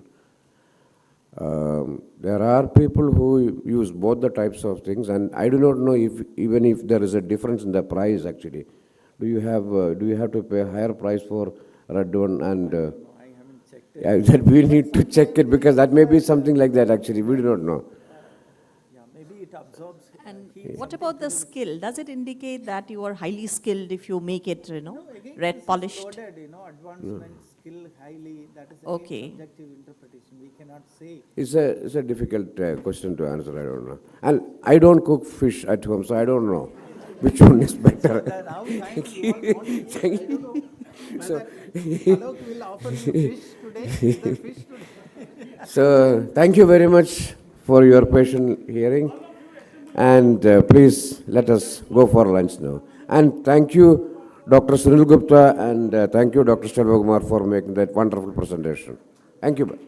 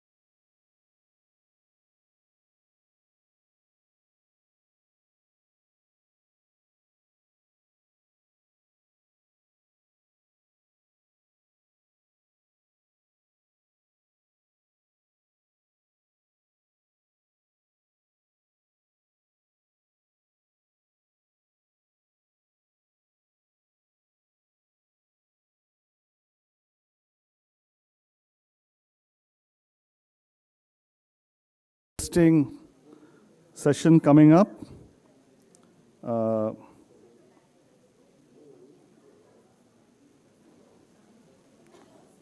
Ceramics and interactions in the early historic Indian Ocean region. And we have 3 interesting papers. The first by Professor Bellina and associate. The second by Dr. Kanungo on the northern black polish ware. And the third by Dr. Ambekar and colleagues on the torpedo jars of Mesopotamian origin at Vadnagar. So I think this in many ways continues the debate and discourse of the early sessions, earlier ones. And I think we would, Dr. Alok, maybe wait a few minutes more for some of the audience to come in, some of the students to come in. No? Okay. Maybe just give it a couple of, maybe make an announcement, because, you know, I think it would be good to have the impact. If there's an announcement and we start in within 5, it won't. Yeah.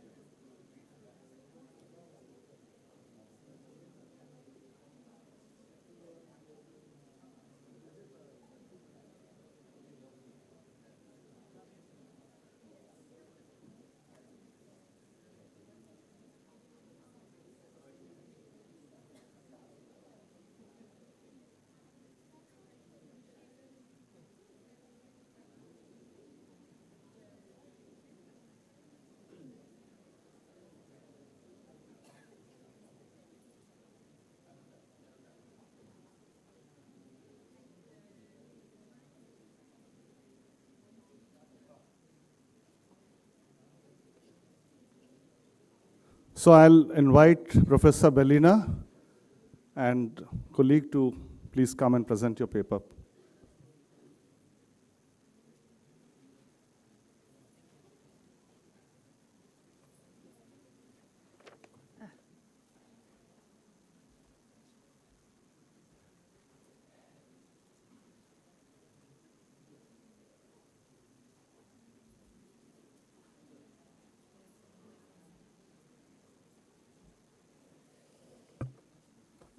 So good afternoon.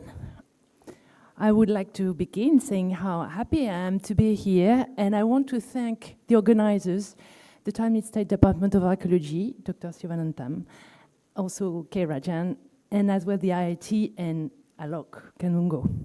Is Alok here? No? Well, Alok, he said, Bellina, you come and you present much exchange between South Asia and Southeast Asia and the ceramics related to that. So I'm going to present stone beads and local ware. So this presentation was co-written with Aude Favreau, who is going to arrive a bit late. She will be here on Monday. So Aude Favreau is ceramicist, and she's assistant professor in Cheng Kung University in Taiwan.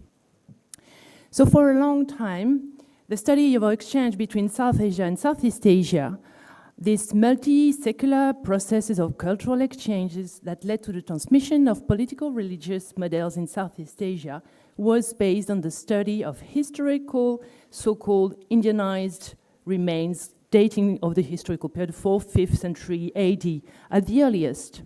There were, of course, earlier evidence, such as the related ware, some Wheeler type 10, etc., Indo-Pacific beads, but they were mainly taken as evidence of drift, some kind of occasional exchanges during a period which was qualified as non-Indianized, when Southeast Asian groups were not experiencing any major socio-cultural developments. Well, in fact, in both South Asia and Southeast Asia, research has now shown the complex diversity, of course, and the complexity of the social political organizations, as well as the antiquity and dynamism of trade networks in the first millennium BC. It has also revealed some parallels in developments in South Asia and Southeast Asia. From the mid-first millennium BC, communities along the East Bay of Bengal had developed a familiarity with certain groups in South Asia. They already know their concept, the South Asian concept, and some of their craft productions. This proximity between the groups in the Bay of Bengal is probably the result of more ancient exchange and the settling of groups on both sides. So no doubt we did the very early cosmopolitan communities that developed along the coast. How to trace the circulation of these early traders, or traders, not necessarily, but these groups. How to trace their settlement there abroad, their interactions, and possible cultural change they experienced or entail locally. We can, of course, discuss the deluxe, or so-called deluxe, the related ware and other fine wares found in Southeast Asia. Attempting to link imports to specific ethnic groups is perilous, even a problematic exercise, as products like this are distributed within distributing nodes, trading nodes. In this presentation, we propose to observe exchanges based on local and domestic ware and local stone ornament production identified in Southeast Asian early ports settlement. Local and domestic products offer a complementary perspective on trading communities, adding insights into their social diversity, their activity, and the cultural change that took place. So because you're probably not all of you familiar with Southeast Asia, I will start with a quick presentation of the chronological framework of this work and the 3 periods that we are going to discuss. Then I will go on to discuss some of the methodological limitations and problems that, limit the reconstruction of these exchanges. But despite these limitations, And a more complex, but also more nuanced socio-economic and cultural reality is now emerging. A reality that reflects the plurality of the communities, their activity and cultural responses to this cosmopolitan environment. Exchanges in the Bay of Bengal have prehistoric roots. Archaeological data for this period are still very scarce, and hypotheses are largely based on linguistic data and the transfer of some culture chains. The first hypothesis is that of Proto-Munda Austroasiatic groups. There is talk of a land corridor via the northeast India, and there is now also a hypothesis of a sea corridor with the crossing of the Bay of Bengal from the Tamale Peninsula and potentially the Christmas. A second hypothesis put by Warunamadi is that of Austronesian groups that may have crossed also the Bay of Bengal early during the first millennium BC. Archaeological evidence is still lacking for this, for this hypothesis, but there is a real potential for further study. Let's move on to the three periods. So the three periods that can be distinguished for maritime exchanges. So the period one, to be quick, is the late prehistoric period in Southeast Asia, so mid-first millennium BC. There, some coastal communities along the South China Sea are already well engaged into long-distance exchange, such as those in the Tamale Peninsula, the Mekong Delta, the Philippines, and they already, some of them, like in the Tamale Peninsula, are already living in cosmopolitan port settlements, urban settlements, surrounded by walls. Some organizations are already showing some similarities with what is emerging in what we find in South Asia. These coastal communities along the South China Sea already share cultural and social affinities materialized by a set of similar objects, a pan-regional culture. Some Indian elements are already integrated into this pan-regional culture. For the period 2, so around the 2nd century BC, 2nd century AD, trade intensified and coinciding with the involvement of the Roman and Han China into trade. This is when insular Southeast Asia sites enter into the scene, in Java with the Buni complex and in Bali. Archaeological evidence for South Indian involvement into Southeast Asian networks become then more evident, and with a series of sites showing clear connections with the industries from ports in Tamil Nadu. During the third period, the mid-first millennium AD, then this is when connections are very well established between the two regions, attested by influences in political, religious fields. And however, evidence for industries and organic remains are more discrete for this period because there was a big focus on the temples and the study of temple, text, and epigraphy. More commercial activity in the Tamale Peninsula now is located further south, and now there is also Srivijaya emerging, and of course Okeo and all the pre-Khmer, early Khmer kingdoms. So now let's move on to the methodological limitation to this study. There is a data imbalance within Southeast Asia and also between South Asia and Southeast Asia. For instance, for the two early phases, the period 1 and period 2, in the upper Tamale Peninsula, there's been a big focus on early settlements from the first millennium BC, but there's hardly any settlement excavated of the early centuries AD. In contrast, in Vietnam and Indonesia, mainly the site excavated are burials. For the period 3, so historical period, first millennium AD, only a few sites from the early first millennium have been excavated. They concentrate in the Mekong Delta, so in Vietnam and Cambodia. There was a focus on architectural remains, and no material or very few material has been studied or published. Another imbalance comes from the fact that characteristic South Asian material from ports, such as the Indian fanwares that has been discussed earlier, and other glass and canyon beads, which preserve well, are well known by Southeast Asian people digging in Southeast Asia, and so are well identified in the assemblage. Then there is a big focus on this material.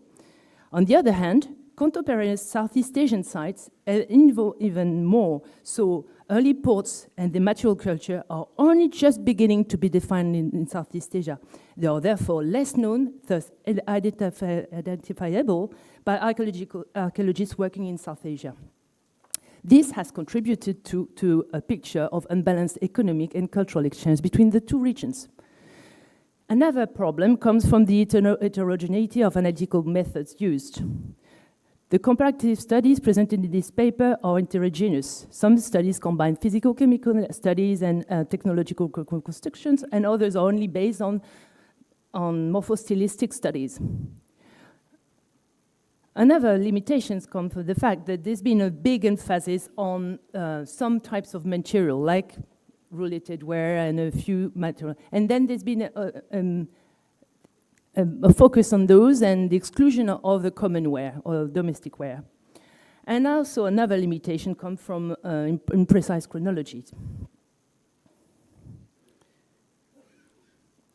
Just to come back to the methodologies methods that have been used in, at least in the Thai-Malay Peninsula by the team since 2004, we all work with the technological approach, so the Leroy-Gourand early developments based on, the famous chain operatoire that has already been mentioned several times here. So every industry has been studied with this approach. So we can compare our chain operatoire, and this is what you are going to have some of the illustration here.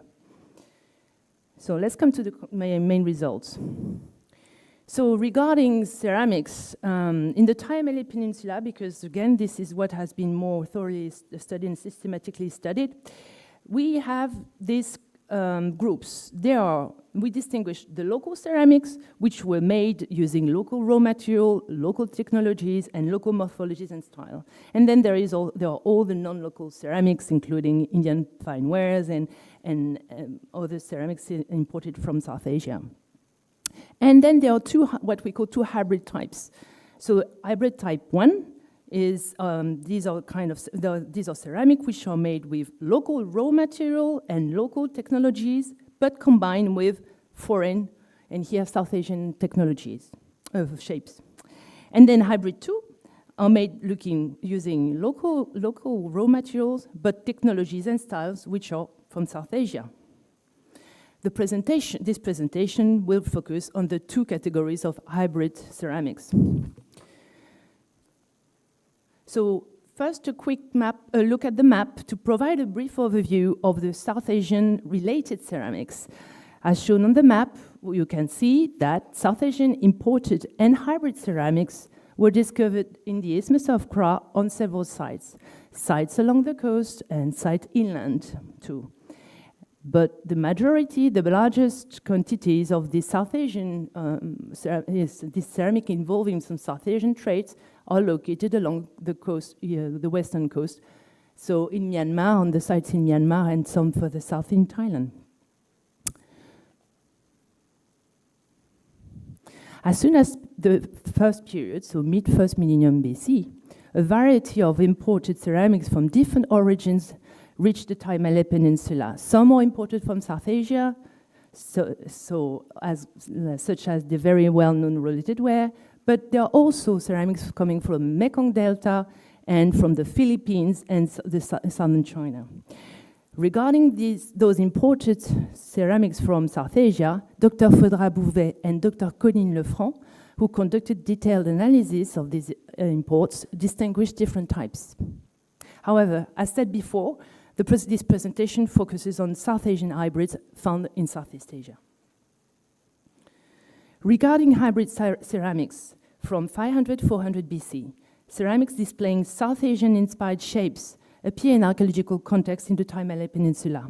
Some show the adoption of South Asian shapes, like hybrid category 1. Others combine evidence for technological and shape transfers already, so the hybrid type 2. We will go into more detail in the following slides. The Thai-Malay Peninsula has provided the earlier dating with South Asian hybrids. It is interesting to note that highly similar South Asian-inspired shapes are found at later periods elsewhere in Southeast Asia, in coastal and inland sites, such as in Okeo, Angkor and in the Mekong Delta and Shansen in Thailand. For these later periods, South Asia-inspired vessels are produced with technology different from those identified in the Thai Malay Peninsula.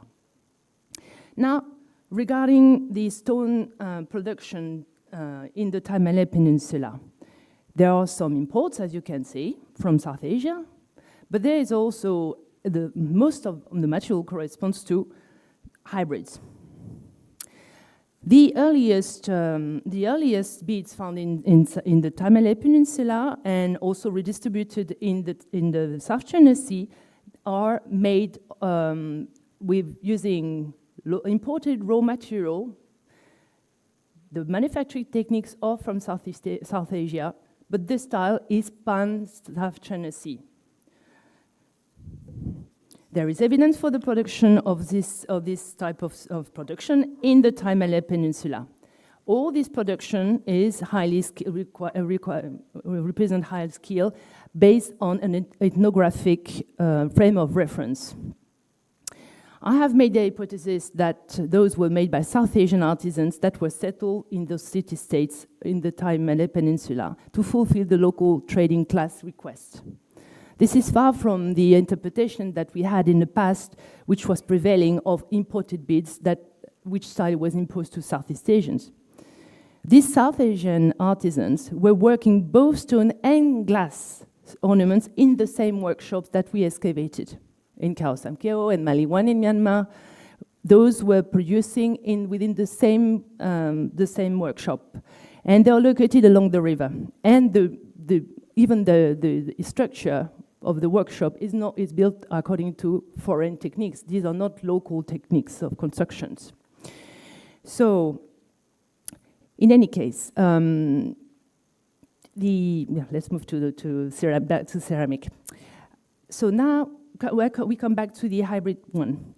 As a reminder, so hybrid ceramics category 1 are ceramics made with local raw material and local technologies, but which incorporate exogenous morpho-stylistic elements.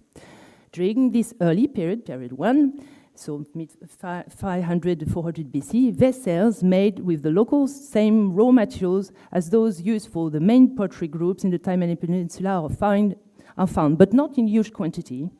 These vessels are also made using local techniques, as I said. But some key parts of the vessel are manufactured in a way that is shared with local groups. For instance, the way coals are piled to form the bottom is typically shared with local ceramics groups. However, the shape of the vessel is not common in this area. While rooted in a local Thai Malay Peninsula pottery tradition, the shape of this vessel shows strong similarities with some discovered in South Asia, as illustrated here on the slide. More research is needed, but the current hypothesis is that the local potters in the Thai Malay Peninsula adopted a few shapes typical of South Asia. Hybrid ceramic category 2 are made with local raw materials, but exogenous and morpho-stylistic elements. Here we have ceramics that are made with local clay. The manufacture includes the use of a wheel. This way of manufacturing ceramics was not used by the local population and not known in the area for this period. And we believe that the technique could potentially have been introduced from South Asia. In addition, the shape of this vessel is highly similar to the shapes of vessels in South Asia. In this slide, you can see the shapes associated with this group of vessels in the Thai Malay Peninsula. We can see strong similarities in shapes between vessels from the Thai Malay Peninsula on the left and South Asia, Arikamidu and Brahmagiri on the right. Because the transfer of technologies and shape likely from South Asia occurred, we make the hypothesis that this group provide evidence for the presence of potters from South Asia settled in the Thai Malay Peninsula. South Asian potters produce vessels locally and using local raw materials and maintaining their own way of manufacturing and their own shapes. The question of who these vessels were produced for and why remains open. At Keo, a majority of these vessels were found in areas occupied by local populations.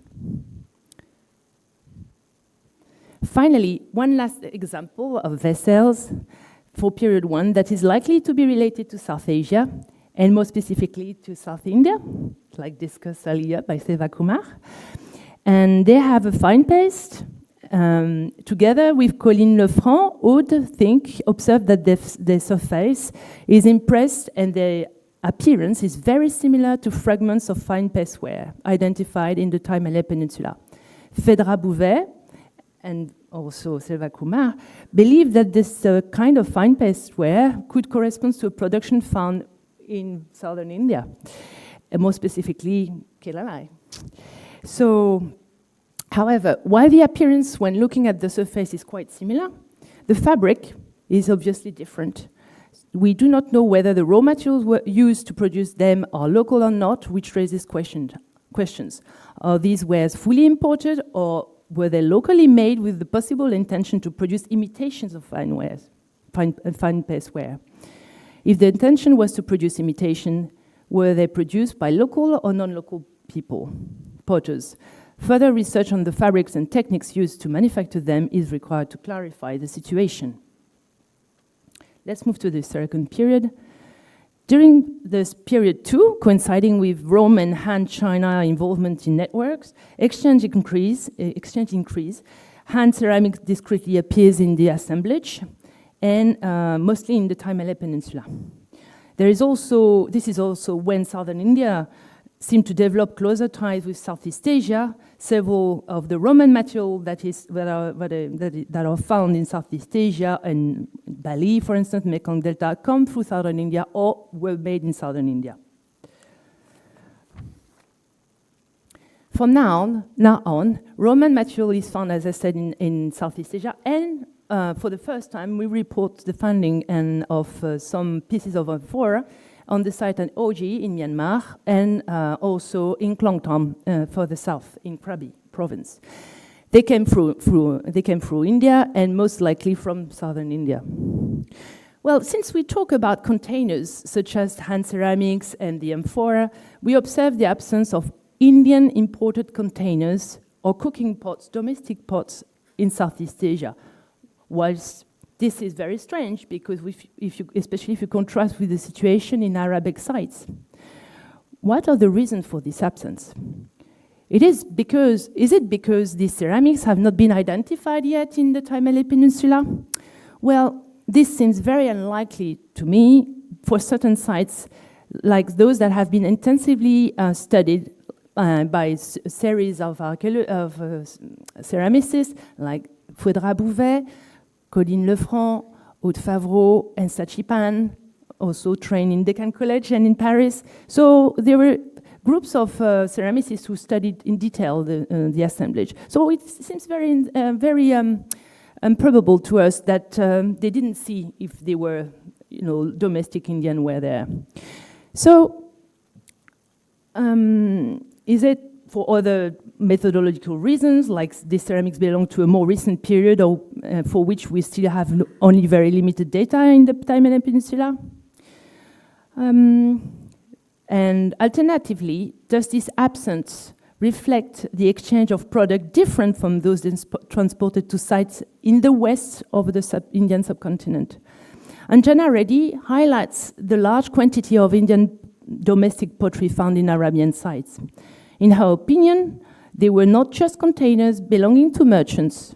She proposes that the trade consisted mainly of necessities, such as those mentioned in the Periplus of the Erythraean Sea: rice, grain, cloth, etc., ghee, and sesame oil. She proposes that these bulk goods were possibly more important to the Arabian economy than prestige goods from the Indian subcontinent.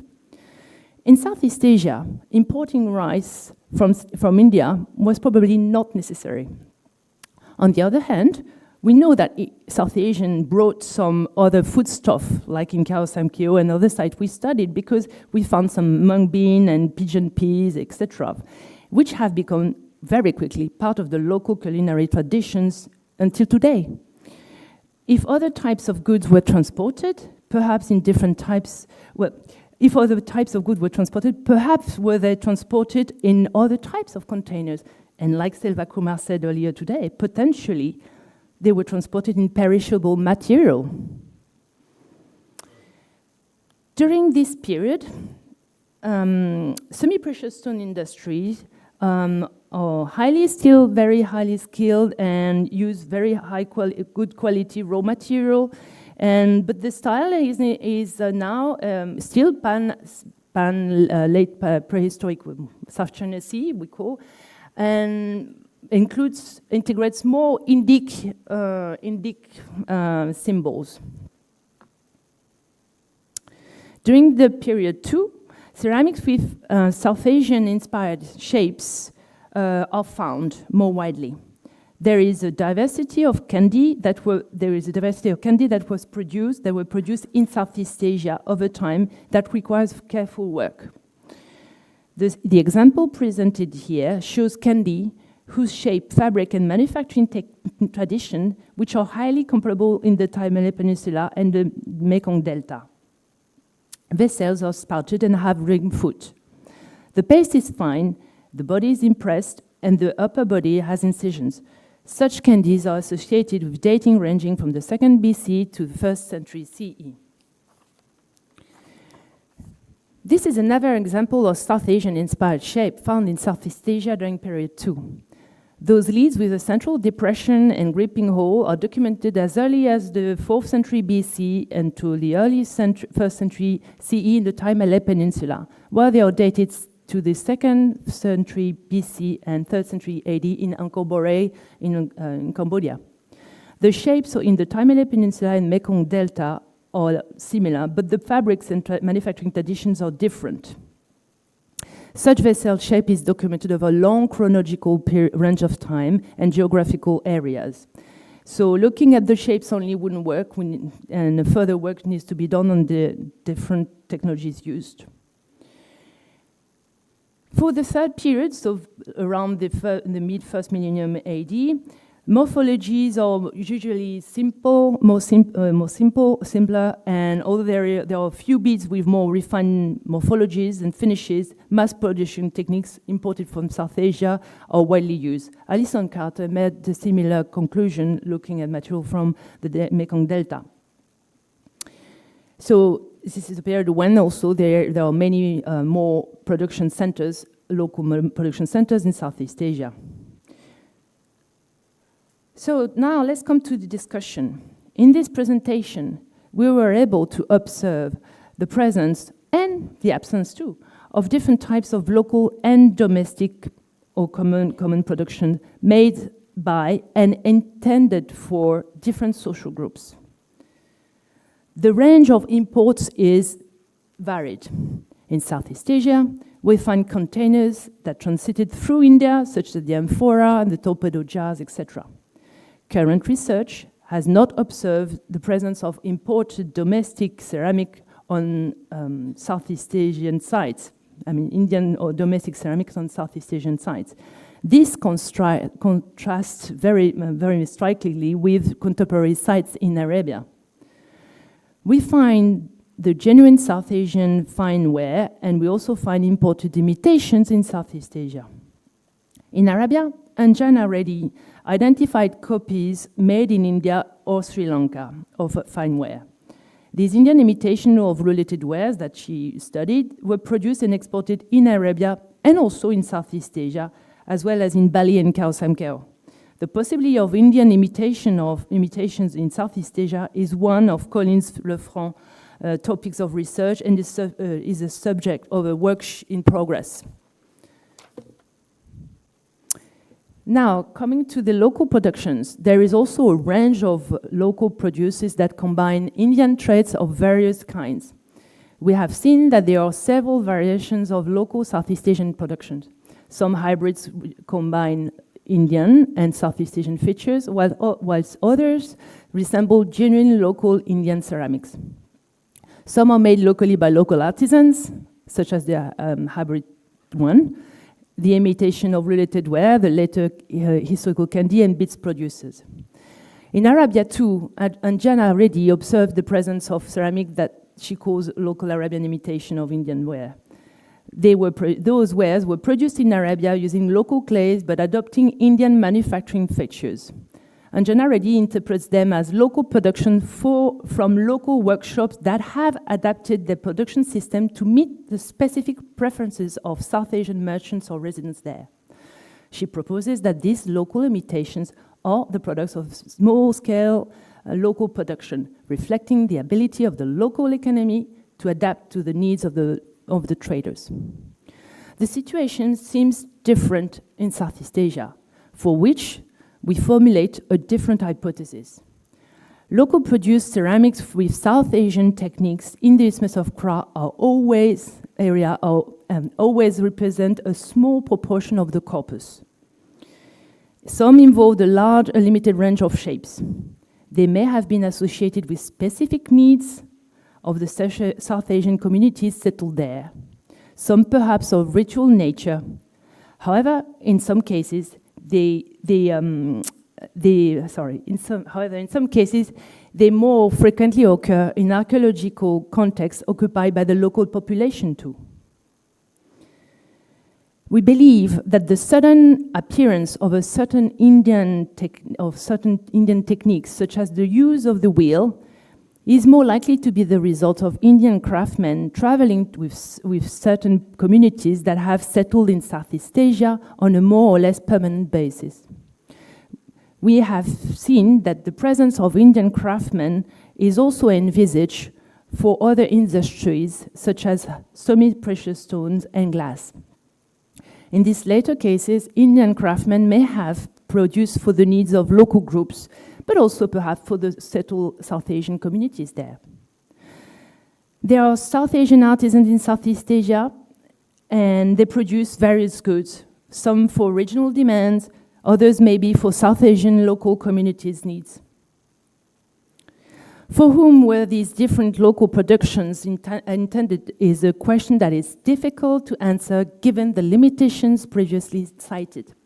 But all in all, these different categories of imports and locally made ceramic translate the diversity of the South Asian groups in South Asia and abroad and their diverse activities.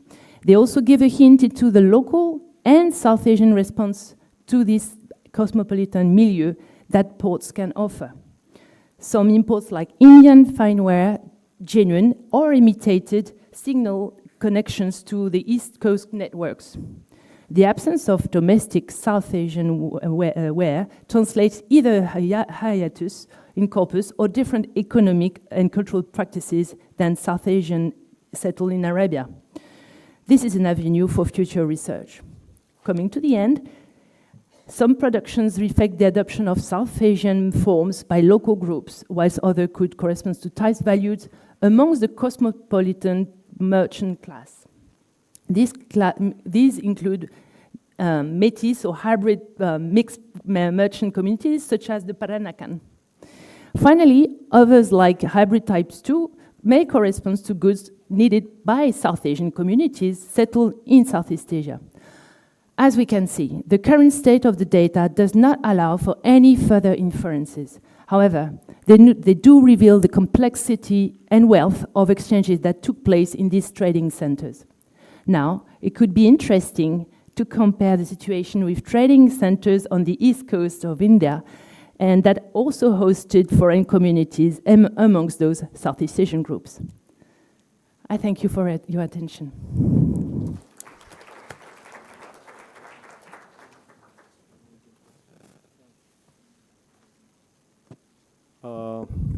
We can take a couple of questions now, if it's really okay. Okay, because as I will see that this is really like a continuing of the discourse. So I invite Dr. Kanungo to present his paper.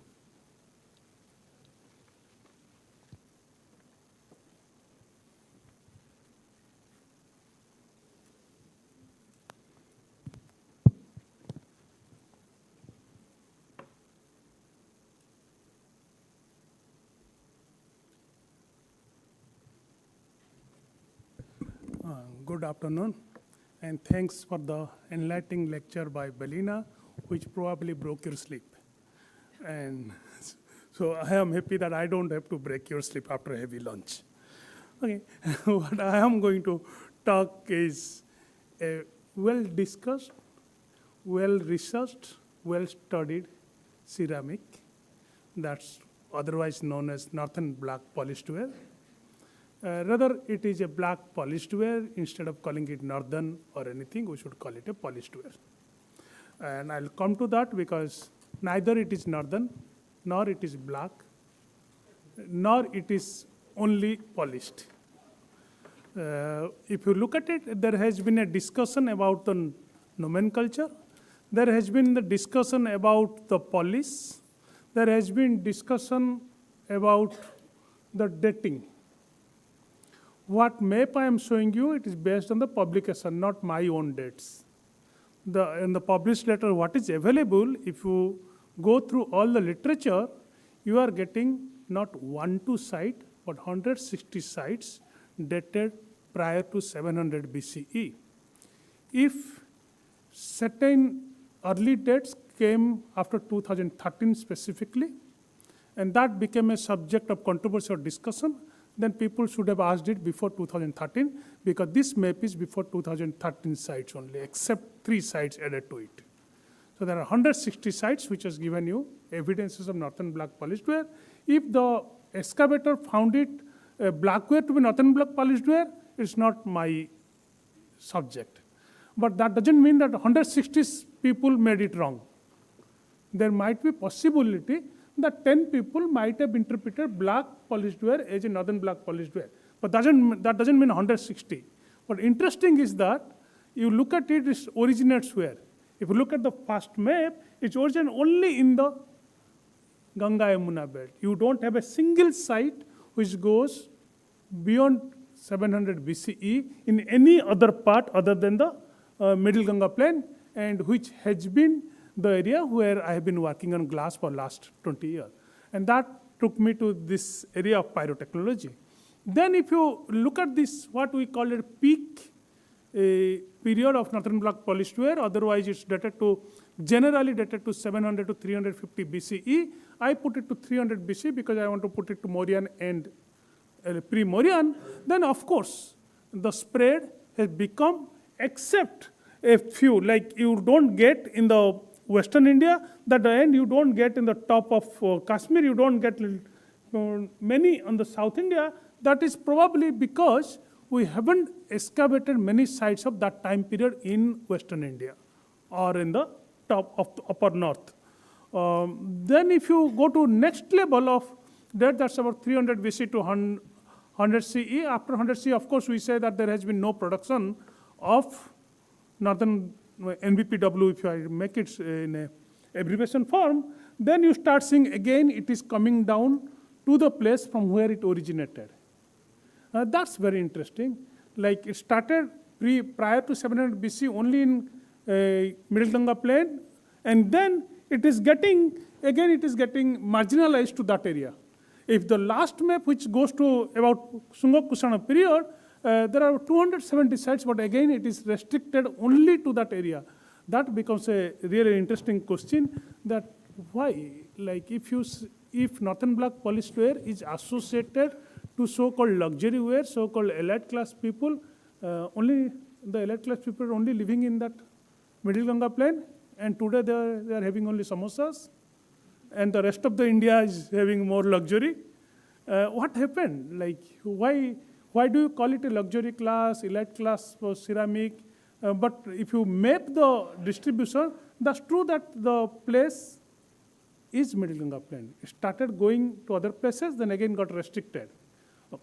Then if you make it a state-wise distribution, though I am little against about pie chart most of the time, but then I have to say that it is getting dominated by the present Uttar Pradesh and Bihar. Remember, this type of pie chart, what we do is absolutely wrong, because that time there was nothing called Uttar Pradesh or Bihar. That was entire Indian subcontinent. Either you say Mauryan Empire, you say Kushan Empire, you say post-Kushan Empire, but we do that, so I also did this. So that is a state and period-wise distribution, and then you start getting dominated, and silent features, if I look at it, yes, I am getting the coins. The introduction of this ware in the Middle Ganga plain coincides with the emergence of Janapadas. I'm not talking Mahajanapadas, I'm talking Janapadas, realm around 1000 BCE. So let us take it not 700 BC, don't restrict to 700 BC because there are 160 sites. And 1000 BC and precedes the beginning of this second urbanization, that's 600 BCE, and the introduction of coinage and the art writing. That means it is certainly precedes the writing, certainly precedes any codification. So even if it involved certain kind of science, nothing was codified, everything was inherited, and that inheritance itself is a knowledge system, itself is a science that is inherited without any codification, and anywhere and everywhere they publish, they have produced that is the same quality, except variation in shades. So the question comes now, why there is a variation in shade? And because the first example of this black and highly polished glazed ceramic were first discovered in northern India, they came to be known as northern black polished ware. Otherwise, spatially, you start getting from present-day Pakistan to present-day Sri Lanka. You start getting in the southernmost Anuradhapura, you start getting in Udegam area. And in the westernmost Prabhas pattern, if you get in Master and Prabhas pattern, you also get in Warivateswar. So it is the spread is very wide. It's nothing restricted to northern. And then, although the surface color of 90% of this ware is black, but then 10% are more interesting because most of the time we start taking in the class, it has golden shade, it has bluish shade, it has silver shade. We do speak about that. How many of you, when you teach, say it is a black ware? No, because you start giving interest to the student by saying that this ware has gold, gold blue, silver, pink, brown, and steel, all those bronze. No other ware is associated with all those metallic terms. Is it a intuition that you are associating this to metal? No other ware is associated to so much of metal as a color shade, metallic name if you look at it.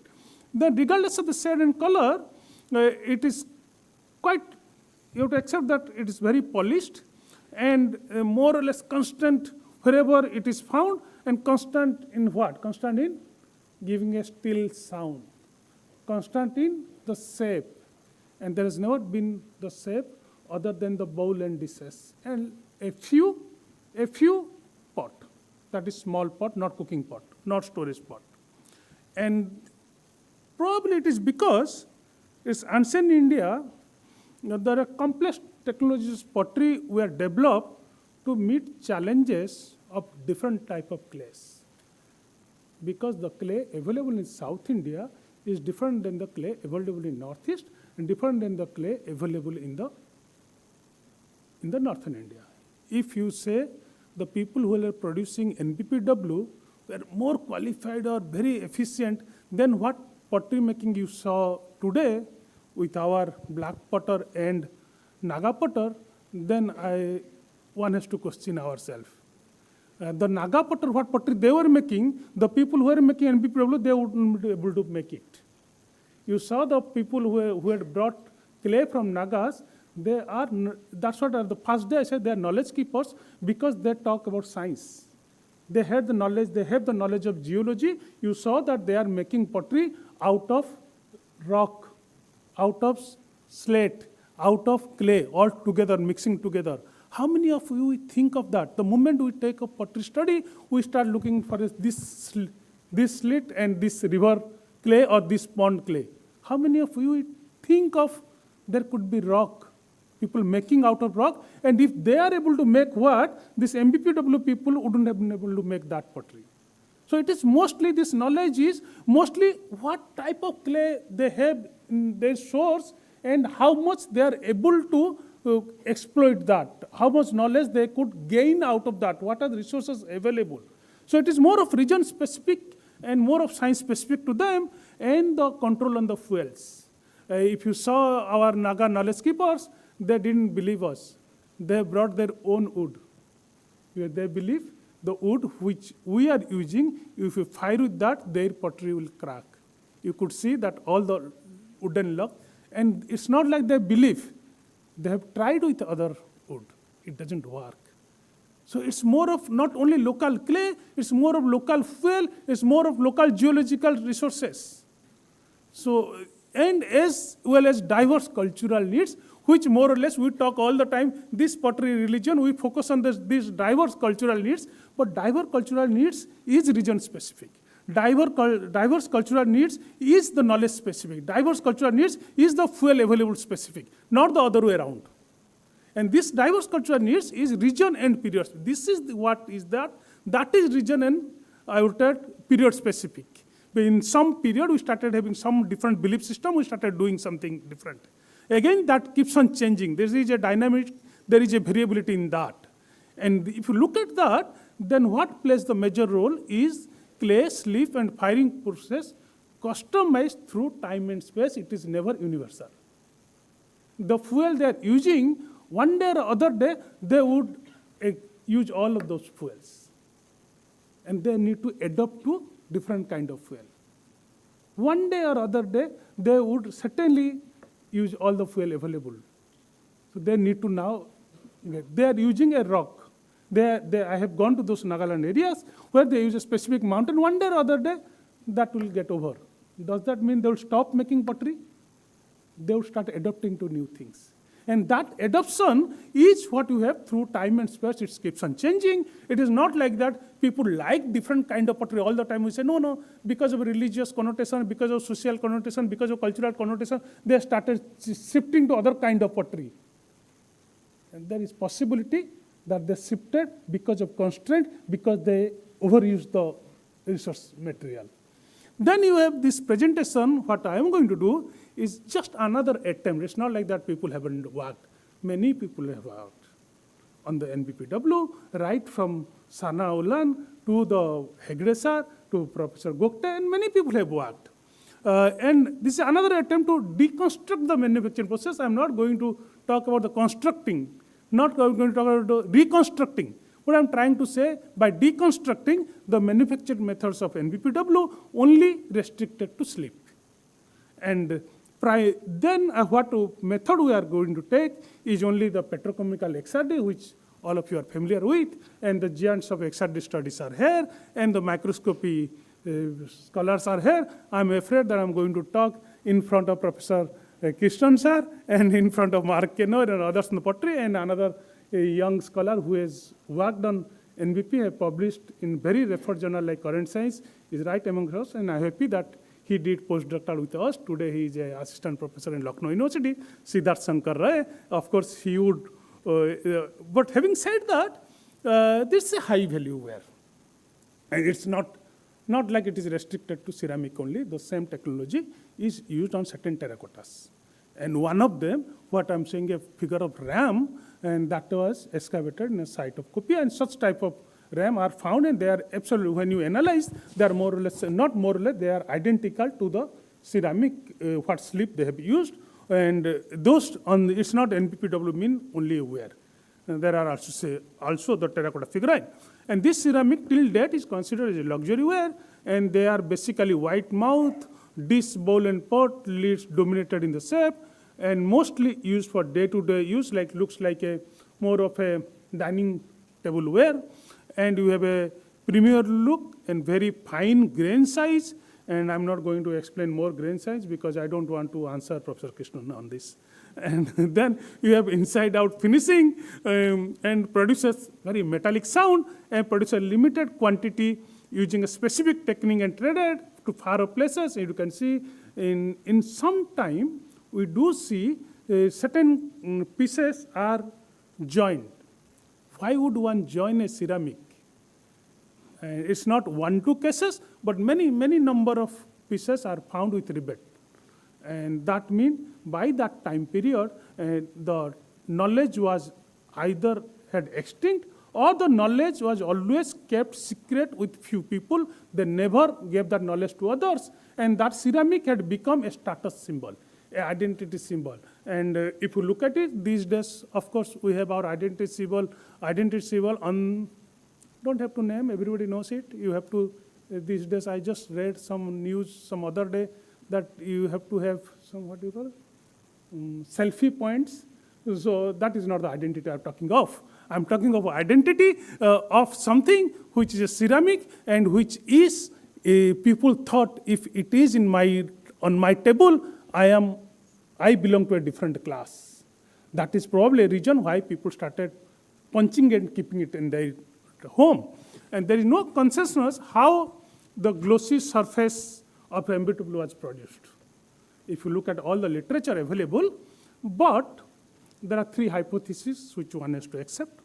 One of them is that they say NBPW contains ferruginous compounds, that is iron oxide or rust, led by H.C. Bharadwaj and K.T.M. Hegde. They talked on this, and many others also talked on this, and suggest that these may have been applied to the mold before they were fired. And the black color would have formed as a compound was fired under reductive condition, and which is reductive conditions, sir just explained before lunch, so I don't have to explain that. Again, I'm saved. And magnetic iron oxide, liquid clay, hematite, and natural alkyl were applied before reduction of firing. The glossy finish coming from the iron oxide and these other compounds would contribute to the sign. That means more or less they are talking if there is a mixture of sort of iron oxide in that, and that starts sintering around. If iron starts sintering around, that means the temperature required for that is more about 1000 to 1200 degrees. Even if in the quenching method, it would require 1000 degrees. So that clay itself should be capable enough to sustain that much of firing, otherwise it might crack. So it is that clay which would require about 1000 plus degree of Celsius temperature would be only Middle Ganga plain Gangetic clay. The clay which you get in South India, that can, if you fire them 1000 plus degree, it will start cracking. And then another thing is that the reduction condition in the kiln where it has more fuel than air and so lacks the oxygen for complete combustion contributes to the gloss. Again, that is explained by Professor Krishnan before our lunch time. And then oil, the third hypothesis is that oil or juices from plants were applied just after firing the pots. And Professor Mark Kenoyer believes when it is half hot, people start polishing with a cloth and oil. That has been the comment, and that I have published also in one paper. And then what we did is that we only could get 7 potsherds with the auspices of Archaeological Survey of India, and Dr. Bhuvan Bukram could provide a piece from Aichatra, and 4 pieces from in the auspices of Banaras Hindu University, and 2 pieces what we had excavated. And only 7, this paper is based on analysis of 7 shards, not hundreds of shards. And those 7 shards also come from the peak time period, which is claimed to be peak time period when all the gloss were available. That falls between 700 to 350 BCE. And if you look at it, that all of them comes from Middle Ganga plain, one from Calcutta, otherwise it comes from Kopia, it comes from Aichatra, it comes from Anai and Agyabir. And the soil sample we collected to analyze is again from Middle Ganga plain, one from Lucknow, one from Sant Kabir Nagar, one from Calcutta. All of them are either from Ganga or from the tributaries of Gangas. We just wanted to check that. Of course, we took soil from Saraswati, soils from Sabarmati, soils from other part, but then they didn't match at all. So I'm going to talk about only these 7 shards and 3 samples. And when we carried out the cross-section analysis of this Hariharpur Northern Bark Polishware, you can see there are 3 layers altogether. You have the pointer? No. Okay. Then there are, if you see the first one, there are 3 layers. It's not 1 layer, and the slip, the outer slip is very, very thin, and the core is thick, but in between that is asymmetrical, not symmetrical. People have already claimed that there are 2 slip. Many people talk about 2 slip, but slip are generally not asymmetrical, they are symmetrical. But in this case, they found to be asymmetrical, and we tried rubbing off the upper layer. When you rubbed up the upper layer, or the slip, the outer slip, what the microscopy gave, which we used a Leica M165 and 200x thing, then what we are getting is that this very rough. No, that roughness, and then the next slide I'll go to what it contains, and that roughness cannot be slip. The outer slip is a slip, but remove the outer surface, then you have very rough body. And then remove that rough body, you start getting something called again a uniformity. And that rough body, something like crucible. All of you, many of you have worked on crucible, how the crucible have a quartz coating to hold something. And when a crucible have a quartz coating or crucible have a coating, the body is made rough. Either on the finger, even if you look at POTSHERD, the body is made rough so that it would hold. And then when the slip, the outer slip is analyzed in a microscope only, then we are seeing something very interesting feature. Very interesting feature when the outer slip is analyzed, you are seeing something called golden color. Some pieces that's golden color. That's all I can see it. And this golden color was, of course, not any organic material. And what we carried out then is that in the microscope, also what we are seeing in this a mixture of mica, a mixture of quartz, and little bit of what you have, the other minerals, that is mostly composition of slip and core was same, but slip was made from very finer, probably ware making was, and quartz in the form of what you are seeing is the shining minerals, and muscovite's mica in the form of white, silver minerals, what you are seeing here, those pieces. You have micas, but micas, they haven't sintered yet. But yes, if you think that because of inclusion of mica, if that is sintered, then that will give a black gloss, then challenge me, it will never sinter because it will require 1700 degree of temperature. Mica to sinter. And if you are able to raise 1700 degree of temperature, and we don't have any proof that during that time period, people had the knowledge of raising a temperature to 1700 degree. Below that, mica is not going to sinter down. It's not going to melt. So that is the reason why you are getting this mica pieces, small pieces there. And then we did a certain petrochemical testing of individual salts, and that it's not we did it. Professor Krishnan was there. We are just running the microscope. And so if there is anything wrong, sir is here. And in order to... Yes, sir. Okay, it is. Then in this, in order to observe the grain details in the samples are first observed under the plane polarized light and then under the cross polarized light. Of course, we used the MSU lab and archaeological sciences lab in our IIT Gandhinagar. And whether micas are visible in the form of dark red spots, whereas the white spot represent the voids. And then there are many publications, I don't have to name, they say this because of sintering of mica, but mica is very much there. They have not sintered at all. And composition of the clay in rich calcium carbonate, organic matter, mica and hematite, that are the composition of the clay. And you also see the same pattern in the NBW samples analyzed.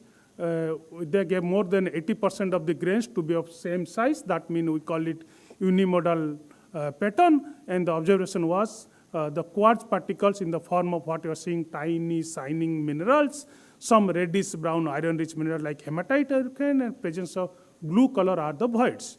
And having said that, we did some X-ray diffraction studies, and thus X-ray diffraction, if you look at it, the peak of almost all the sorts are matching you have the quartz, you have the muscovite, and you have certain amount of calcite. But calcite is something which is throughout in all the sorts are there. And then if you analyze the source, the clay in the Ganga plain, they again match more or less same the composition. And then we carried out certain XRF studies of the slip. And when we did the XRF only 7 sorts, out of that we had only permission to carry for 6 sorts. We didn't have permission for 1 because many a time these NBP sorts in India are considered antiquity. And when we carry out this petrographic study that required destruction analysis, we had to make it powder, but in some cases we didn't have permission. That is the reason why all the analyses are not done on all sorts. And very interesting feature comes in here on 2 pieces that you can mark Anai and Hariyarpur. Look at the percentage of platinum. And that platinum percentage, which if you look at it, it is what is there. It comes 0.021 and you have 0.018. it's very, very abnormal. That much of platinum content only will come when it is near gold. And if the source material has to be no river bed in India, has that much of, will give that much of platinum content. And if there is, Professor Kenoyer says me, it's a one river bed in Afghanistan somewhere, there is a possibility. That's what he said me. I haven't gone to Afghanistan. He is the only one probably has gone. He hasn't either gone, but he tried learning the language to go there, and he didn't go. Good for us. He is still alive. That is the reason. And then, but that platinum content is very, very interesting, and that is not possible without addition of metal. And so I don't know if what inference I can make out of 7 shards, but I certainly know that that much of platinum content is not abnormal. It is intentional, because naturally it cannot be found. So the microscopy revealed that there is an independent slip applied to NBPW core with an intermediary binding layer rather than talking about 2 slip, which many people talked of. This binding layer probably used of a quenching method for fixing both outer as well as the inner surface at the higher temperature, that's about 1000 degrees Celsius, and would have resulted in melting of the quartz because you are using quenching method and giving rise to glossy layer of formation. But again, this is a hypothesis, and none of us have been successful in reproducing that. Neither scholars in past nor scholars in present are able to reproduce the NBPW as of now, and would have resulted in melting of quartz giving rise to high glossy formation. The impervious layer of NBPW is fused with the outer surface of the ceramic during the process of firing. This layer is formed due to the fluxes used, which lowers the high melting point and stimulate partial. So there have been a lot of flux used in that. And the microscopy and XRF analysis helped in identifying presence of comparatively higher percentage of platinum in some of the slip. A composition that is possible with the presence of gold particles. If there was any intentional inclusion of metallic substance in slip for the gloss or natural metallic substance in the source raw material led to the gloss need really further investigation. You need to analyze more than 100 samples to come to a inferences of that standard saying that, yes, people were probably mixing gold to that. If they were mixing gold to that, what about a silver shade? What about a bluish shade? Were they mixing other metal? That is also required to be known. Yeah, done. And then if intentional, then it will be more interesting to see if it was only gold, platinum, or for different shades, different metallic or related substance were added. If natural inclusion in source raw material, then another question comes, there are any intentional sourcing of the clay depending on the required shades? If so, then Gangetic Plain doesn't have this source. Is it like that? The people are making NBPW, going to Afghanistan, not telling anybody, bringing those clay, making that? That's out of question. But at this point of time, no answer to that. And that would require really further deliberation than saying that we got in this side, we got in that side, we got this black and red ware. An analysis of a number of NBPW shards of different sets collected from a wider time and space, because the length of the time period found in NBPW is really becoming 1200 BC to 3 centuries CE now. So it's 1,000 years of space, and that has to be worked on, required before any conclusion is made. And this is only the inferences. Thank you.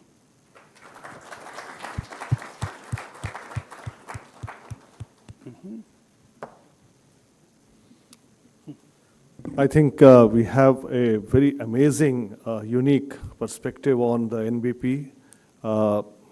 You know, a pottery which is always being excavated, discussed, commonly known. So I think the last word that you use, inferences, but not conclusions, is the right approach. But definitely one can see opening up of the whole debate, it's path-breaking. We'll continue with the dialogue. I think we have to take a measure of time. We'll cut a bit into the tea break, I think, but at this moment, invite Dr. Ajit Ambekar and colleagues to present the paper on Torpedo jars of Mesopotamian origin at Vadnagar, a tale of interaction during the first millennium CE.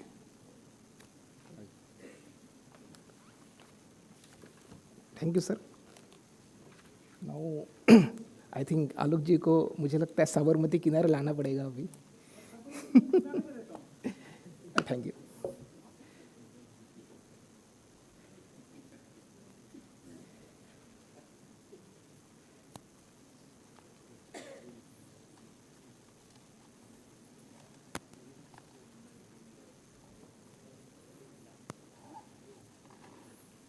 So, I will introduce my team here. Myself, Abhijit Ambekar. Amul Kulkarni, who leads the ceramic assembly study, and Ananya Chakravarti here as a presenter here. She is assistant archaeologist, and Grace and Berkey associated with us since 2017 onward. So now I will just describe this about the location of the Vadnagar here is very important. So the first map shows about the northwest India, showing the location of major early historical and medieval period towns. This yellow dotted line represent rainfall isophytes. The study area Vadnagar is located in a climatically very sensitive region near the boundary of semi-arid to arid climatic zone. And the second map is very interesting here. This one, the map of South Central Asia, showing especially in the black dotted line, the northern limit of modern Asian summer monsoon, along with the travel route of, especially yellow dotted line, of 7th century explorer Huenseng Zhuangzang, who visited Vadnagar.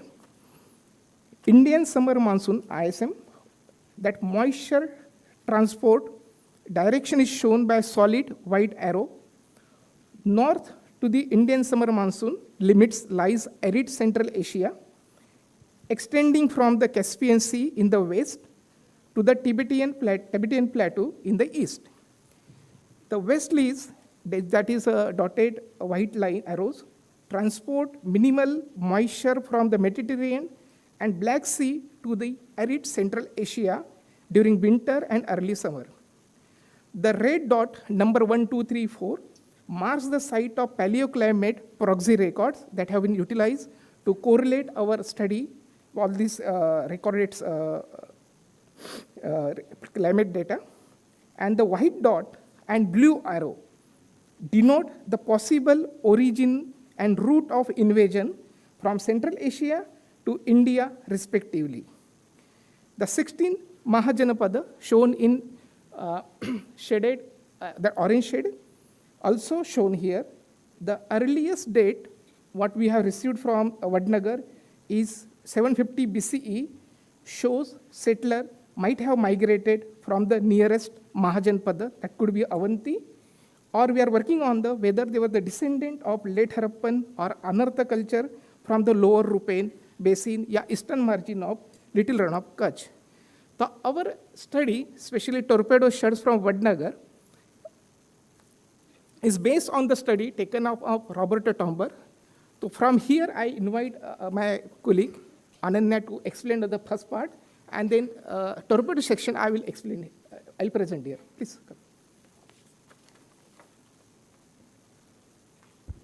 come. Good afternoon, everyone. I would firstly like to thank the organizers and also especially Alok sir for giving me the opportunity to come and present some of our findings from Vadnagar. What I would try to do here, very briefly, because yesterday after the ceramic presentation of Vadnagar, there were a lot of questions and queries, rightly so, regarding the associated structures, materials that we have found from the various time periods in Vadnagar. So what I'll do very briefly, I'll just set the stage before sir starts with the torpedo, that is our topic. So this is the present day township of Vadnagar, very densely populated, and on the, okay.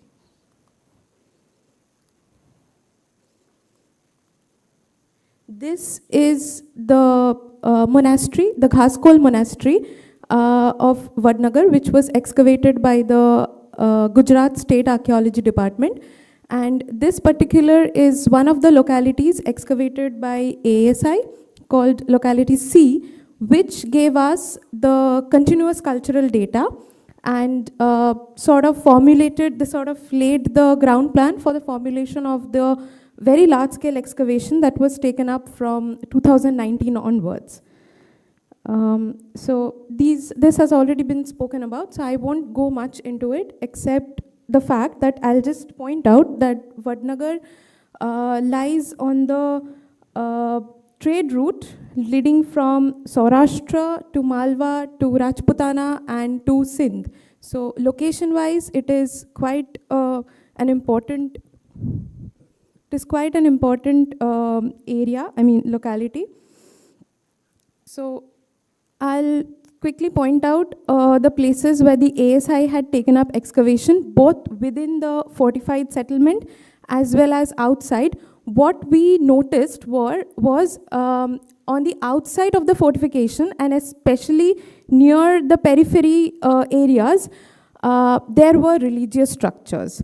So the main town, the core within the core area within the fortification did not have much, I mean not at all. There were no religious structures within the town. Whatever we have found were here and here. This is all outside the fortification wall.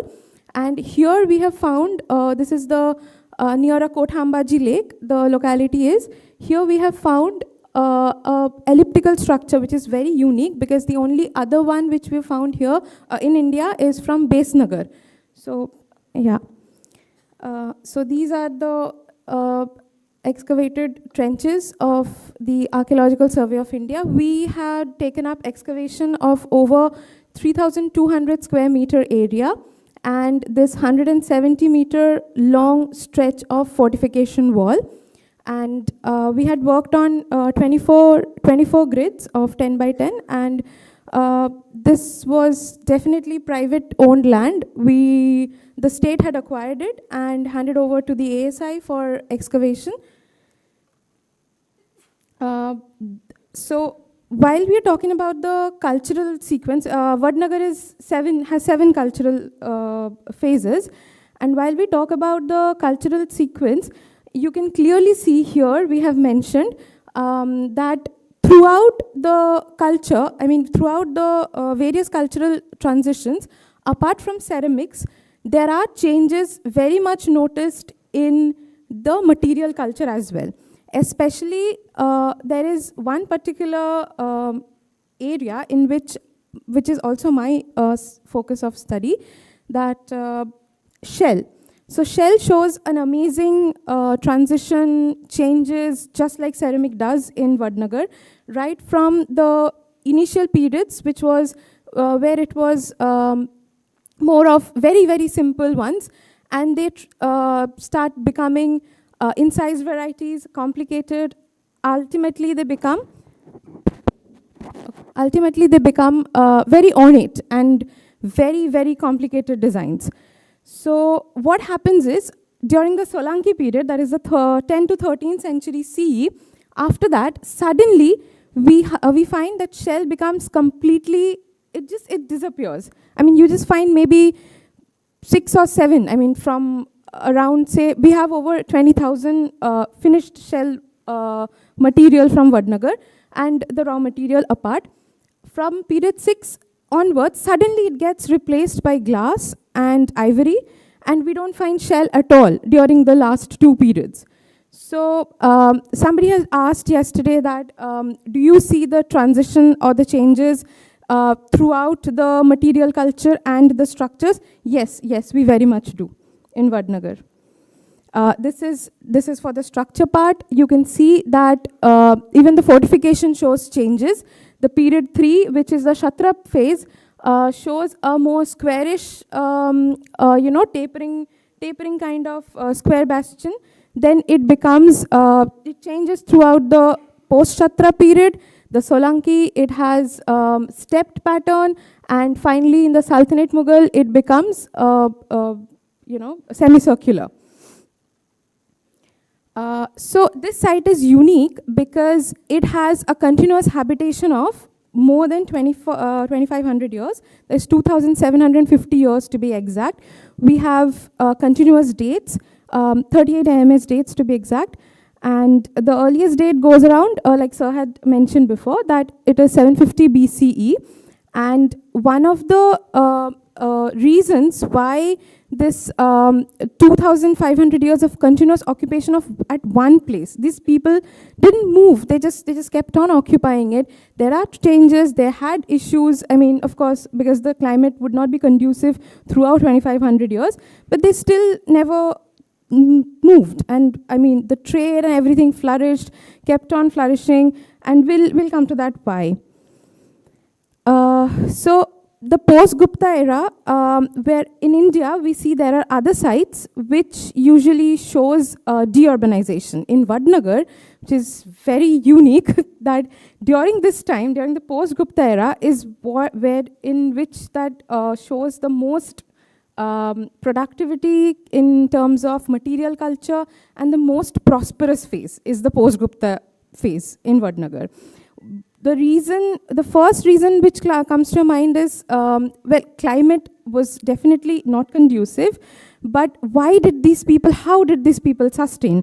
So one of the things are this water bodies, which these people were very much aware of, bringing in rain-fed. They had dug up more than 36 man-made water bodies, and this is one rain-fed channel of Banganga, which actually fills up 24 of these water bodies, and there are 2 other channels which fill up 12 of the other water bodies.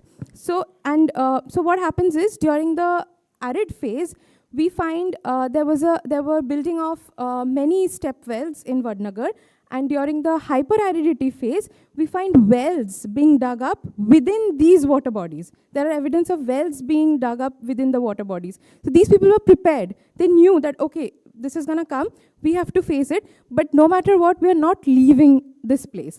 So apart from their knowledge of water, which helped them sustain during the difficult times, there were thriving commercial activities, which brings us to the connections, the trade, the contacts. We can talk about that.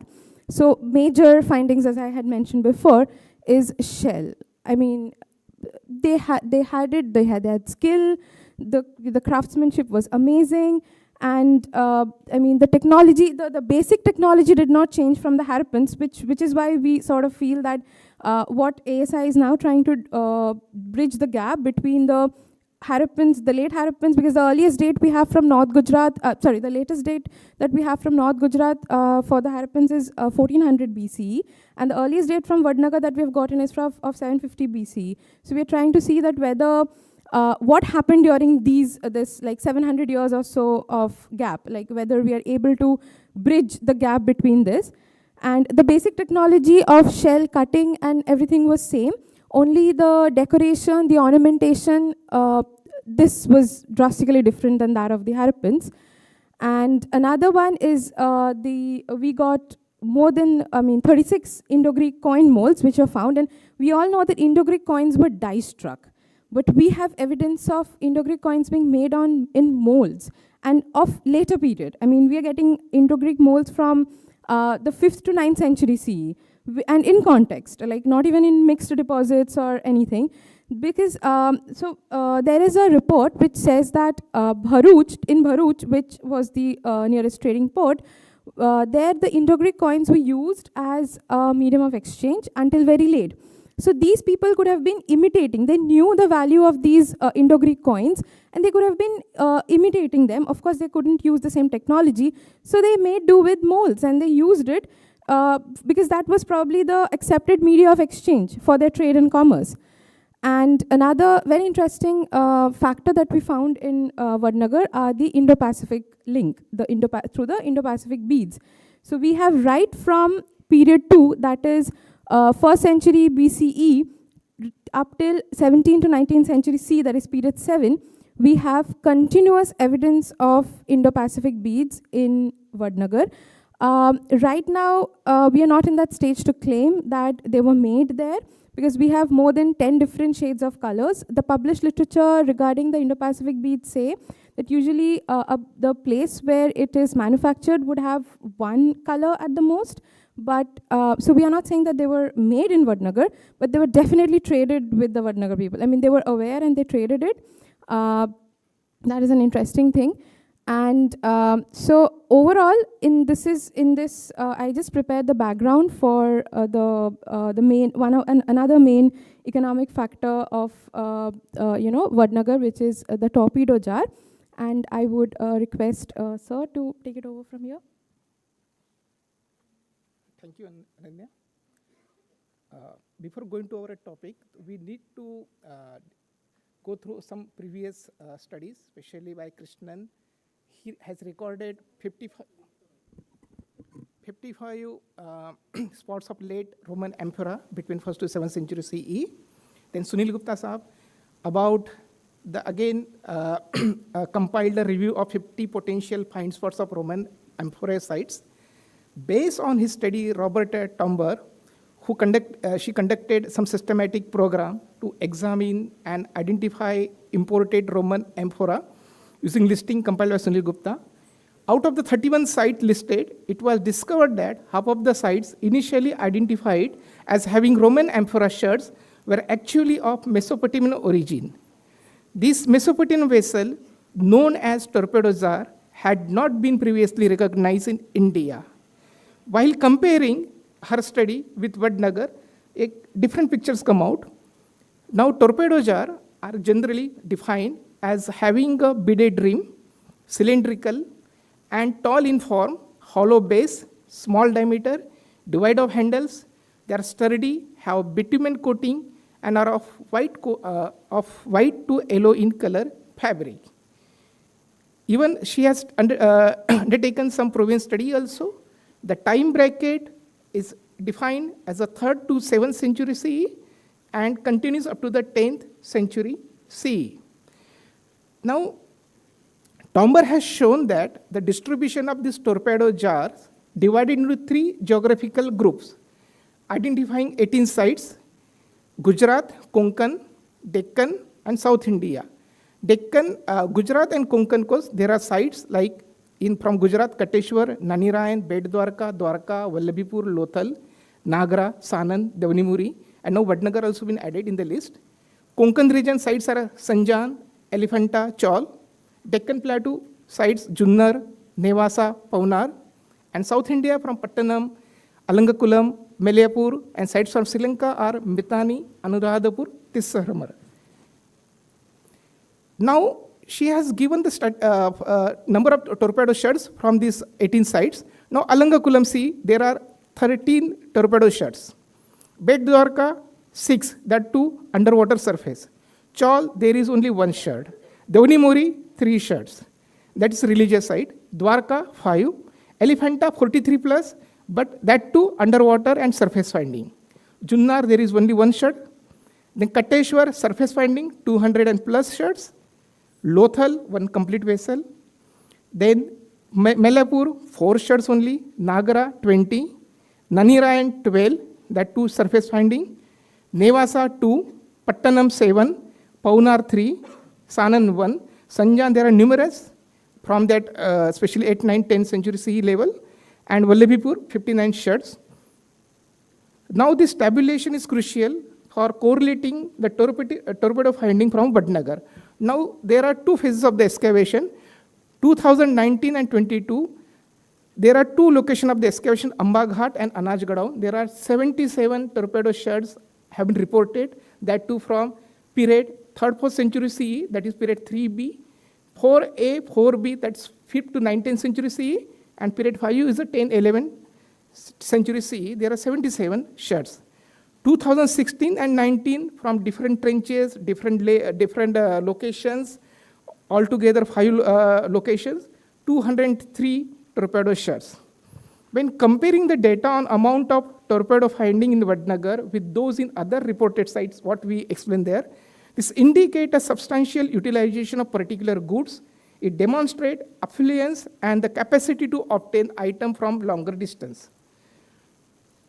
Apart from the torpedo shells, we have 14 hopscotch from 7 different trenches, different level, datable to again period 4 and period 5. Our observation based on our torpedo finding and hopscotch, due to the strategic location, especially what Ananda mentioned about the crossroad connecting Rajputana, Malwa, Saurashtra and Deccan, and one of the most important center in North Gujarat, Vadnagar, has attained the position of an urban and religious center because of Buddhism and tradition associated with the Nagara Brahmin for the past uninterrupted 2000 years. The number of torpedo jar fragments from different trenches, location, various level suggest presence of significant amount of torpedo jar at the site. According to Professor Kenoyer, apart from skill required to produce an object, the value of it also increase depending on the distance it has traveled. Torpedo container and content both had high value. It shows the occurrence of number of torpedo jar at the site from late phase of period 3 to period 5. Another noteworthy imported ceramic type found at the site is turquoise glazeware from period 4 deposit. These non-Indian ceramic, including the torpedo jar, establish a distinct connection with the Western world.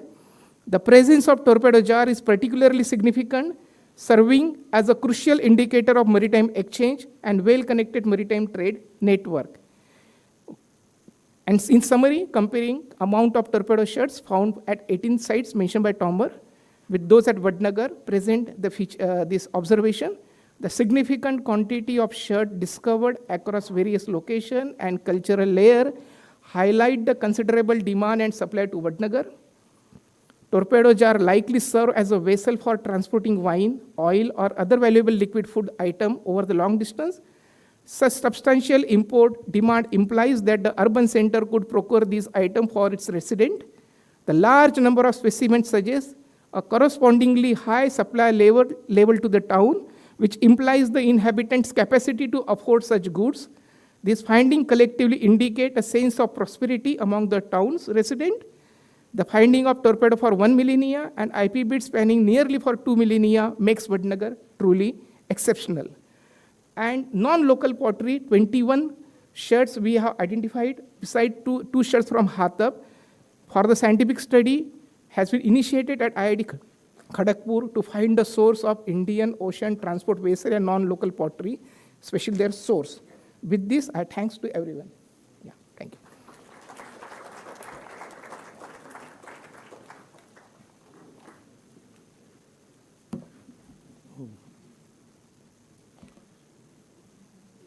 I think we have some time for questions. These 3 papers, if you see in a continuation, really like they open up a debate. For instance, Professor Bellina's whole focus on Southeast Asia and the hybrid potteries, especially in the period of 4th century BC, and the whole interaction of pottery versus the bead trade, as she compared it with the presence of these potteries in Arabia. But that was, of course, they start being there from the 1st century AD. But the unique part of Southeast Asia, they start KSK and BDTP sites from 4th century BC and earlier date for beads. And then, of course, Dr. Kanungo, with his very new path-breaking focus on the NBP, the Gangetic location, the dates going to 7th century BC. The whole idea is that not only from the 1st century AD, but things had begun to happen much earlier. And Vadnagar, representing a whole new network of the torpedo jars, which the late Professor Dr. Tomba, it is her big contribution to bring this. Otherwise, we just thought they were all amphorae. So I think this has been interesting, and I think we can invite questions. Professor Kenoyer,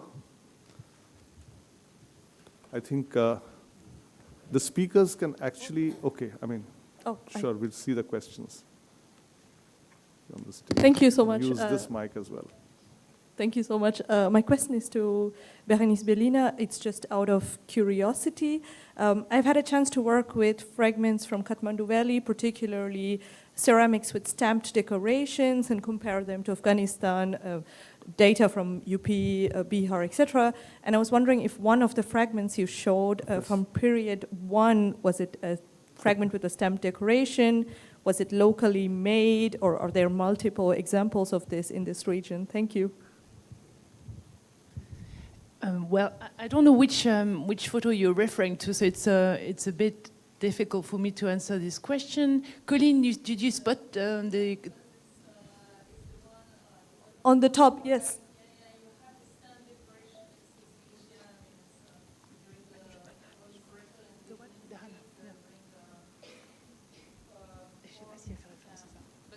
But your question was... Was this locally made, or is it imported? I think it's imported. Okay. I don't think it's, I'm not sure, but honestly, I mean, it's with what we, I mean, it's, yeah, it's, that's the problem of the hybrids, actually, that we have. I mean, it's even between us, so that's why the work is going on. I mean, it's, yeah. Yeah, I'm not sure which, I'm not sure which you're talking about. I just would like to come back to one comment you made. Kherson-Keo is 5th century occupations. So it's not only the material what I've discussed is not only about the 4th century BC, and when we talk about potentially the presence or absence of, Indian domestic ware. So, yeah. So Colleen has answered. I'm not sure. I'm sorry. I can't see which shirt you refer to, but we can discuss further and with the with all the photos in front of us. Professor Kenoyer, ask a question. Thank you very much for the torpedo jar discussion. And I was wondering, Kanmir also has torpedo jar, but nobody seems to put that on the map. Khadakwal Sahib, huh? There are many more sites with torpedo jars. And then the question would be, have you done any analysis of the contents to see what they might have had? Because oil is usually not put with bitumen, because oil and bitumen melt the bitumen and it makes it very bad. I did an experiment and I put olive oil in a bitumen-coated vessel, and the olive oil tastes like tar. So you don't put oil with bitumen, but you put water and wine. And both of them work very well. So the question is, were these water vessels used by the shippers who were taking water with them on the boats, and then they threw them away, and then local people took them and said, these are very nice things, let's take them and show them in our house?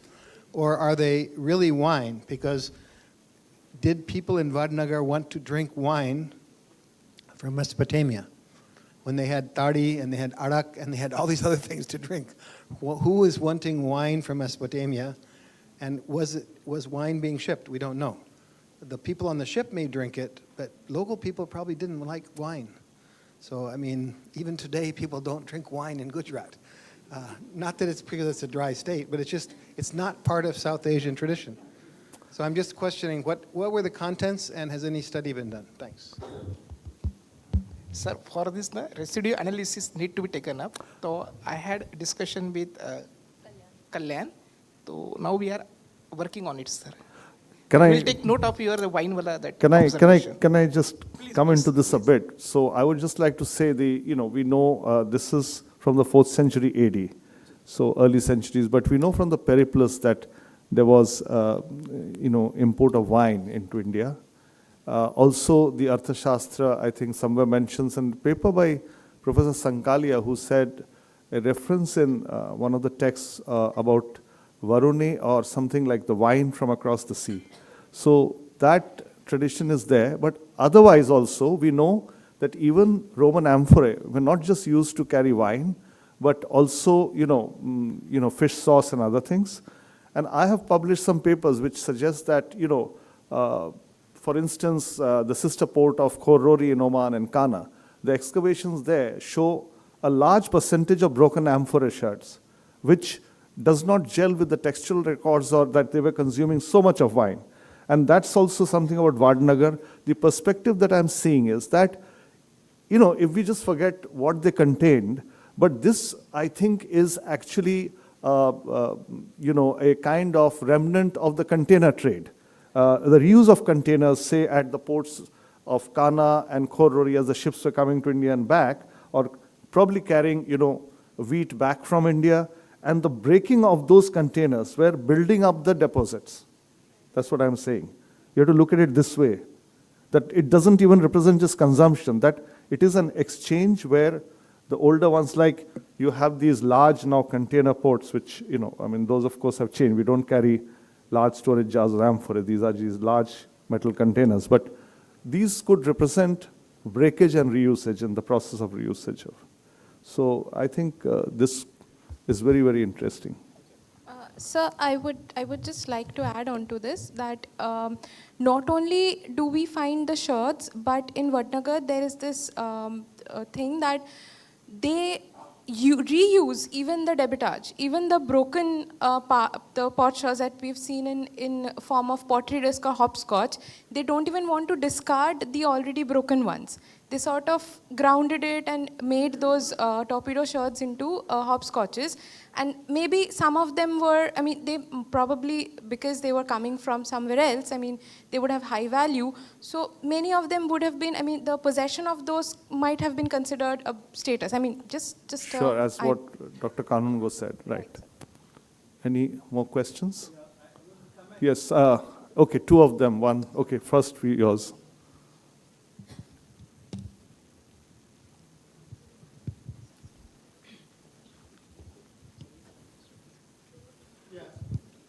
Yeah, just to add what Professor Mark Kenoyer asked, actually we have references in Tamil literature. Purananuru 56 very clearly says that the Pandya kings drank the wine. There is a clear reference to Yavanar Nankalam Tanda Tankamal Theral. Yavana clearly referring to these wine. We don't know, Yavanar is a generic term for Westerners, and that Pandyan king was drinking. And it is true that Periplus sometimes mentions that it is for the consumption of sailors. And at the same time, we do have reference to these, we can call them as elites within quotes, they were consuming. Not necessary that commoners did. And sometimes people want to try out, as I mentioned, it is a kind of fashion, people want to consume new things and all that. Even Terra Sigillata has the name of a local person. So it is possible that some of them carried, it was like a gift exchange. You gift somebody the whiskey sometime when you travel down. We all Maybe like that. something like that. Thank you. Siddharth? Sir, I just wanted to update my knowledge and want to ask question to Dr. Abhijit. Which elements isotope are you planning to study for provenance study of your pottery? And why? Why isotope study? See, now there are many non-local pottery reported from Vadnagar. So we do not know about the source from where it comes. Even about the Mesopotamian original, so we are not sure. So whatever data already published available, we'll correlate our study with that data only. Means no, you are not going to do isotope study as you... No, we'll do, because Professor Ravikant is going to do it. Already has started. Isotope study? Ji. Yeah, I'm just asking. Which isotope? No, I have, this Professor Ravikant is working on it. So he will have more details about that. Okay. So just I ask him, we need to identify the provenance of especially this torpedo jar.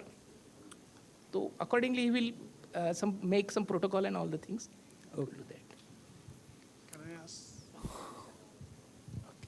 Okay. Again, the isotope study, what you are saying, that's a very, very larger project if you want to understand the provenance of the torpedo jar. That cannot be done for one site, but that has to be done for the sources from all around the world. It's like the entire Mediterranean to India, if you think that, but that Mediterranean part is already known. That is one. And second, a small observation about what Ananya said about Indo-Pacific wheat, that different colors are not produced. Probably there is little confusion. Beads are glass working, not glass making.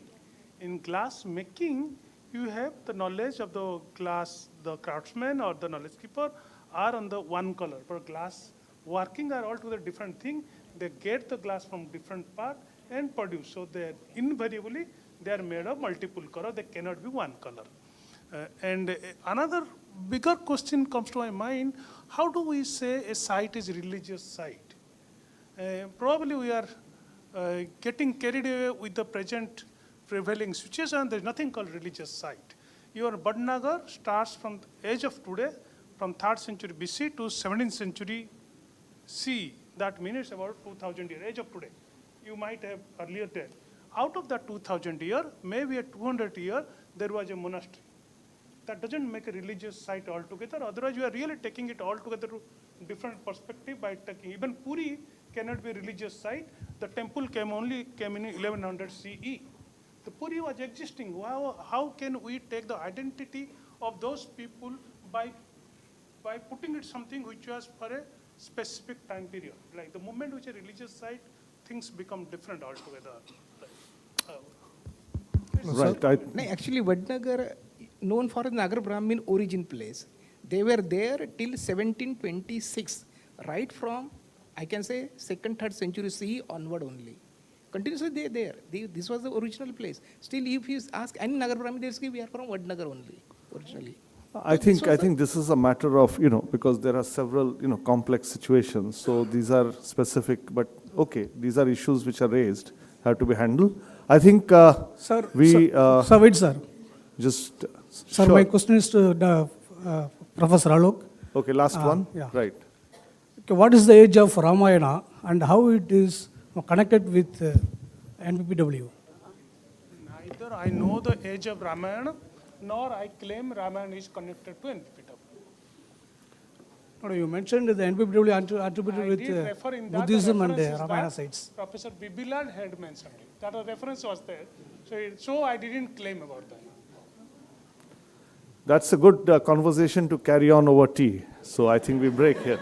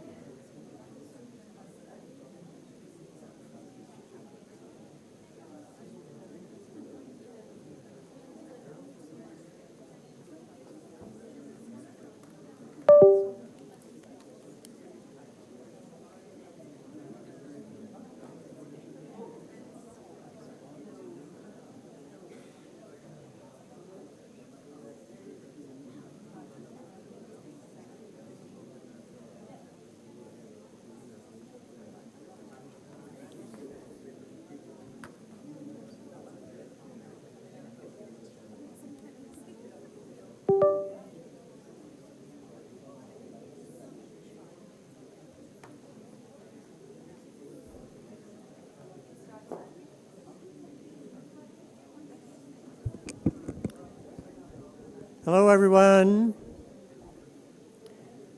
We're going to start our last session today. My name is Stephen Koob. It's a pleasure to be your host for this. So we're moving to a slightly different topic. This is terracotta, stoneware, glazing, and residue analyses. We have 3 papers. The first paper is by Maninder Singh Gill, A Matter of Color,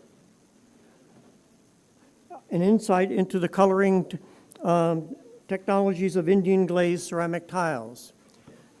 Mr. Gill is both a conservator and an archaeological scientist who's from Noida, India. Welcome.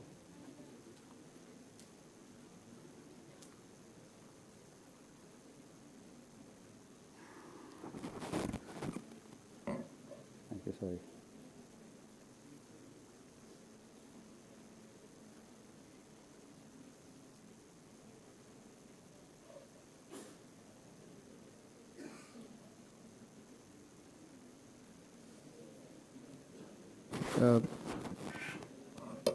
Good evening, everybody.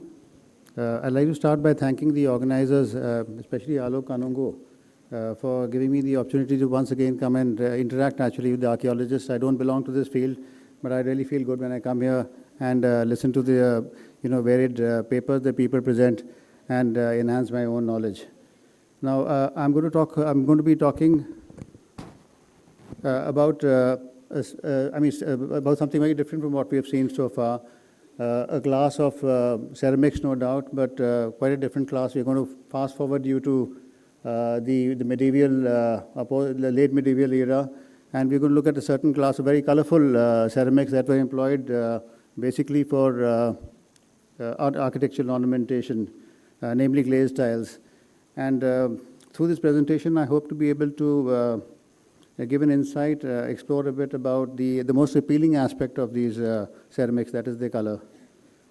Now, given the nature of the audience, I have actually divided the lecture into 2 parts. In the first part, we'll be looking a little at giving you an overview, giving you an introduction into what these ceramics are used for, looking at the interrelation between glass and glazes, looking at what the colorants traditionally are used for the coloring of glass, and then moving on in the second part to actually contextualizing what we learn in the first part when we look at some examples of tiles and see in the Indian context and see what innovations were there.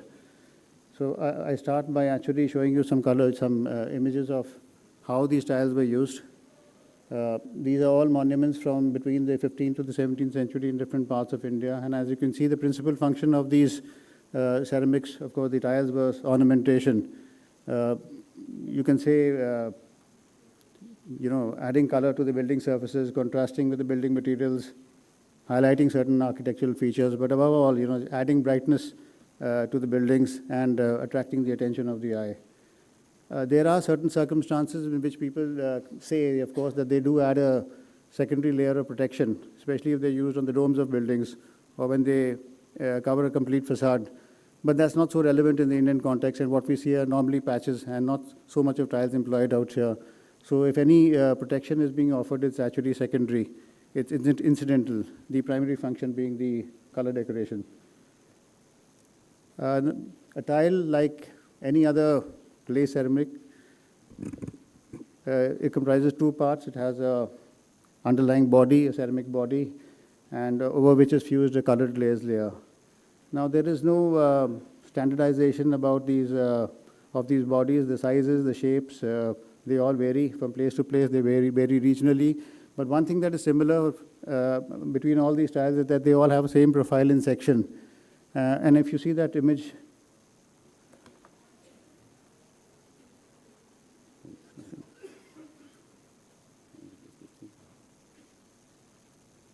okay, anyway.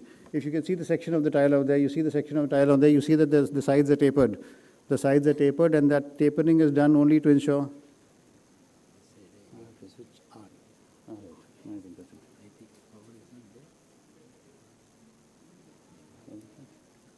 Okay, perfect. Thank you. So there, in section, you see that the sides of the tile are tapered, and that's essentially to allow the tiles to be well fitted in the plaster in which they lie embedded. So when you see the tile on the building, the tile is entirely embedded in the plaster, and all you see actually is just the glazed layer. A similar profile, irrespective of the size and shape of the tile. Now, tiles again are classified because they are so colorful. They are classified mainly on the basis of their glaze colors, not so much on the basis of the bodies. And in the very basic form, a glazed tile that has only one color, a single individual tile that has only one color would be called a monochrome tile. And if it carries more than two or more colors, it would be called a polychrome tile. Now, there's a subcategory of polychrome tiles called a blue and white. And that term is used when there are only two with the blue and white colors on the tile. If there are more than blue and white, then it's not called a blue and white. So the lower example that we see out there, that's a blue and white. And you don't have to call it a polychrome tile, you can just call it blue and white. Polychrome tiles can then also be further identified by the technique of decoration that has been used to get the design of the pattern drawn on them. And in this case, in the upper case, we know it has been underglaze painted, so we can call it underglaze painted polychrome tile. This terminology, which is based on the body, is normally not used, but it is there in museum specimens. It's just an addition, an add-on. Somebody was talking about the Chien Repertoire yesterday, and here's the Chien Repertoire on the production cycle of production processes involved in the making of a glazed tile. And if you can see the coloring and glazing part is just one of a series of processes. It comes right towards the end. There are a lot more activities happening in the production. Now, the thing what's important to note here is that in the initial stage itself is where the glaze starts getting produced. So what is happening is that there are two parallel processes happening right in the beginning: the making and shaping of the tile body, and the preparation of what we called raw glass or just glass. So these are two processes happening together, and then the raw glass, the glass is then powdered down and then applied on the surface of the body, and then the body is fired in a kiln, and you get a glazed tile. So a tile is the glazed layer which you find on a tile is essentially actually just a layer of glass. What you're doing is you're making glass, you're powdering it down, you're applying it on the body of the tile, and then you're just remelting the glass in the kiln to get that fusion done. The colorants and the coloring part is actually happening right here at the end.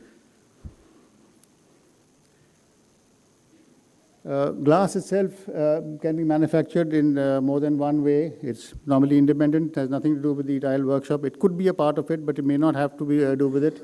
It would usually be manufactured in crucibles of this kind. I borrowed this nice diagram from Alok Kanungo's work on the Copia glass. The ingredients, one or more than one, would be there in the crucible, which would normally be a thick-walled clay vessel with some refractory material to be able to withstand the temperatures associated with the formation of glass. You could also have glass made in small fitting furnaces of this kind. This would probably be connected with the workshop, and this image I've taken from an ethnographic study done by Ryan Evans in Pakistan, where they said that these kinds of furnaces pretty small furnaces are made to make glass in-house within a tile workshop. There is a third variety of making raw glass, a third way or method, but I don't think this probably existed before the 19th century. This documentation was done by Sodenkock in 2001 at the end of the 20th century. What it shows us is a large tank furnace here, and glass, this glass that you find inside was being melted inside this furnace. But there's no evidence so far to show that furnaces of this size at least existed before the 19th century. At least I'm not aware of it. Maybe they are. But these are different ways in which glass could have been manufactured. So what happens is then the last part about the sequence of coloration, we take the raw glass.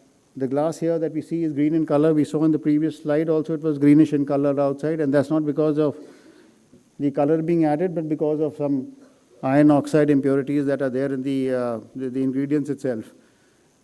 Anyway, the glass is then powdered. It is milled or powdered. It is, and then it is applied as converted to slurry. You mix it with water, mix it with adhesive, and then you simply dip the tile or you pour it over a tile to to get a layer before the firing, and it's just ready to be fired. Now, when it comes to color, it's very important to know that the coloring of glass is slightly different from our conventional understanding of color decoration. So before the 19th century, the materials that were available for the coloring or painting of surfaces were largely restricted to some naturally occurring mineral pigments and dyes that could be extracted from certain plants and insects. Now these traditional colorants, these pigments and these lake pigments that were derived from the dyes, they had the same color, they retained the same color as in the original form, and they retain the same color on the surface that they were being painted. So I mean, conceptually, you as an individual would assume that the color that you're using and the color that you find on the painted surface would be the same. So here's an example. I show this painting of from Ladakh, in which has the two pigments, azurite and vermilion, employed.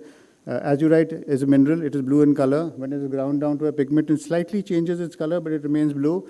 And then when it's applied on the painting, it's still blue in color. And the same applies to vermilion. The same applies to a host of other materials.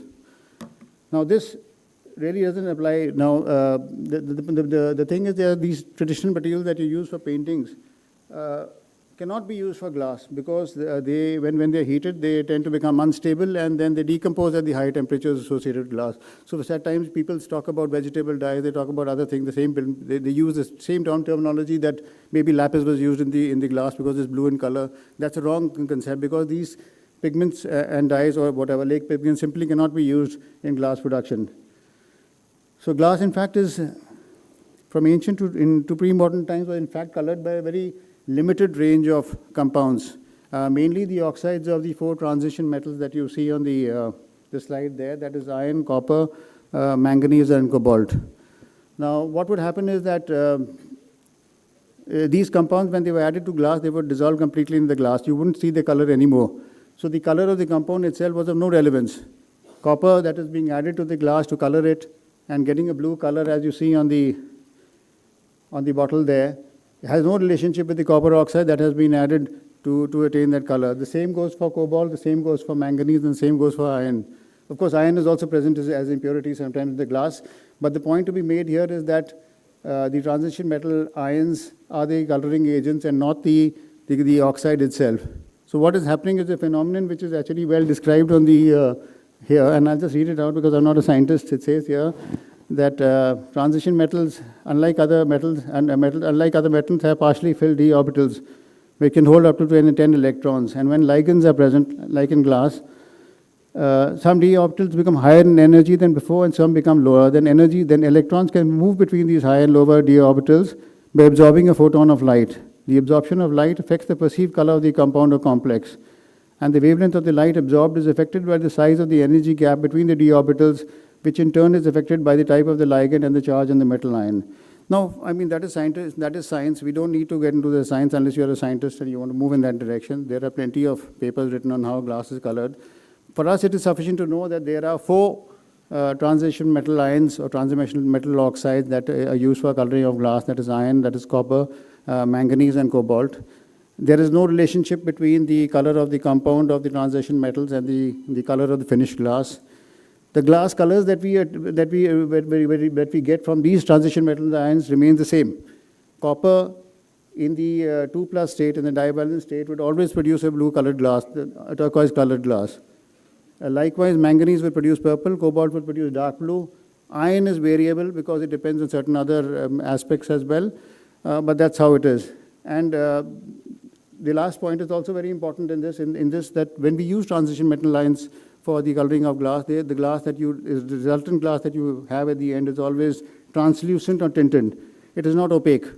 It allows the transmission of light. Light can pass through the glass. There is another set of colorants that can be used for glass, and those are slightly different from these metal oxide ions in the sense that they are the ones that are imparting the glass the color. In the previous case, we saw that the color of the added compound has nothing to do here. These two, lead stannate and tin oxide, in fact, which are the only two which are relevant for our studies on tiles, are the ones which are going to impart their own color to the glass. So when you use lead stannate, what happens is it doesn't dissolve in the glass like in the other case. It remains suspended in the glass as tiny little particles. And the same goes for tin oxide. But what happens here additionally is that because they are suspended in the glass, they don't allow the glass, the light to pass through and through, so that it remains translucent. They cause refraction and scattering of light everywhere. And so what you have at the end is an opaque colored glass. So lead stannate would always produce a yellow, but it would produce a yellow which is opaque. There. And tin oxide likewise would produce a white, but it would produce an opaque white. Now, tin oxide had the added benefit is that it could be used with the other metal oxide colorants as well, and what it would do, it would render the already colored glass opaque. So if you use tin oxide along with cobalt, then it would give you an opaque cobalt. Likewise for copper, likewise for manganese, and likewise for iron. I've added this little note here in both cases that preceded by lead antimonate, preceded by calcium antimonate. Apparently, a yellow was being produced a yellow opacifier that was being used up to the 5th century was different from what the opacifiers were that were being used after the 5th century. And this transition occurred. We don't know why this transition occurred or how it occurred, but we know that an opaque white was being produced by using calcium antimonate before the 5th century, and an opaque white was after the 5th century started being used by tin oxide. Again, in the Indian context, for us, only tin oxide is important because this calcium antimonate and lead antimonate are found in Roman glass and Egyptian glass, and glass which is then you find towards the east. Now, there are other factors too. I can't go so much into detail into each one of them. The base glass composition, also matters in the final color that is to be attained. It's not just the coloring agents. If you have a lead glass, the same copper will produce jade green instead of a turquoise. You might use decolorizers to change the color of the inherent color when the iron impurities are present. You can change the color of the glass by manipulating the firing conditions. And in the case of glazes, you can attain even more. You can have a transparent glass over a body and try to use the color of the body as an additional color. We'll talk about that a little in more detail ahead. We are running short. So I've laid down a summary of what are the colorants known to have been employed in glass and glazes. There's a bit of a change here. I've made a little change here. So the first 4 is what we had discussed regarding the transition metal ions. The 5th is tin oxide, which is fine, and the calcium antimonate coming before that. The yellow is also okay here. The green here I had shown in the image before was produced by iron, but that a green glass is usually produced by iron, not in this fashion by using a combination of lead stannate and copper oxide. Now, if we used lead stannate, like we had said, was a yellow color. It produced an opaque yellow color. But if you mix yellow with green, with blue, you get a green. So there was no green color actually that was being used in glass other than this lead stannate copper oxide combination in the case of glazes. And I actually changed it slightly out here on top. But I wanted to just highlight this point that green can also be, in the case of glass, can be attained using iron. But in the case of glazes, it is always by a combination of lead stannate and copper oxide. I think I can speak a little bit more about this later, but I'm running short of time. Right, coming down to the sites, you find isolated examples of tiles all over the country, but there are, I think, about a dozen or so sites where they are in greater numbers. And where building with tiles are in greater numbers, and these are actually spread all across the subcontinent, starting from the Sindh-Multan region, which is in Pakistan, in the east to Gaur and Pandua in the west, and then in the north from Lahore, Delhi, Agra, and down to Bidar and Golconda. Now, the only thing that I want to add here is that at most of these sites, the tile work industry was operational or active only between the 15th and the 17th century. The art somehow, or the craft, whatever you might call it, died out after the 17th century, and except for the Sindh-Multan region in Pakistan, where it actually continues to be a living craft right to the present date. Now, when you see the examples of tiles across the subcontinent, one is little actually surprised initially that given that the glass industry predates the tiling industry by about 1,000 years, that all the colors that you find in glass are not present everywhere. In fact, consistently, you find the same color, a smaller repertoire of colors being used at different places across India. I can't comment on the reasons behind that. It may be artistic preferences. It may be, lack of mobility of the artisans. It may be aesthetic taste. It may be, anything. It could be resistance to change. Maybe that's not the right way of comparing also, because we're comparing a really huge region. Delhi is very far from Golconda or Bidar. It would make more sense probably to compare the tiles with ceramics or glazed ceramics down from in the region from where they are found. But I haven't been able to come across any published studies actually from this period on glazed ceramics, and therefore for the time being I keep carrying on trying to compare tiles from different parts of India, and I'm not actually being able to get the right kind of picture. There are two main body types that are used in the tile work industry. One, of course, is the earthenware, the normal terracotta tile that has a clay-based body, and the second is a very special kind of body called a fritware, which you see on the lower side. The upper one is the earthenware, and the second one is fritware. This fritware is very specific, at least to me it seems very specific to the tile work industry in India, because I haven't come across any specimens of fritware being used in ceramics other than tileware so far. The difference is that earthenware just has it is made up of clay minerals, like normal, whatever, earthen tiles that you make. And fritware is made up of a very special material called, comprising crushed quartz with small amounts of glass and clay. So in the SEM image that you see here, you can see that this is the glaze layer. In the case of the earthenware tile, you see that it's made up of these small clay minerals and some, I think calcium iron-rich inclusions. Whereas in the case of the fritware tiles, you can see that the body is made up of these large angular particles, which is essentially actually just, derived by crushing quartz. And we have a glaze layer on top.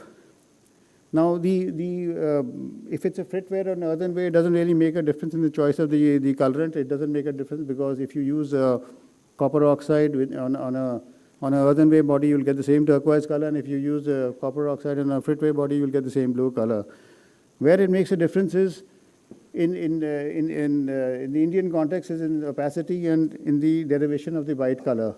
This is the first variation that we see here, which is very specific to India, which you don't see anywhere else in Central Asia, West Asia, or anywhere in the West, is the attainment of the color white. I've taken an example here of 5 tiles because these are the most common colors found on tiles across India. The first thing that you notice here is in this little sample group is that all of them are very opaque. And opacity, in fact, was desired. You don't want translucent tiles in which you could see the body all the time. You wanted something which is very opaque, which reflects the light, and where the color can be seen a great distance. So the white color in this, traditionally, or if it was somewhere else, anywhere else in the world, would be made by adding tin oxide. So in a white glaze, you would expect to find tin oxide. However, in the Indian context, we do not find tin oxide at all. We find nothing. We find nothing at all. We don't find anything in the clay body. We don't find anything in the fritware body. So how is the white color being attained? Simply by having, in the case of the fritware body, just by having a fritware body.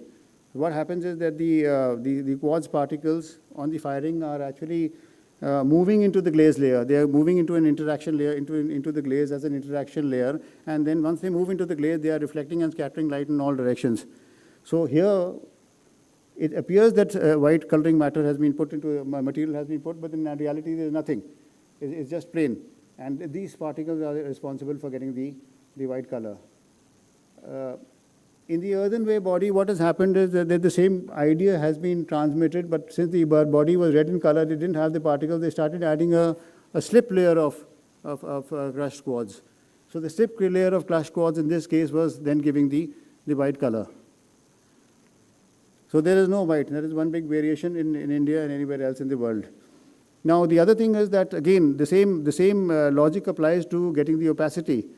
Once you have either a slip layer of white particles or you have just a fritware body, you would always get an opaque glaze. You didn't have to add tin oxide. So opacity here was attained always by just using your normal whatever body you were using, or in the case of earthenware tiles, by adding a slip layer of quartz particles. The second variation that we find in India, which is not there anywhere else, is the use of a particular orange color. An orange color. This orange color is quite similar to the ochre that we saw on the list there of known glaze colors, worldwide. But it's not the same as ochre in the sense that the ochre was made using iron. We have no iron oxide being used as colorant in glazes. This particular orange is actually very, very specific to India, and it is a variation of the lead stannate. The lead stannate is the yellow colorant. Again, I won't go into the way that the colorant is manufactured, but this says it, this little thing says it here, that when you make lead stannate, you make it by firing a mixture of lead oxide and tin oxide and adding a bit of silica to it to impart stability in the glass. So what has happened is that the artisan somewhere or the other discovered that instead of using silica as a little addition, you add zinc, then the particle that you create would be orange in color and not yellow. They started using this technology quite late, and you find these tiles with the orange color in a very specific period in northern India, between I think about 1625 to about 1675. And after that they just disappear, they're never used again. The orange color, very interestingly, is also present in a group of tiles that I recently saw in South India, in the Deccan, in Golconda. And they, from the date that is of the monument, it seemed that it was being manufactured here before it was being manufactured in North. So that monument is dated 1580, the earliest monument of 1590. The earliest monument with orange tile that I've seen in North is around about 1625, 1630. So I think the technology may have existed somewhere in the South before, and somehow the other it got transmitted to the North. But then the amount of the analysis that I've done is simply insufficient to be able to reach any conclusion at the moment. Monochrome tiles, of course, were the dominant typology. They were all over. The limitations in number of colors, if you were somewhere in the North and you didn't have all the colors, or somewhere in the East you didn't have all the colors, didn't actually make a difference. It was not a matter of concern. You could compensate it by having different, techniques of application. So I've just shown a few of them out here. Here you have tiles in combination with stucco work. This is from the Lodi period in Delhi. Here you have tiles in combination with upraised bricks. This is from Nakodar in Punjab in India. And here you have a very, fine tile mosaic which has been assembled using, small cut pieces of tiles cut to very fine size and very finely crafted, almost as it was borrowed from some other technology, probably using the skills of craftspeople who were available in, in stone or some in wood or something else.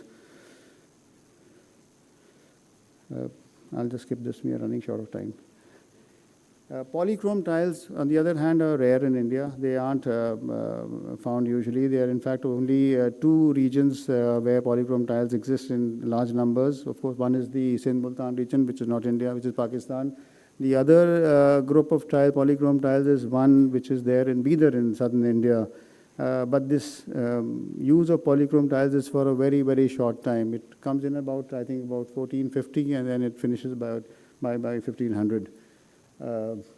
There are possibility of polychrome tiles also. They are being reported in Gaur, Manduwa. There are also some in Goa, but I'm not being able to examine them, so I can't really comment much more on them. The thing is that what I'd like to add is that whether it's the north or south, there are variations in the techniques of decoration also in the case of polychrome tiles. The upper one is from, this is from Bidar and this is from Sindh. And if you see, the Sindh tile has the earthenware body, this one has a fritware body. The decoration here is being done on a very thin slip. You have first, by just having the body itself, you get the white color, and then you can simply paint. You paint on top of the body here, you paint on top of the body, you use the pigment with the adhesive, you paint on top of the body, and then you cover it with a transparent glaze. So by virtue of having a fritware body, you already have a white background, you're painting on top of a white background, then you're adding a transparent glaze on top, and then this is what you get. So that's why it's called underglaze painted. You're painting below a glaze. The glaze layer is being added after the painting of the pigments on a tile body. Similarly, here this is also underglaze painting. The difference here is, of course, they have given you a white background by using a white slip. The other difference is that there are no outlines of the patterns. Here the outlines are strengthened by use of a dark line, a line of manganese, which you can see in the optical microscopy, but which you don't see in the SEM.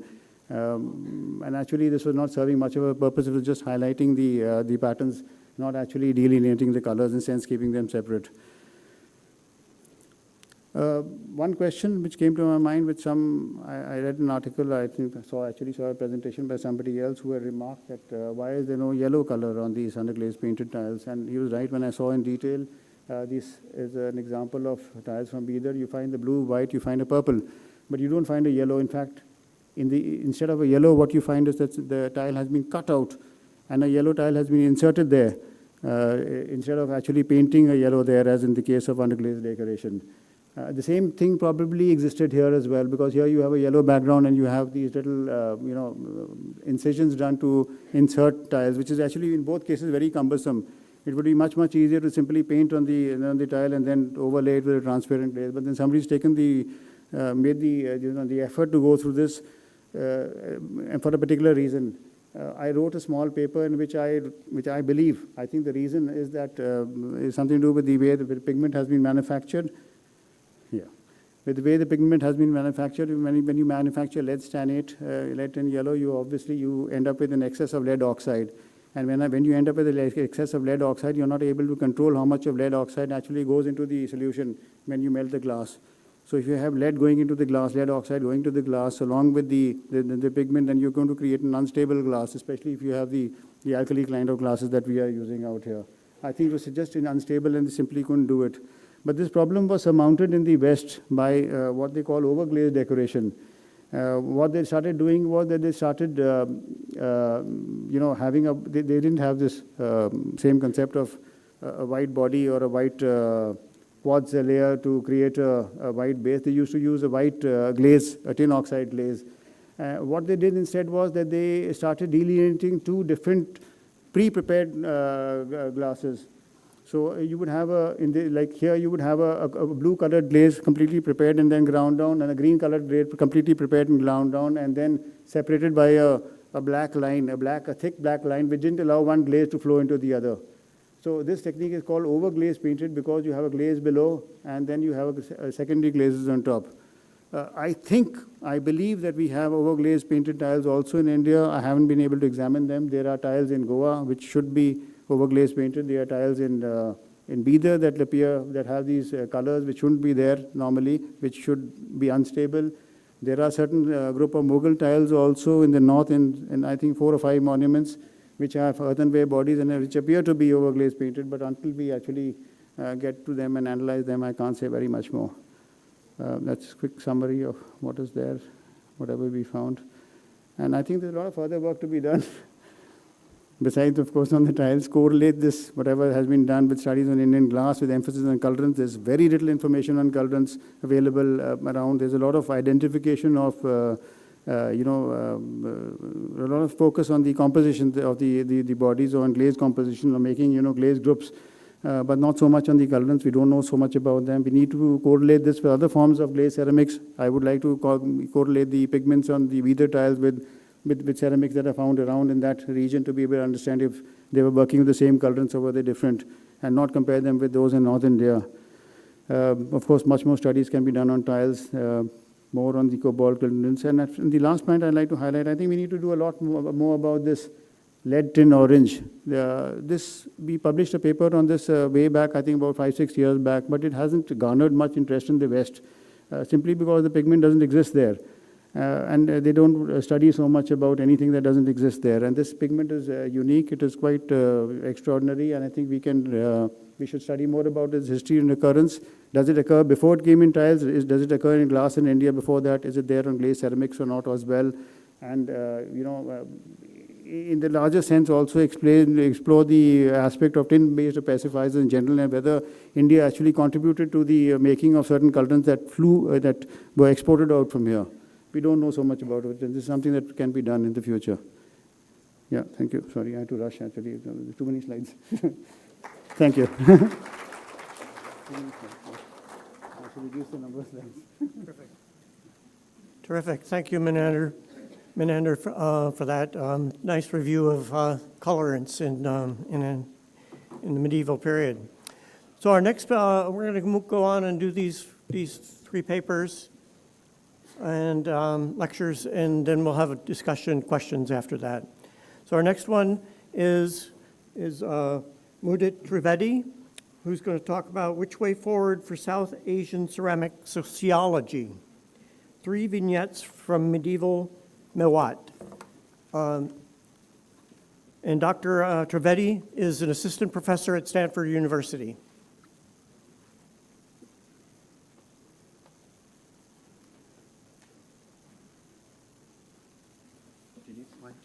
No, I think it's okay. Greetings, everyone. My name is Mudit Trivedi. I am assistant professor at Stanford Archaeology Center and the Stanford Department of Anthropology. I promise you a very different kind of paper, something that hopefully will get enough laughs to help ease the very last session today. But I'm going to start by beginning with what is really important, acknowledging the many people that it takes to do archaeology and all of these institutions without which I could not do my work.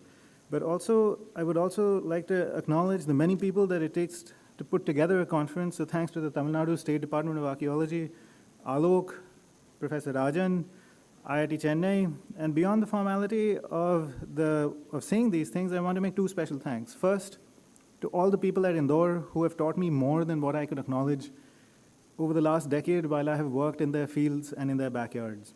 And then second, I want to say a few things to thank Alok for reinventing the genre of the modern international conference. I've had the pleasure now of being at all 3 of these history, science, and technology conferences of this series. I was a graduate student at the first in the audience. In the second, I presented even though I was a graduate student still. And I'm thrilled to be able to return to this conference, to have this chance to learn so much, even though I am not a dedicated full-time ceramicist, unlike so many distinguished colleagues here. And I think these conferences are exemplary in 3 aspects, many more of course, but 3 that I can stress. Their focus upon being geared at students' learning, their prompt publication as resources and guidebooks for research in that field, and third, perhaps most importantly, in the respect and regard they have now institutionalized for knowledge custodians, as we should respectfully call the craftspersons. Now, I will start by, this paper is about the goal and ambition that we have for studying ceramics. And I will start by saying that especially in South Asia, we must all be ceramicists if we are to be archaeologists at all. And this paper is about what we seek when we consider pots like this from the medieval site that I work at. And we must all be ceramicists because not only ceramics are profuse at all South Asian sites, they are the first things we recover, but as I will also try and demonstrate, we learn vital, important things from them about who we are and who we have been. We reckon strata and time through ceramics. We are happy when on survey we find a key sherd, something like this that lets us know what century we're in. We are less happy when we are walking transects on survey. And like this day on my 2006 on my survey around Kaushambi, everything grinds to a halt and you feel simply overwhelmed by the density and abundance of ceramics. It is this quality of ceramics that I want to draw out. We feel pleasure on knowing them, on knowing others through them, the fingerprints of the potter that Mark was talking about. And yet the work of classification and documentation is burdensome. It is hard, it is laborious, and it tires and often overwhelms us. And it is for these reasons that the focus of my paper today is not ceramic typology, but the underlying dream, that of a ceramic sociology, or of how understanding how ceramics mediate social relationships, how they are the media of our social relations, how they make those relationships possible, how they inflect them, how they inject into our doings a particular charge, an emotional and political energy. That is the goal of what I want to talk about today. Such is the efficacy of ceramics in doing this work, we often don't even notice when they are doing this. So to make clear, I want to talk about not just how we make pots, but how using pots makes us, and it does so in particular ways. Now, when I say ceramic sociology attends to relation, I am of course drawing attention to what is the most important term in our moment of archaeological theory, relation. And what I mean is not just relations of production, not just who made the pot. I mean not just relations of exchange, not just where the pot went. I mean not just relations of use, not just what was in it, what it was used for. but the kinds of relations which ceramics themselves encode what they make possible and what they make impossible. Ceramics themselves are statements about the kinds of persons, the kinds of relations that are thought to be able to exist in a society. Now, how ceramics inform us about a crucial human capacity, which is not, as we usually say, is that we are social, because even dogs and animals are social in all kinds of ways. But it is that we need and we have relations. To be human is to have this capacity. In a more precise sense, the erotic capacity to fall in love, to form deep attachments, to make relations. And at the same time, to be human is also to have the capacity to exclude, to be cruel, to sever relations. On the one hand, some relations acknowledge our mutuality and dependence upon each other, while we also use these same capacities to create hierarchies and sustain them through cultures of deference. You know, the instinctual way we all say, sir, sir, sir, sir, sir. That is what I mean. We have both these capacities of mutuality and dependence, of hierarchy and deference, and these are both at stake, especially in South Asian cultures around food, serving, and consuming, where ceramics are essential. So relations are the substance of our emotions. They are also the substance of our politics. Now, one of the most defining things about humans is that we make ourselves into us and them. We view each other instinctively through the prism of self and other. So how are these ideas of self and other, us and them, different, particular in the past? I'll try to make this clearer, what I mean, with a few examples now. My first example is to make clear that what I am talking about when I say relation and ceramics, I'm not just talking about what we usually mean when we say symbolic use, or how ceramics form a function as boundary objects, or how they define identity. And for this, what I'll try and do quickly is take an example. So in Goa, and I'm aware that Abhijit is here, since the 16th century, when the Portuguese settled in the region, they and their descendants built large villas such as this, and one of the ways in which they signaled that it was not a Konkani house, but a Portuguese house, was by making this special kind of pot, one in the shape of a rooster which recalled a story that they told about themselves as Portuguese, a story I won't get into here, but this is only a special case. What I want to introduce today and draw attention to is a more fundamental and basic concept of relation. And to illustrate this, I'm going to ask everyone, especially all the students in the back, to think with me through a quick thought experiment. Think first of being a guest in someone's house, a friend who asks you over to tea. When you are very happy to be meeting them, do you pay attention to whether the cup of tea is new or worn, whether it is chipped on one edge, or whether it is an expensive porcelain cup? In a similar way, think with me about the following situations and how kinds of ceramics that are available inform both notions of host and hospitality, as well as notions of who eats with whom and how. So if we are to meet for lunch, are we bound in a relation where we will all be happy eating rasam and rice from one plate? Or are we not that intimate? Are we not that close? Or do we hold the concept of an individual where we think everyone has to have their own plate? Do we judge each other when we violate these expectations? And do we not also judge those who will refuse to accept an invitation to come and eat at our own tables?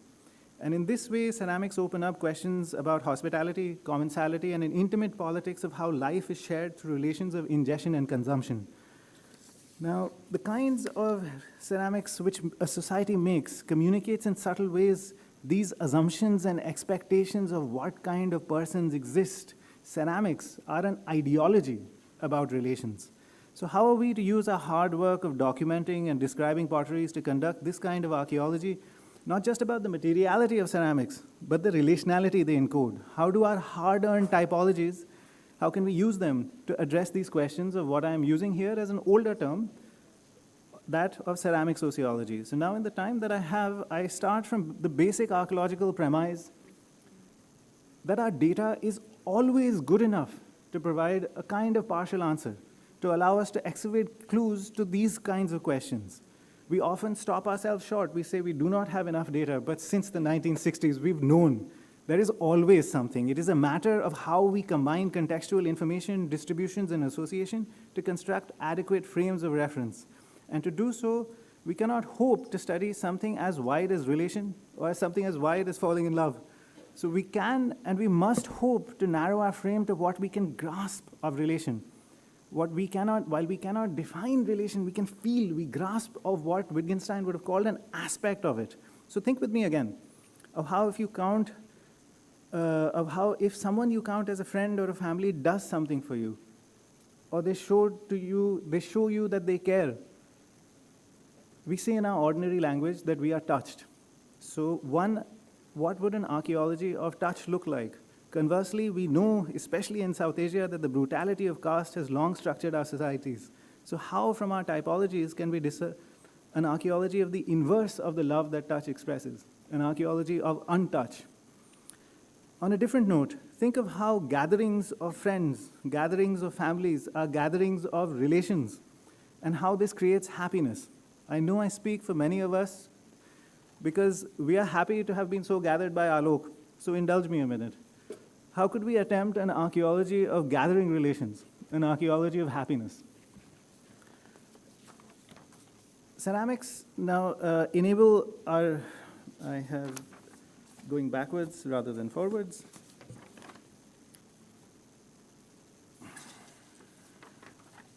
So to follow up on these provocations of an archaeology of touch and an archaeology of happiness, I will provide examples, I promise you, but you're going to have to stay with me just a little bit longer. Before I get to them, I want to lay two kinds of contexts and two kinds of invitations, especially to the students in the room. First is about archaeologies of the medieval and of the early modern in South Asia.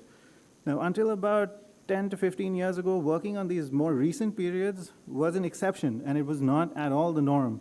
It was assumed that the ceramics are not interesting, that they're products of casualized production. Carla is here, and her book, Pots and Palaces, monumentally changed a lot of this. And Grace and Vardnagar and their work at Vardnagar is going to change so much more. Now, I would exhort all the students in the room to take seriously the opportunity to do incredibly original work, to make a huge contribution. We still know little, but more than that, opportunity arises not just from excavation, but from astute methods on survey. You don't have to do a giant excavation to make a massive contribution in early modern archaeology and early modern ceramics. As I make clear, you can do a lot from survey. Now, the second invitation follows from this. Plainwares, completely undecorated ones, where surface treatment is completely disregarded, the opposite of burnished. These are often higher and higher in this period. And often we are dealing with not extraordinary, but ordinary property. We are doing the archaeology not of the 99%, not of the 1%, but of the 99%. And that applies in a sociological sense as well. And it raises questions of whose past, whose relations are we giving an account of. Now, the point of this paper is to provide examples of an archaeology of relation, of touch and happiness. So I'm not going to provide an extensive introduction to my own project, to this site of Indore and the region of Mewat, but it is important to say a few things. So since 2015, with the Rajasthan Department of Archaeology, I've led a project which has several unique aspects. This region of Mewat, which is here just south of the imperial capital of Delhi, it is known for being on the margins of state society. It was always stereotyped as being home to rebels. And yet here in the 14th century, one person rises from obscurity into a central position in Delhi Sultanate's politics. He embraces Islam. He takes the title of Khan, and his lineage come to be known as the Khanzada. He returns to Mewat. He builds this fort that I will talk about, and here they craft their new faith, their new city. They recruit others. They make relations with God and others anew. Now, one of the most central aspects of South Asian is this experience of the embrace of Islam, and the larger project focuses on an archaeology of that. Today, what I draw upon and what I will stress is the multi-pronged approach of this archaeology, of this project. We had an extensive regional survey, an architectural survey. We have 700 standing structures. Our excavations are not extensive but targeted. We have 100 new inscriptions. A really important ethnographic project of documenting the caste histories of local groups. We've worked with genealogist caste for this. We've done archival research in 3 languages. And most of the thrust of our archaeometric research has been in glass so far. I want to stress 1 or 2 things about our excavations, that the excavations were using not only single locus, but we were very, very fortunate to work extensively with IUAC to date almost every other locus. And what this has done has allowed us to create probably one of the most detailed radiocarbon sequences anywhere in South Asia, where for the house that you can see, we can not only know that the house lasted about 80 years, we can tell how quickly surfaces were replastered. And the rate is on that. For some of them, we are sub-decadal, not only sub-generational. We have a large archaeobotanical assemblage. We have 7 iron production sites. Wait for the next conference for that. And we have an extensive glass assemblage, which in collaboration with Lord Dusubu, who's here and who will talk about it at length. And we've only published 1 paper from it yet, but what I would like to stress here is if the entirety of South Asian glass was organized into 5 groups so far, it was the Indore results that pointed out to us that there are 6 more groups. We analyzed 220 samples. We have an incredible range of other evidence that is relevant to this conference in terms of all kinds of technical ceramics, crucibles, kiln fragments, half of the kiln, all kinds of glass processing debris, tons of bangles, bangle production waste, beads, faience, wood beads, glazed wares, where there are underpainted glaze from the late 14th with exactly the kind of thing that Maninder was just talking about. But more than that, what I want to stress is through all of these aspects, we went from a site that was complex, a fort that was just inviting and yet forbidding in its density, to knowing it not only in terms of its neighborhoods, not only in terms of how its architecture varies, only in terms of the streets that people walked down then, but also where they threw their trash, who they worshipped, and who they commemorated. And it is all in the context of this very particular funnel-shaped valley. We did a regional survey that allowed us to reconstruct the settlement history in a particular way, and this will be very important to what I'm talking about in terms of the opportunity that ceramics open to learn about particular things. Now, the Indore ceramic assemblage, our collections are about 100,000 shards. Our analysis is only about 40% complete. We're following a hierarchical classification system. Fine wares are really, really low. Burnished wares, yes, there are some, but plain wares almost get up to 90% by the locus. We do not aim at an exhaustive typology with this project. We dead reckoned that the nearest large typology was at Sonk, which is about 100 kilometers due east of us. We used that, and instead we tried to do an archaeology of relation and an archaeology of shifts in it. We were attentive to the context of finds. What happens with a large project is that the typological pressure is so much that you cannot attend to context in the same ways. And one of the things that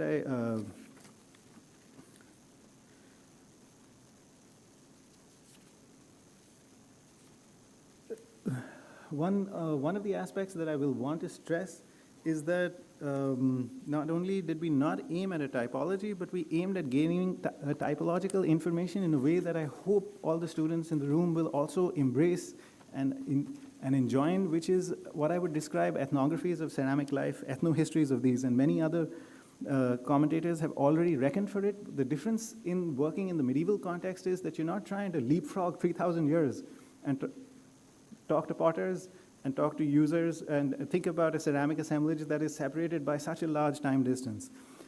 So in some ways, this is public archaeology around ceramics rather than ethnoarchaeology. Our relationships with the community were sometimes good, other times tense. We worked very hard, not just to consult them to get access, but to actually try and explain what we were doing and to understand their misgivings about what we were doing and try and see how we could honestly come up with answers for our own shortcomings. We had a weekly show and tell for our ceramics, especially during excavation, but also during that. It worked really more as a numaish, where we would set up all the pots and people would come and meet us and try and tell us what they were. Now, of course, if you know anything about North Indian villages, that's really hard because most people don't want to come together. Men and women don't want to come, but we segregated groups. And I cannot tell you how much we learned. We tried showing them our typologies, our charts and shards, and they rejected all the technical diagrams. They never wanted to talk about that. They forced us to come up with better visualizations that they now use on WhatsApp more than I know what to do with. We learned from their ways of assessing pots. And we looked at a range of globular plots and unrestricted vessels together. They told us that these rims are the ones, this particular of all the unrestricted ones are the ones that you lagao atta in, that you knead the dough in. This part that had confused us is the part that they know is the ghee part. And this is a hypothesis that I hope Kalyan will help us test someday. For the men, it brought together all kinds of other stories. Stories of male sociality, stories of brotherhood, of waking up at 4 a.m. and looking for the handla so that you could have your charge, your buttermilk, your dalia before you headed out to the farms or before you headed out to take the goats out to the stairs, to the hills. Now, in a way, one of the things that we've learned is that this kind of social memory really goes back only about 8 generations. Pots before 1800 didn't seem to resonate with anyone, and that was interesting in itself. And this, again, is kind of knowledge that is being lost, and the custodians of this knowledge are not necessarily always the craftspersons. They are also the parties and the dadis. So I urge all the students, make your relations good wherever you work. Listen to people. And the archaeology of listening is one of the most important things that we can do. In Indian archaeology, we rarely ever talk of descendant communities.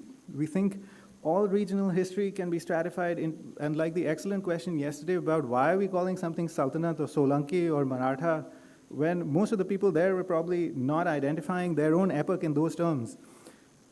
And one of the things that we did was that this kind of landscape archaeology also mapped on to a very particular history of communities, not just castes, but also biradaris, and that turns out to be significant in a whole range of ways. Now, the third aspect that I want to stress about ceramics at Indore is that the survey ceramics are highly structured. The density, we arranged a bunch of density transects to establish baselines, and of all of these results, what I want to boil it down to is to provide a series of methodological moves that will help us join typology and sociology. And the first of this is to always ask, what is a midden?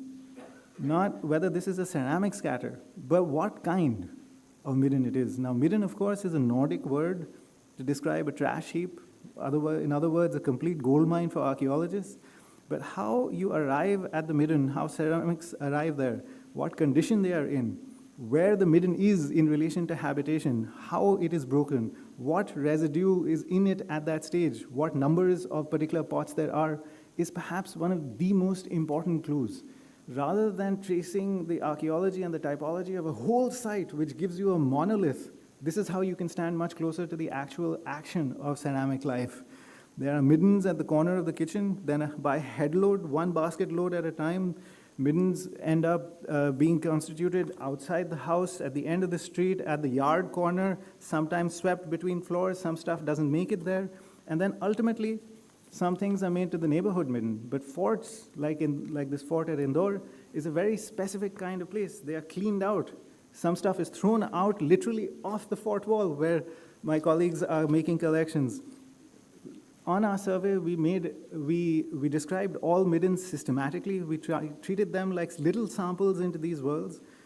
They serve as great middle points for comparisons, for assessments, where while whole site typologies become chronologies of what pots you get in which periods, our stories are of changing periods, not about use and affect, but about relations. Some middens accumulate slowly, 50 to about 100 years, but others, like this one, which I'll talk about at length, seem to be one massive event. And I want to return to the setup that I made, the comments that I made about relation, and to provide a first vignette here of an archaeology of happiness. So in 2016, when surveying the outlying mounds, we hit upon a very unusual mound in Midden. The mound seemed earlier, all the ceramics were different. They were definitely not the 14th through 19th century sequence that we wanted. There was not the usual glass, there was some really weird faience. And on one corner of this mound, a deposit was mass wasting. It came loose. The pots were almost all of one kind, unusually whole. They were not eroded, they rolled out. And it was almost as if all of these sakuras of this type, and my apologies, they're all single use. They're all expediently made. And it is clear that someone had gathered many, many people here. They had made and gathered relations. And what more, the challenge then was we clearly had a particular kind of event. And what more could we learn from this? Now, AMS dating has a potential not only to change our excavated chronologies, but it offers an incredibly useful way of dating ceramics from on survey itself. We very carefully cut back the section. We isolated the ash layer that capped this deposit, And it made it clear that we were showing 800 years late to the party that someone had had. And what our questions then was, how can our archaeology, how can our typological methods help here? We know that Sakura, these V-shaped bowls are profuse. They start from about the 500 CE on, but here we have them at one event. Now, are they all the same at this midden? There's some kind of size grading that is clear. And it appears yet to be the opposite of our expectations of standardization. And it is actually a wonderful moment of stepping back and reflecting that the potter is not working to the standards of industrial measurement. They are not working to metrical standards. They have a certain amount of clay. They grab a they have an idea of how much clay they will need, and they're rendering a series of pots really, really quickly out of pushing it down on the wall. Sometimes it's pushed down too deep. The base is only merely millimeters. There's no concern for the surface. Sometimes there's nails, sometimes there's cloths. It's clear that by height there are two sizes. But when you put it together with regard to diameter, it's really kind of one spread. And what we would separate into other types is revealed to be probably the work of one potter on one afternoon, expediently producing hundreds of these for one patron. And that puts us, to respond to some of Prerna's questions yesterday, with a certain kind of an idea about what we're thinking about when we're thinking about variability. Now, the archaeology of feasts and feasting is important to an archaeology of ceramics and an archaeology of politics. Our idea has been, over the last decade since the publication of this book, that elites hold feasts. They hold conspicuous consumption. They use high-value foods. They display them. And our imagination limits us from understanding what is before our eyes, which is this Sakura midden. Now here, we have the opposite. The string-cut bases allowed us to establish a useful MNI, and it has the weirdest jar bowl ratio of anything that I have ever seen. There are almost no other types. We can conjecture again that someone has asked for a few hundred Sakura, and what I want to suggest is that we think about 50% of this midden, and this is huge, especially for the 13th century, because this is a party of almost 200, almost as many of us who are gathered here. If archaeology so far has helped us stand as the party, what else can we gather from the contextual information? We know that these are agro-pastoralists. There's lots of cattle camps and enclosures in the hills, so their wealth is milk. And again, I'm looking at Kalyan, my hunches, my consultations with others at the site has led us to believe that if you have a gathering of 200 relations, 200 relatives, everyone is likely getting a bowl, a sakura of dahi, curds, with some gur or some ghee, some jaggery and some ghee, and if a roti existed, it would not be wheat. It would probably be millet, so you could hold and fold your roti alongside your bowl, and you could stand and celebrate this occasion. So the key point, the second point, the first point that I made methodologically is how much opens up in terms of narrative possibility if we pay attention to the kind of midden we're at. The second key point that I want to make is about tableware. And this is a strange concept because we had no tables until 200 years ago. So the idea of what a table is and the colonization that the idea of a tableware creates stops us from asking the questions of how we comport our body, how ceramics code relation. Now, the Sakura feasts are only one example of how to move between typology and sociology. It becomes even more important when we go back and put this between the community-specific histories that I mentioned earlier. This mound had a really specific history to it. The Dalit elder of one specific community said 900 years ago, this is where our ancestors came. They came to the valley first here. Two groups came, they exchanged turbans, they became Pagdi Palat Bhais. It was a time of plenitude, of feasts before the oppression of the middle period. And exactly, this is the kind of thing that we as archaeologists are coded to think of as folklore. But descendant communities' testimony is very important evidence. It is as important as our own interpretation. We are in the city where the self-respect movement started. And archaeology itself must begin to respect the testimony and the historicities of descendant communities. And if anyone is interested in this, in the Medieval History Journal special issue that I did not mention earlier, my co-editor Hemant Kadambi is here. There's a much longer account of this midden in there. Now, happiness. Why did I claim that this would be an archaeology of happiness? We are happy when we are gathered. And our imaginations think that feasts are those of kings and sultan, not of how ordinary people gather.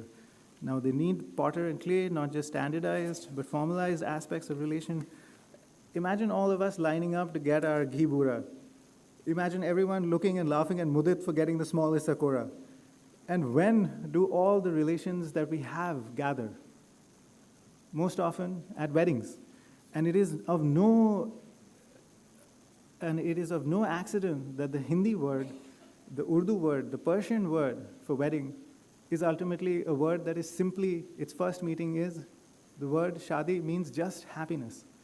And it is this idea that an event, that the Sakura Midden forced us to confront not only the limits of our own archaeological imagination, but forced us to confront the idea of a ceramic that was not just elite, but was ordinary, that was not in fine ware, but it was in the plainest of the plain, that we had to embark of an archaeology or relation which encodes a communal feast of equality through these ceramics, one whose memory would have lived on. And I am almost out of time, but I will spell really quickly an archaeology of touch and taboo. One of the things that happens in early modern ceramics that is really, really important, and this is now, I gave an example of the 99%, now I'm going to go back to the 1%. So we're going to go to the fort, we're going to go to this midden that is right outside the fort wall, and I'm going to show you really briefly an example that we don't have hundreds of, but instead we have only 2 of. And this is a chillam, a hookah. The archaeology of the Columbian Exchange in South Asian historical archaeology is still underdeveloped. And one of the things that I will point out is that tobacco arrives in Mecca in the 1590s. It arrives in Akbar's court in Agra in 1595. In the 1610s, there's rapid adoption, and it causes a total scandal amongst the elite. And in 1619, Jahangir tries to ban it. If you try and ban anything, it doesn't work. Everyone just does it more. And even at a site like ours, which is not a major capital at this time, it's a really, really small kasbah, we have this incredible fineware, a fineware that simply did not exist. We have 2 bowls of a redware in such a fine paste, and potters learn how to repurpose that instantly. We have no archaeometry yet, but we will do it. The only thing that I want to say is I gave an example of how we should think about what kind of thing it is if you want to call your people and give everyone the same kind of sakura. Nobody gets a better plate. That was the first example. In this, we have an example of someone who gets something much better than the others. But what is the scandal about? The scandal is about the fact that if you have to smoke a hookah, you have to put your mouth on the pipe, and that creates a scandal around touch. One of the solutions that is found is to create bits that are called chummak, and that comes from exactly the word chumma, because you have to touch your lips to something. And these are really elite objects. This one's in marble, they're usually in silver. We haven't found any. And this is exactly this kind of relationship. I gave you one example of an archaeology of relations earlier. One of the things that still endures in Mewat is that as soon as someone has one kind, as soon as the hookah runs out, the youngest in the room will leap up to say, I'll fill it. And that is how we get from an archaeology of touch to an archaeology of deference. But the thing that matters the most, and this is the last thing that I'll end on, is that methodologically, it's really important to think about how a new form, and this is something that Selva said earlier today, a new form causes a conceptual shift. It's not just cognitive, but it affects your relations. When you leap up, one of the problems with the hookah is you gotta have something that separates your tobacco and your molasses from the fire and the coals. Today, everyone uses aluminum foil.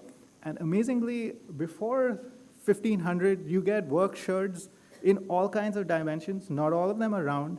But from this time, you get them only in 2 sizes, just above and just below 3 centimeters, so that you have a rounded disc that separates, that makes sure the tobacco doesn't fall into the pipe, and another one that separates the tobacco from the coals. We get them sooty on both sides.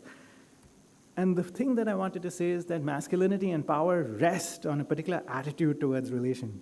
And yet, this is really an anxious thing, because the word for this is, again, a scurrilous word. It's called a chugal.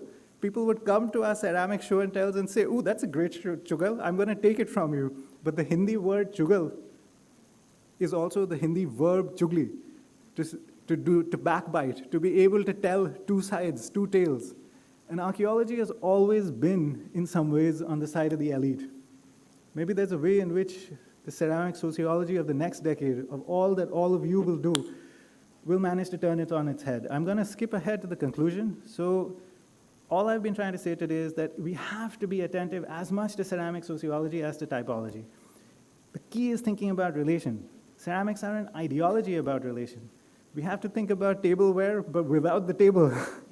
We have to think about middens. You will teach us what kinds exist, and they are the perfect unit to stitch our narratives back between typology and sociology. We are ceramicists, we are scientists, we are technicians, but we are first and foremost storytellers. And we need ethnographies of ceramic life. I'll stop there. Thank you.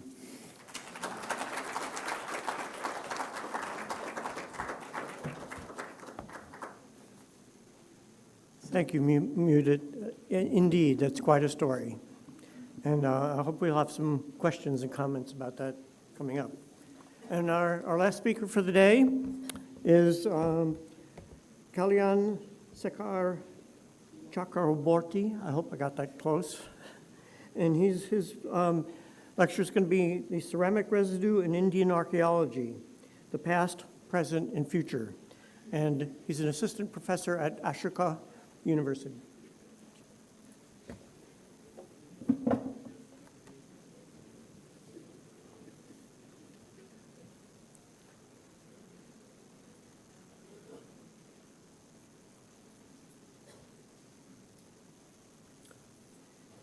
Okay, thank you everyone those have been here since the morning.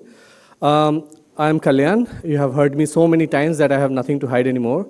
I still hope that I can surprise you with something that I have, but if not, bear with me.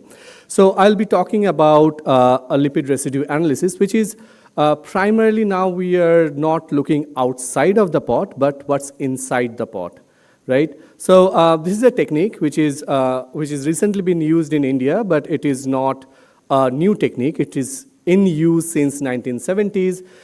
It really got picked up in early 2000, and nowadays it's pretty much everywhere.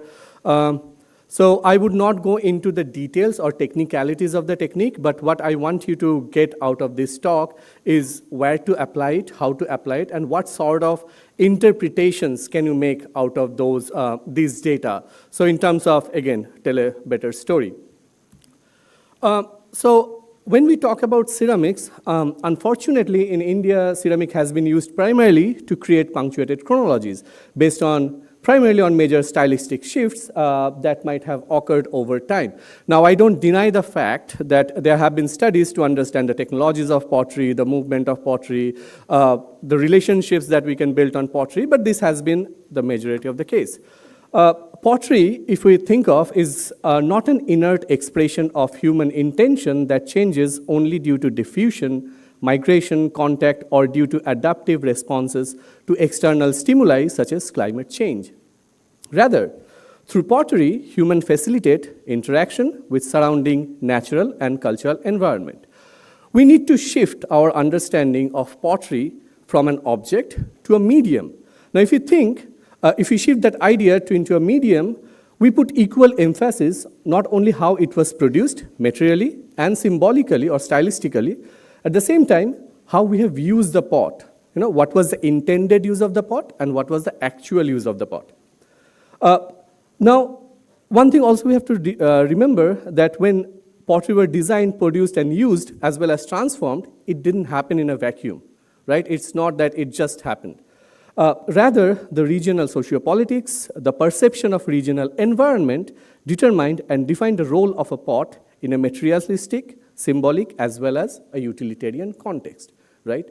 So don't think pottery as a tool. Although, you know, if you go to an archaeological site, you find them in hundreds and thousands. When you have a lot of something, you generally try to subdue the importance of that object, but this is very important. Now, when we talk about functional aspect of any pottery, there are two types of use. One is intended use and one is actual use. Now, when we talk about intended use, it's generally deciphered from the technological choices that a potter make, you know, the shape of the pottery, the engineering of the pottery, the grog you include in the pottery, how you make the mouth, how flared the rim is, so on and so forth. and some stylistic choices that the potters make, and Kenoyer has already talked about that. And then there are actual use. Now, how do we identify actual use? So one of the ways is definitely to see use alterations. The alterations happens in a pot due to use. There are two types of alteration. There is chemical alteration and there is physical alteration.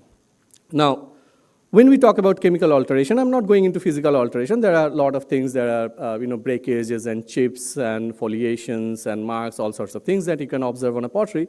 But let's talk about chemical alterations. So there are two types of alteration. One is dissolution and one is incorporation. Now, what is dissolution? Dissolution is when you build a pot, there are certain properties in a pot that's there, but when you start using it, you lose some of its properties, okay? So if you can account for those properties, you would know how this pot was used for. Say, for example, there are volatiles in the pottery when the pottery was made. Let's say if it is a sun-dried pottery, just to give you an example. And then when you fire, so all the volatiles will be gone. So if you can measure the volatiles that are gone, then you would know the pottery was used on a fire.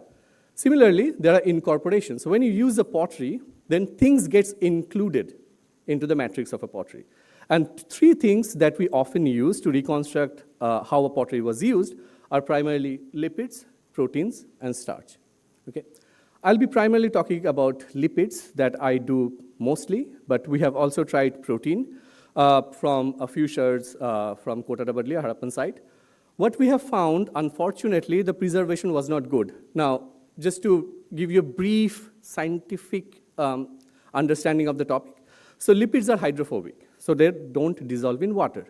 So a longer period of time does not necessarily affect the lipid content of a pottery, because even if there is groundwater movement, there is rainfall and all sorts of things, it doesn't dissolve.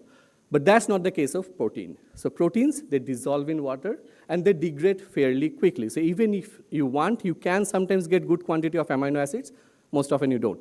So when we tried Harappan pottery for protein, all we found were vertebra hemoglobin, okay? So we don't know which species it is. We just know they were from vertebrae, and hemoglobin most likely coming from blood that are there in the meat. That's all. So protein, not a big success. There are people who have tried starch and phytoliths from the pottery. I have a colleague, Surya Narayan, she has tried on starch and proteins. There are good results. Sometimes they are controversial because starch and phytoliths are there in the air, so sometimes they can easily get contaminated. So lipids are a bit safer bet in this context. Now, to give you an example, an intended use and the actual use. So you make a pottery with the idea in mind that this is how the pottery would be used. Now, that's not always the case. We use things differently sometimes. Now, this is an example. This is not an experimental cooking. This is just a feast. So this is a water pot that we broke into a cooking pot. Okay, so intended use was to hold water, but then we broke it into a cooking pot. We used a replica hand axe to break the pot, and then we cooked it. Now the pot in itself has a property that it could survive the heat, so we could use it. So that's now its actual use, although its intended use was to use for water. Now, how lipids gets incorporated into a pot? Like that should be the question, because so this is the life history of a pot when it goes through archaeological time period. So the pot is made, there are certain volatiles in the pottery, there are certain things in the pottery, then you fire it, things are gone, some of the things are gone, some of the things are added. Then you use it, primarily when you use it with lipid-rich food products. Give a simple example, water lipids, fats, oils, these are generally lipids. So if you have food that contains oil, that contains fat, it could be both animal sources or plant sources, gets incorporated into the pottery. Then a pottery gets broken, either it's thrown out or it was reused, okay? Once it is reused, again, different kinds of lipids get incorporated. So it's a complex set of lipids within the pot. And then the pot is discarded into the sediment, into the burial environment, many years, more contamination from the sediment, but that's not a problem because we can easily identify contamination from the soil, but at the same time, this is still in archaeological context. The problem comes when contamination happens after excavation.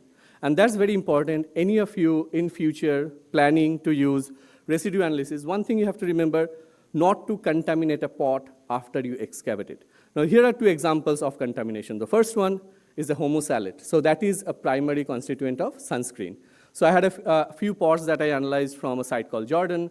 There were students who would wear sunscreen, wash pots, get the pots, find sunscreen, discard it. Nothing can be done because sunscreen does not only have homosalate, but they also have a lot of fats and oil. So the source, we don't know, discard it. The other contamination that is most common are the plasticizers. So what we do, we excavate a pot, we put them in plastic bags. When we put them in plastic bags and keep them for long, we get plasticizers, the microplastics that gets absorbed into the pot. Now what happens? Little bit of plasticizers, no problem. We can easily identify them, discard them, no problem. It's only plasticizer, doesn't change the overall concentration of lipids. But the problem is when you have a lot of plasticizers. So when you have a lot of plasticizer, this subdued all other fatty acids. So you'll get a huge peak of plasticizers and nothing. Okay? There it is a problem. You have, there are publications where you can go and see there is a huge peak cut into half, and there are small fatty acid peaks. So ideally, when you have a pottery, try not to put them in plastic bags if you're planning it to be used for residue analysis. Now, I will give you an example of few work that I have done and what that showed. So this is a site called Kotada Badli. It's a Harappan site. I am not going to go into details of what Harappan site, what type period, what kind of site it is. It's a story for a different conference. So we have analyzed 59 sherds from different types of pottery. And what we found animal fat, we found plant oil, and we also find evidence of aquatic fat. Now, one question that would come to your mind is, which part of the pot is good? Because we are going to excavate, we want to store samples for residue analysis. Which is the part of the pottery we should keep? Now, the short answer, impossible to answer.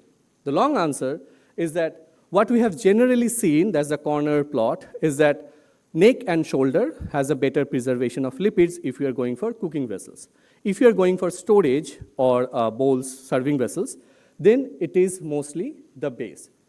The safer bet are the body. Okay? They generally have low distribution of lipids, but whether you have a cooking pot, whether you have a storage pot, body is a safer bet if you don't have a rim neck or a base.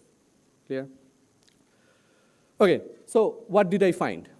Okay, so after analyzing 59 sherds, we got good data from 22 sherds.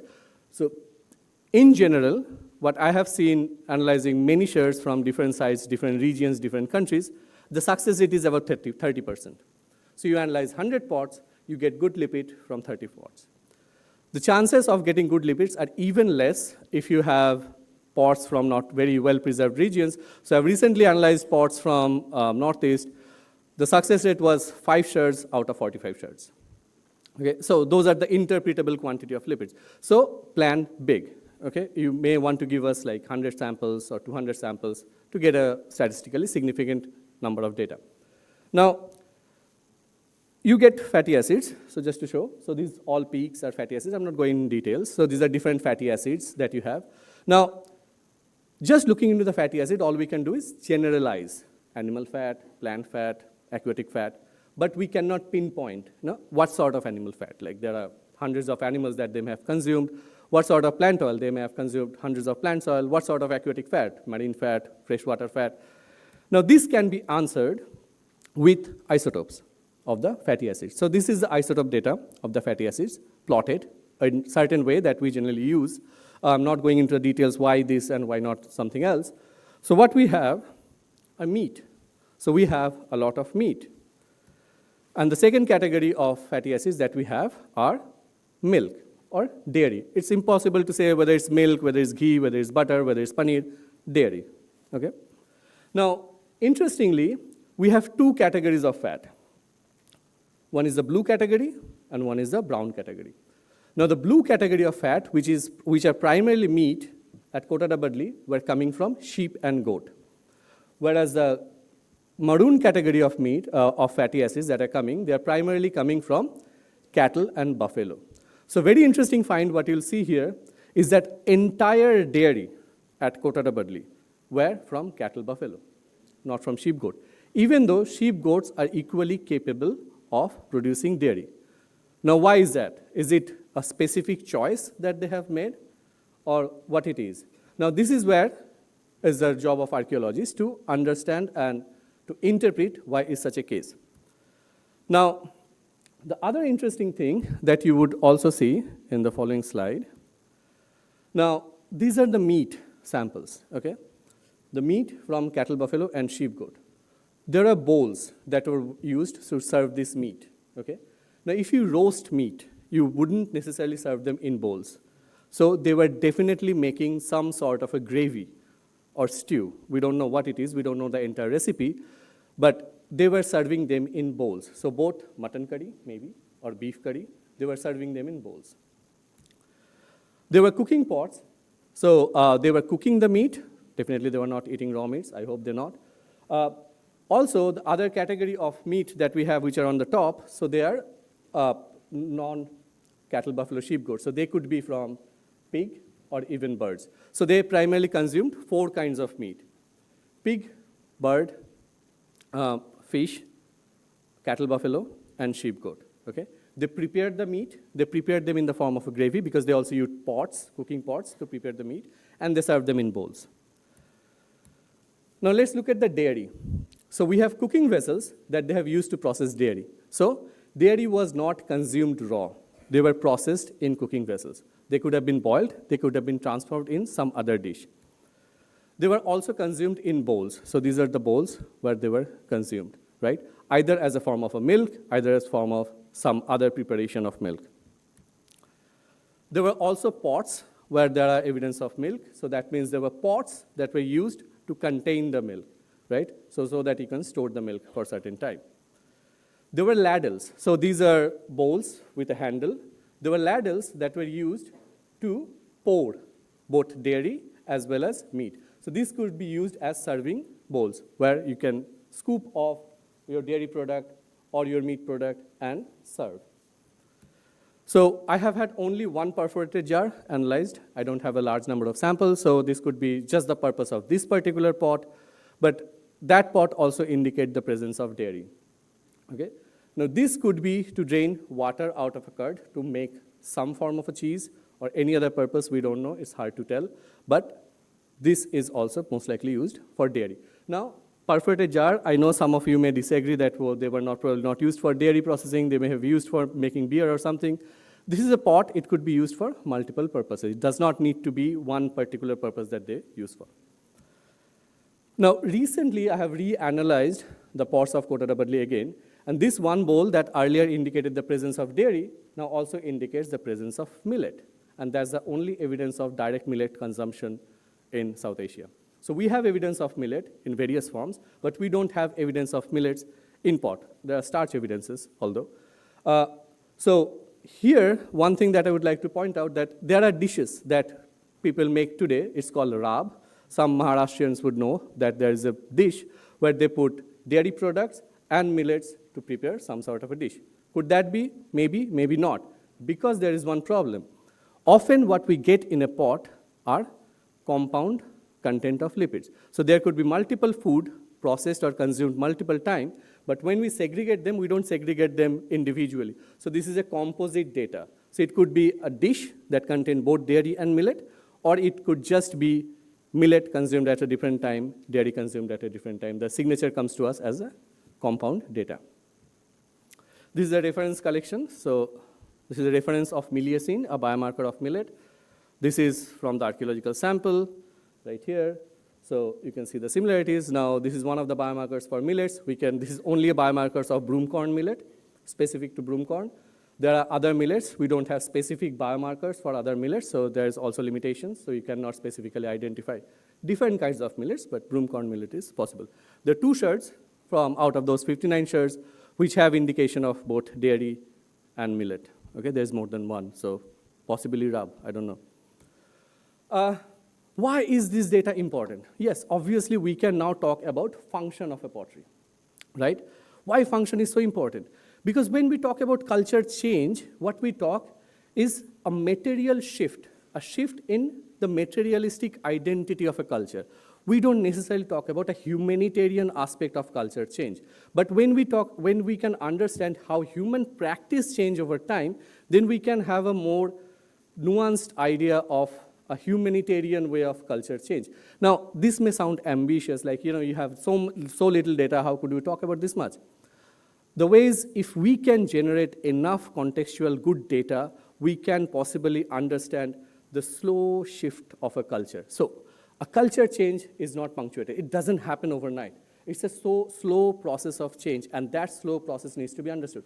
And I'm very happy. I have been hearing a lot of presentations these days, and it's clear that we all agree to this continuation of trades rather than, a trade gets stopped and a new trade starts. So it's very important.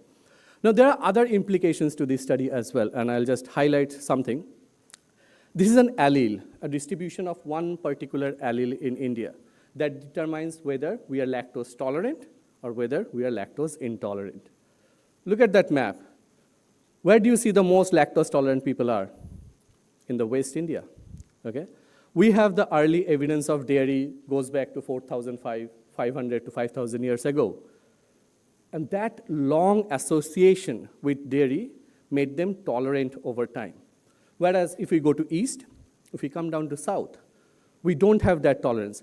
Now why? Is it because they don't have a long association of dairy? We know in east, not. No, cattle is a fairly new concept in east, and our primary source of protein is fish. So that's possible. What happened to South India? Because we have cattle very early in the Neolithic time period. So how were they interacting with that animal? Whether they were symbolically utilizing cattle, whether they were only consuming cattle meat and not consuming cattle dairy, that's possible because at Harappan sites we also see they have particularly chosen milk from cattle, not from sheep, goat. So an animal produces meat does not necessarily mean that human would consume that milk. Human choices. We only consume 20% of the food that are available to us. So all the edible plants and animals we don't consume. We only consume 20% of it. So, and the other thing is why it's so important and why we don't generally have that adaptation to this allele. Because one thing you have to remember, animal milk is not naturally available to us. You cannot just go milk a wild animal. Not possible, right? So you have to have an association with that animal for a very long period of time, put them under taming, put them under domestication, and then can you only milk a particular animal, right? So it's a long process of interaction. Another population where we have very little dairy tolerance, the indigenous people of North America. They are also intolerant people in terms of dairy. Look at their residue. So we have recently analyzed the contact, pre-contact, and post-contact period of North America. So it's around 15th to 16th century CE, so fairly recent. Look at the distribution. All they have are fish, no dairy. Look at the place where the dairy is. There is no dairy at all. And that again proves the point that it's probably the longer association of certain food that we develop those sort of immunity in terms of digesting the food. Okay?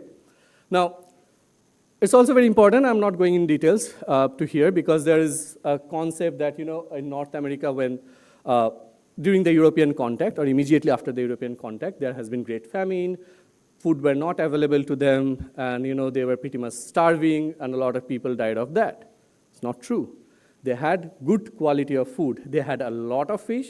They had a lot of vegetables that they could consume. They consumed a lot of maize.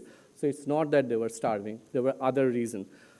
Obviously, that previous interpretation was a colonial interpretation of the damage that they have created in those parts of the world.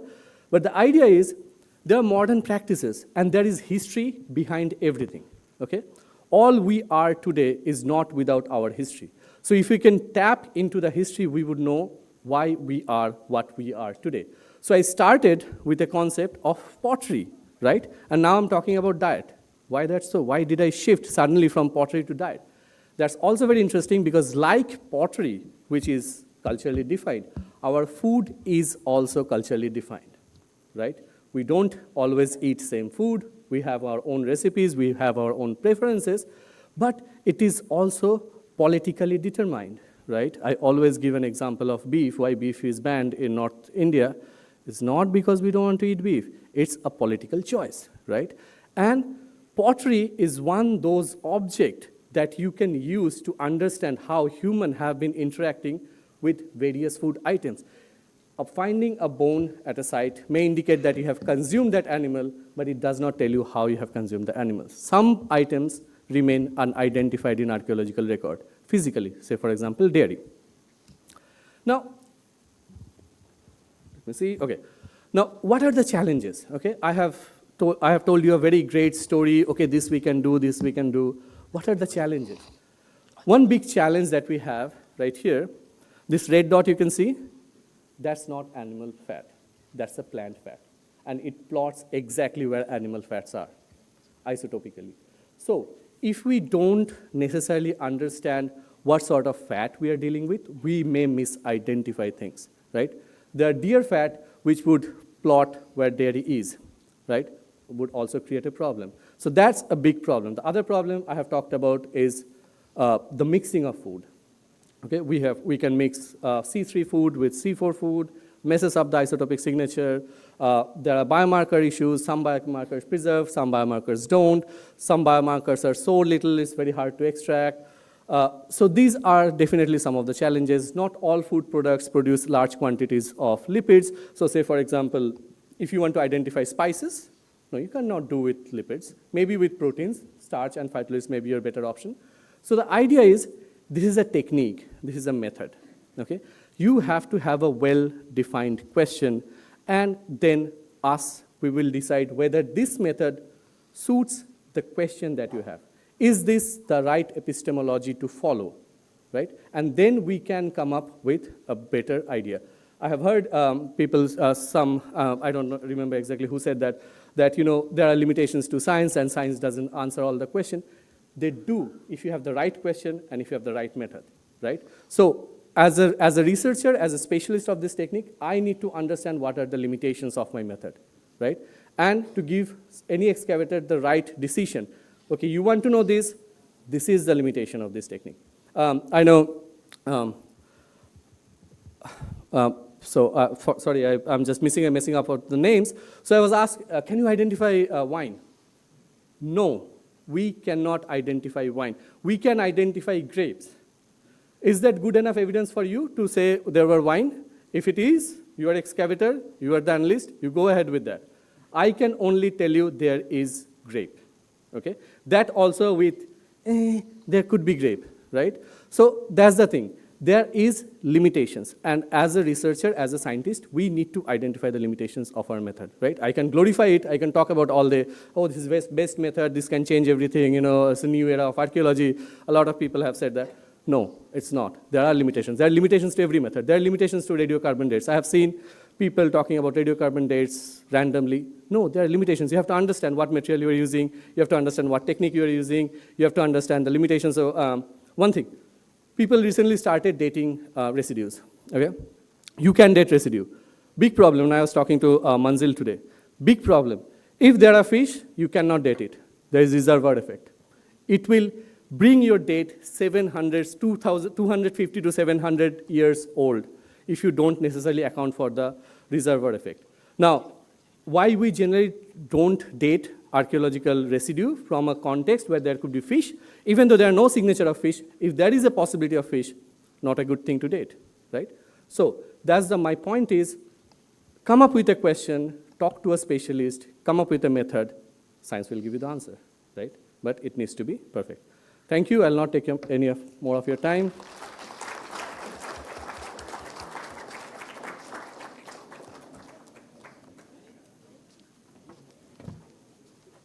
Thank you. Gives you second thoughts of what you want to eat tonight. Anyway. Okay, so I think we're ready for questions, discussion, comments. Anybody in the audience?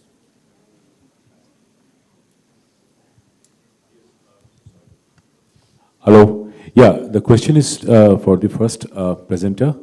I didn't catch your name. On the glaze bricks. Yeah. Mahindra ji? Mahindra, right? Maninder ji, yes. So very happy to listen to your work, because back in 2003 and 2004, we did the same kind of work in Bengal with gold bricks actually. Okay. There are two things. Gold bricks are actually a century earlier. We are looking at 14th century, Sultanate Bengal. And we did this glaze extraction in Calcutta. And in Calcutta itself, we carried out the analysis. And your chain operator is kind of correct because we found cobalt and lead, but the person who was doing it actually expired. He was a very well-known chemist. It's published in a journal called Protnoshomiksha.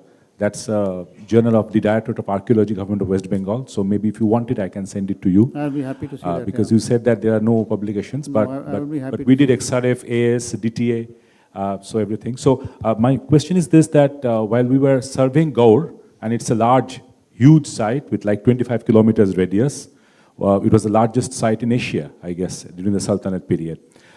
So we found a lot of these quartz, but no glass. So do you think that they were, as a recipe, they were mixing, crushing quartz, and you talked about glass, but we actually did not find any glass. But a lot of quartz particle was found along the Baishgaji wall, what we say, and along the areas where possibly the workshops were. One. Second, about the colorants, we guess that some of them were, because Gaur had connections with China and Persia, we have the evidence from a lot of porcelain shards, the Sultanate Bengal was one of the most powerful sultanates in Asia, as I said.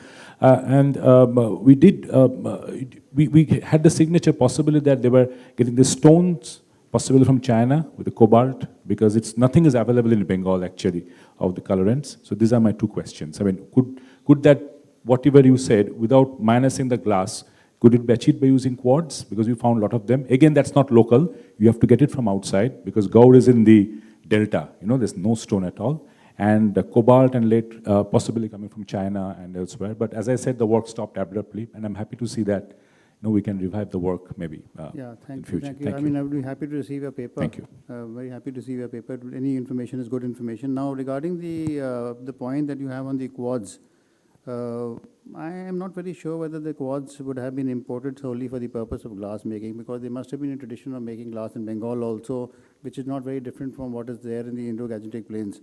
I assume. I don't know how glass was being made there. I don't know again what are the nature of the fabric of the Gaur tiles. Are they fritware or are they earthenware?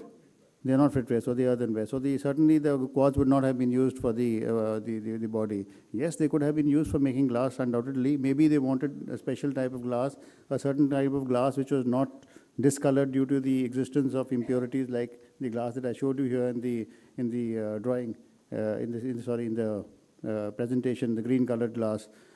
Typically, glass that is that raw would not be very useful to make a transparent glaze. If you wanted a very clear, transparent glaze, again, I don't know so much about the glazes there, you would want to push it through an intermediate process, further refine that glass, and that's where the quartz could have come in handy. If you wanted to refine it further and make it little more, less, make it discolored actually, discolor it. So it could have come in for the second stage after some glass was already being imported or produced there locally. The second you mentioned about the cobalt colorant. We don't know so much about the cobalt colorants. There are, in my own analysis on tiles, there are at least 2 or 3 different distinct varieties of cobalt colorants. And traditionally, the way abroad has been to relate the, that the number of sources of cobalt are very few. Of the cobalt ore are very few all across the world. And what happens is all these sources of cobalt, they have certain other elements also in association. It's not only cobalt, there may be arsenic, there may be nickel, there may be something else. So, you look for these characteristic signatures along with the cobalt in the glass that you analyze. For instance, somebody very recently had written an article about, there's a lot of talk about this cobalt mine in Iran, in Kashan. And then somebody did an archimetric study in which they not only analyzed the blue glasses for the cobalt and saw what were the other elements in association, but they also went to the mine and took samples from there, then tried to build up a connection between the two. Still, there's a disclaimer to that, because what you mined maybe 300-400 years back may not be the same as what you mine today. So, but you do get some kind of an idea by comparing the data that you get from the chemical composition. You wouldn't use the NSCM, you would probably use something more sophisticated like what LOR uses, the LAICPMS. There's an expert here sitting here. You'd use that data then to try and correlate it with a known source of which you know what chemical signature it produces. In India, we know, I've also spoken about only one mine in Rajasthan at K3, where we know cobalt was being mined and sourced for use as a blue colorant. We don't know anything beyond that. And there are more sources certainly, but I don't know where it could have come from. Yeah. Thank you.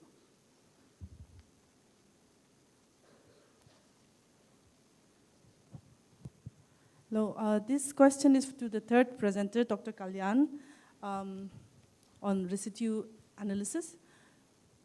Today, I think most of you have seen about the Naga potters. So in Nagaland, we still have a lot of potters who still make or manufacture pottery in a traditional way. And one of them is, after a pot is manufactured and ready to be used, post-firing treatment is applied.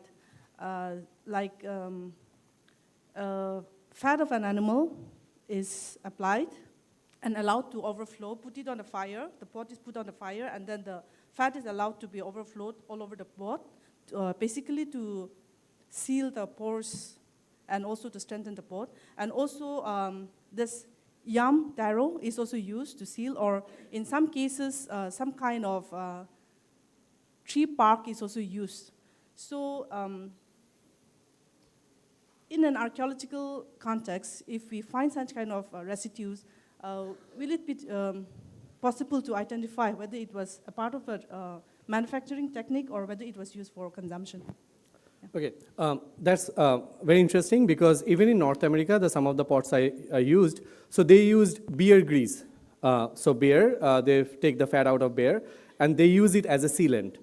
There are also other sealing materials. So bitumen, we have seen, there are also resins that they use as a sealant for pottery. Yes, we can, because if we are talking about those sort of sealing, which is a practice, then we should have multiple pots or majority of one particular category of pot with same signature, right? So if we have those same signature in, let's say I have a bowl, or let's say it's a cooking pot, we seal it with a bear grease, and then all the cooking pots should have that residue, right? Because if that's a common practice. Now, if it's only few pots, so that's why it's better to work with an assemblage rather than one particular pot. So I hate taking few pots and just analyze and see what's there. It is problematic. But if you have an assemblage, then yes, we can. We can easily identify if it is animal fat or plant fat. For resins, we can even identify the source of that resin, whether it's local resin, whether it has taken from somewhere else, what would be the plant that may have produced the resin. If it is fat, like sometimes milk fats are applied, even in North America, recently they use milk, so they apply a lot of milk and then they use it for cooking. So yes, we can identify milk. The short answer is yes. If it is an assemblage thing, then yes, we can. I had a question for Kalyan. Excellent paper, Kalyan. I just remembered from the point that she made, I visited one potter from Britain, and he was trying to remake a pot, okay? And the way he was trying to remake it, he could not get the pot to, the jar rather, to sustain its shape. So what the potter did later was, he added duck fat into the mix, and that somehow helped the pot to keep its shape after firing. So just my question is, do you think if they use such kind of method, would it ever survive? I know it might be very less of chances to survive. So duck fat or something like that might survive the firing process. I know it must be very difficult. So that's my exactly point of dissolution. So things that come out of pot. So depends on what temperature the pot was fired after it was applied. So generally, anything beyond 400 degrees, fat doesn't survive. So they get vaporized and gone forever. So if it happens at beyond 400 degrees, then no, we wouldn't get that evidence. So those will be the dissolution that things have been gone. But if it is applied after the pottery was burned, then yes, we can identify that.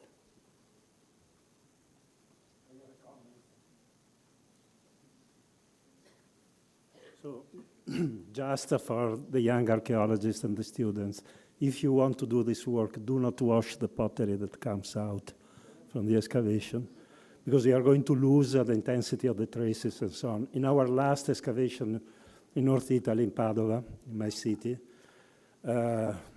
we took the pottery, we cleaned it dry with wooden spatulas, with gloves, just to avoid to put a lot of fat on the potsherds.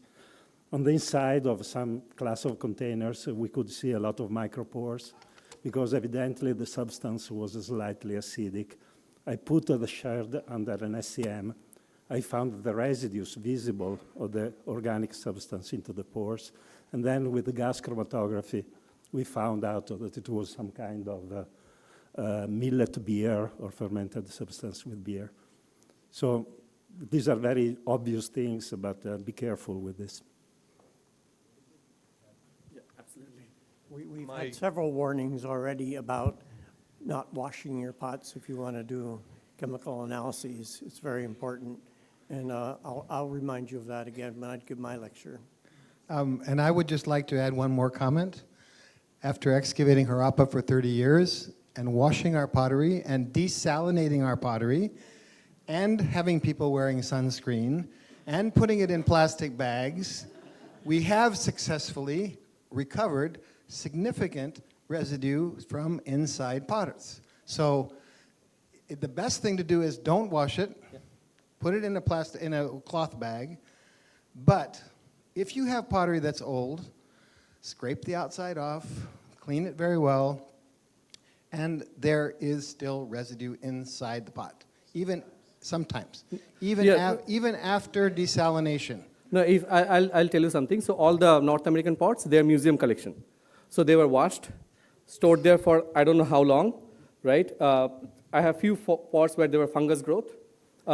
So yes, if you know what may have contaminated the pot, it's easy to identify and separate those. But if you have absolute, so you get a pot and the person who gave you the pot doesn't tell you anything about the background, like, you know, I washed the pot, I ate it with that pot or whatever, then it's a problem. But if it is not, but desalination, there is one problem. So if you have encrustation on a pot, don't remove the encrustation because that may have saved proteins inside that encrustation. So proteins are volatile, they dissolve in water, don't do that. But if you don't have it, don't have it. You washed it, fine. Just let the analyst know that you have washed it. I think. The problem with a site like Harappa is Harappa has very high saline soil. If you do not desalinate the pottery, it explodes and turns into dust within 1 year, okay? So much of the pottery excavated from a site called Mehergarh is all dust because they did not desalinate the pottery from Mehergarh. It was sent to Karachi. Karachi has a very volatile temperature, wet, hot, humid, dry. All that pottery became powder. All the figurines became powder. Nothing left. So you have to make a decision.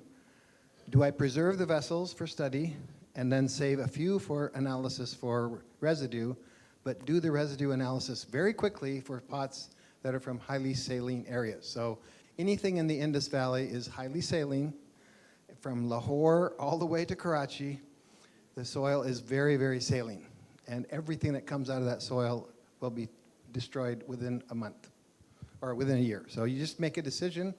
I'm now excavating in Aladino, and when I go back on the 11th, we're going to select special vessels that will not be washed. They will be put in cloth bags, and then we were trying to try to find a way. We'll send it to Islamabad for analysis, because there's a student there who's doing that. So, but we can only do some of them, because the rest will just be destroyed.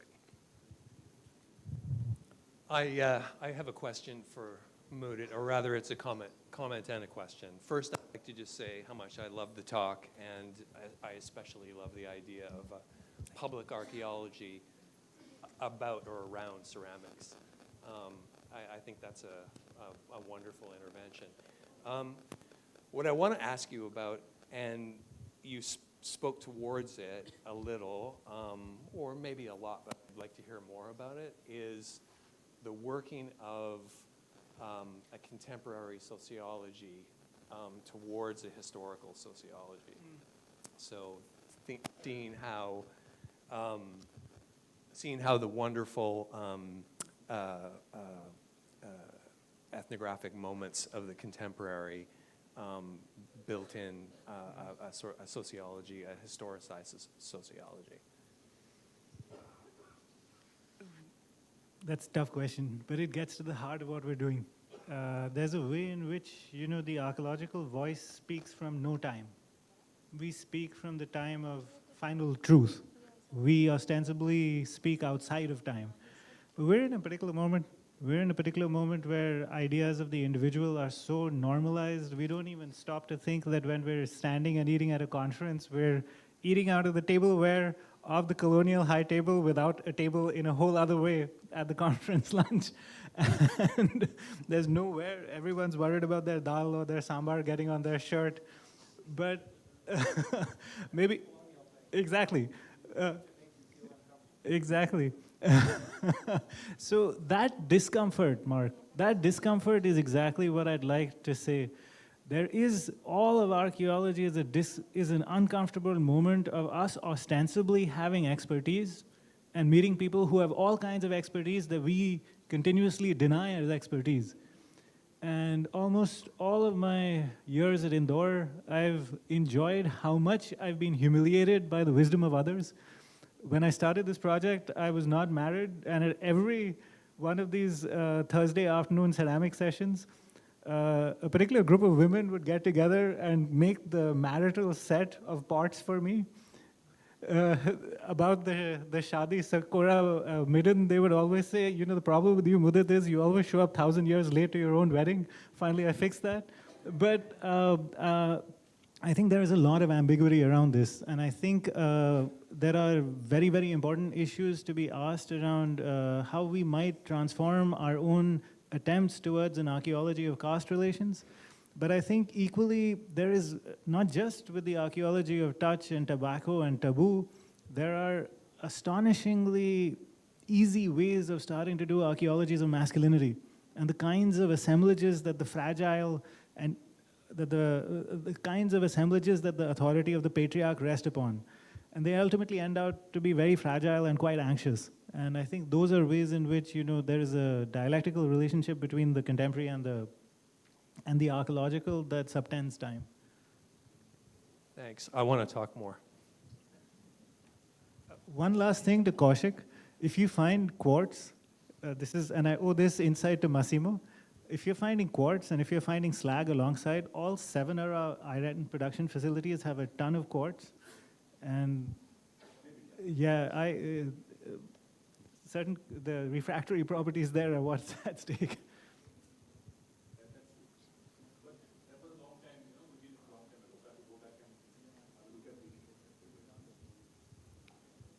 Sir, I have a question.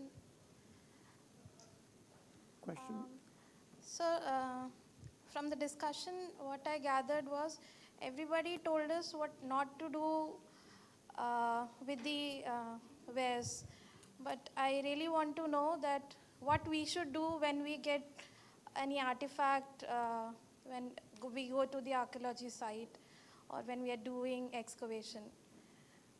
I'll be discussing that on Monday morning.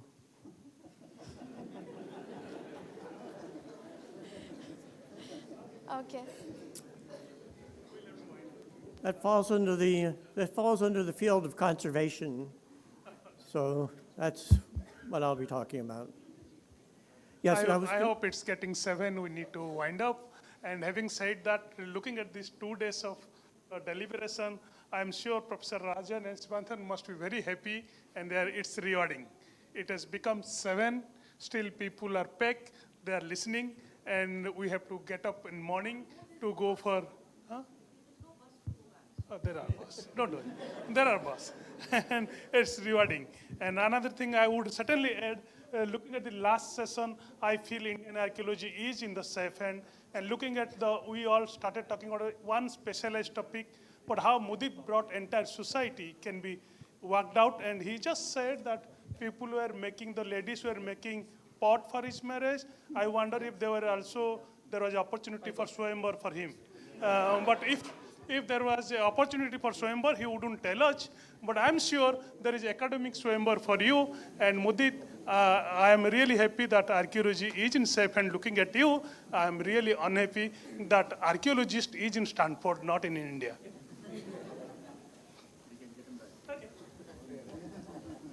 And tomorrow morning, 8:30 sharp, the bus will leave.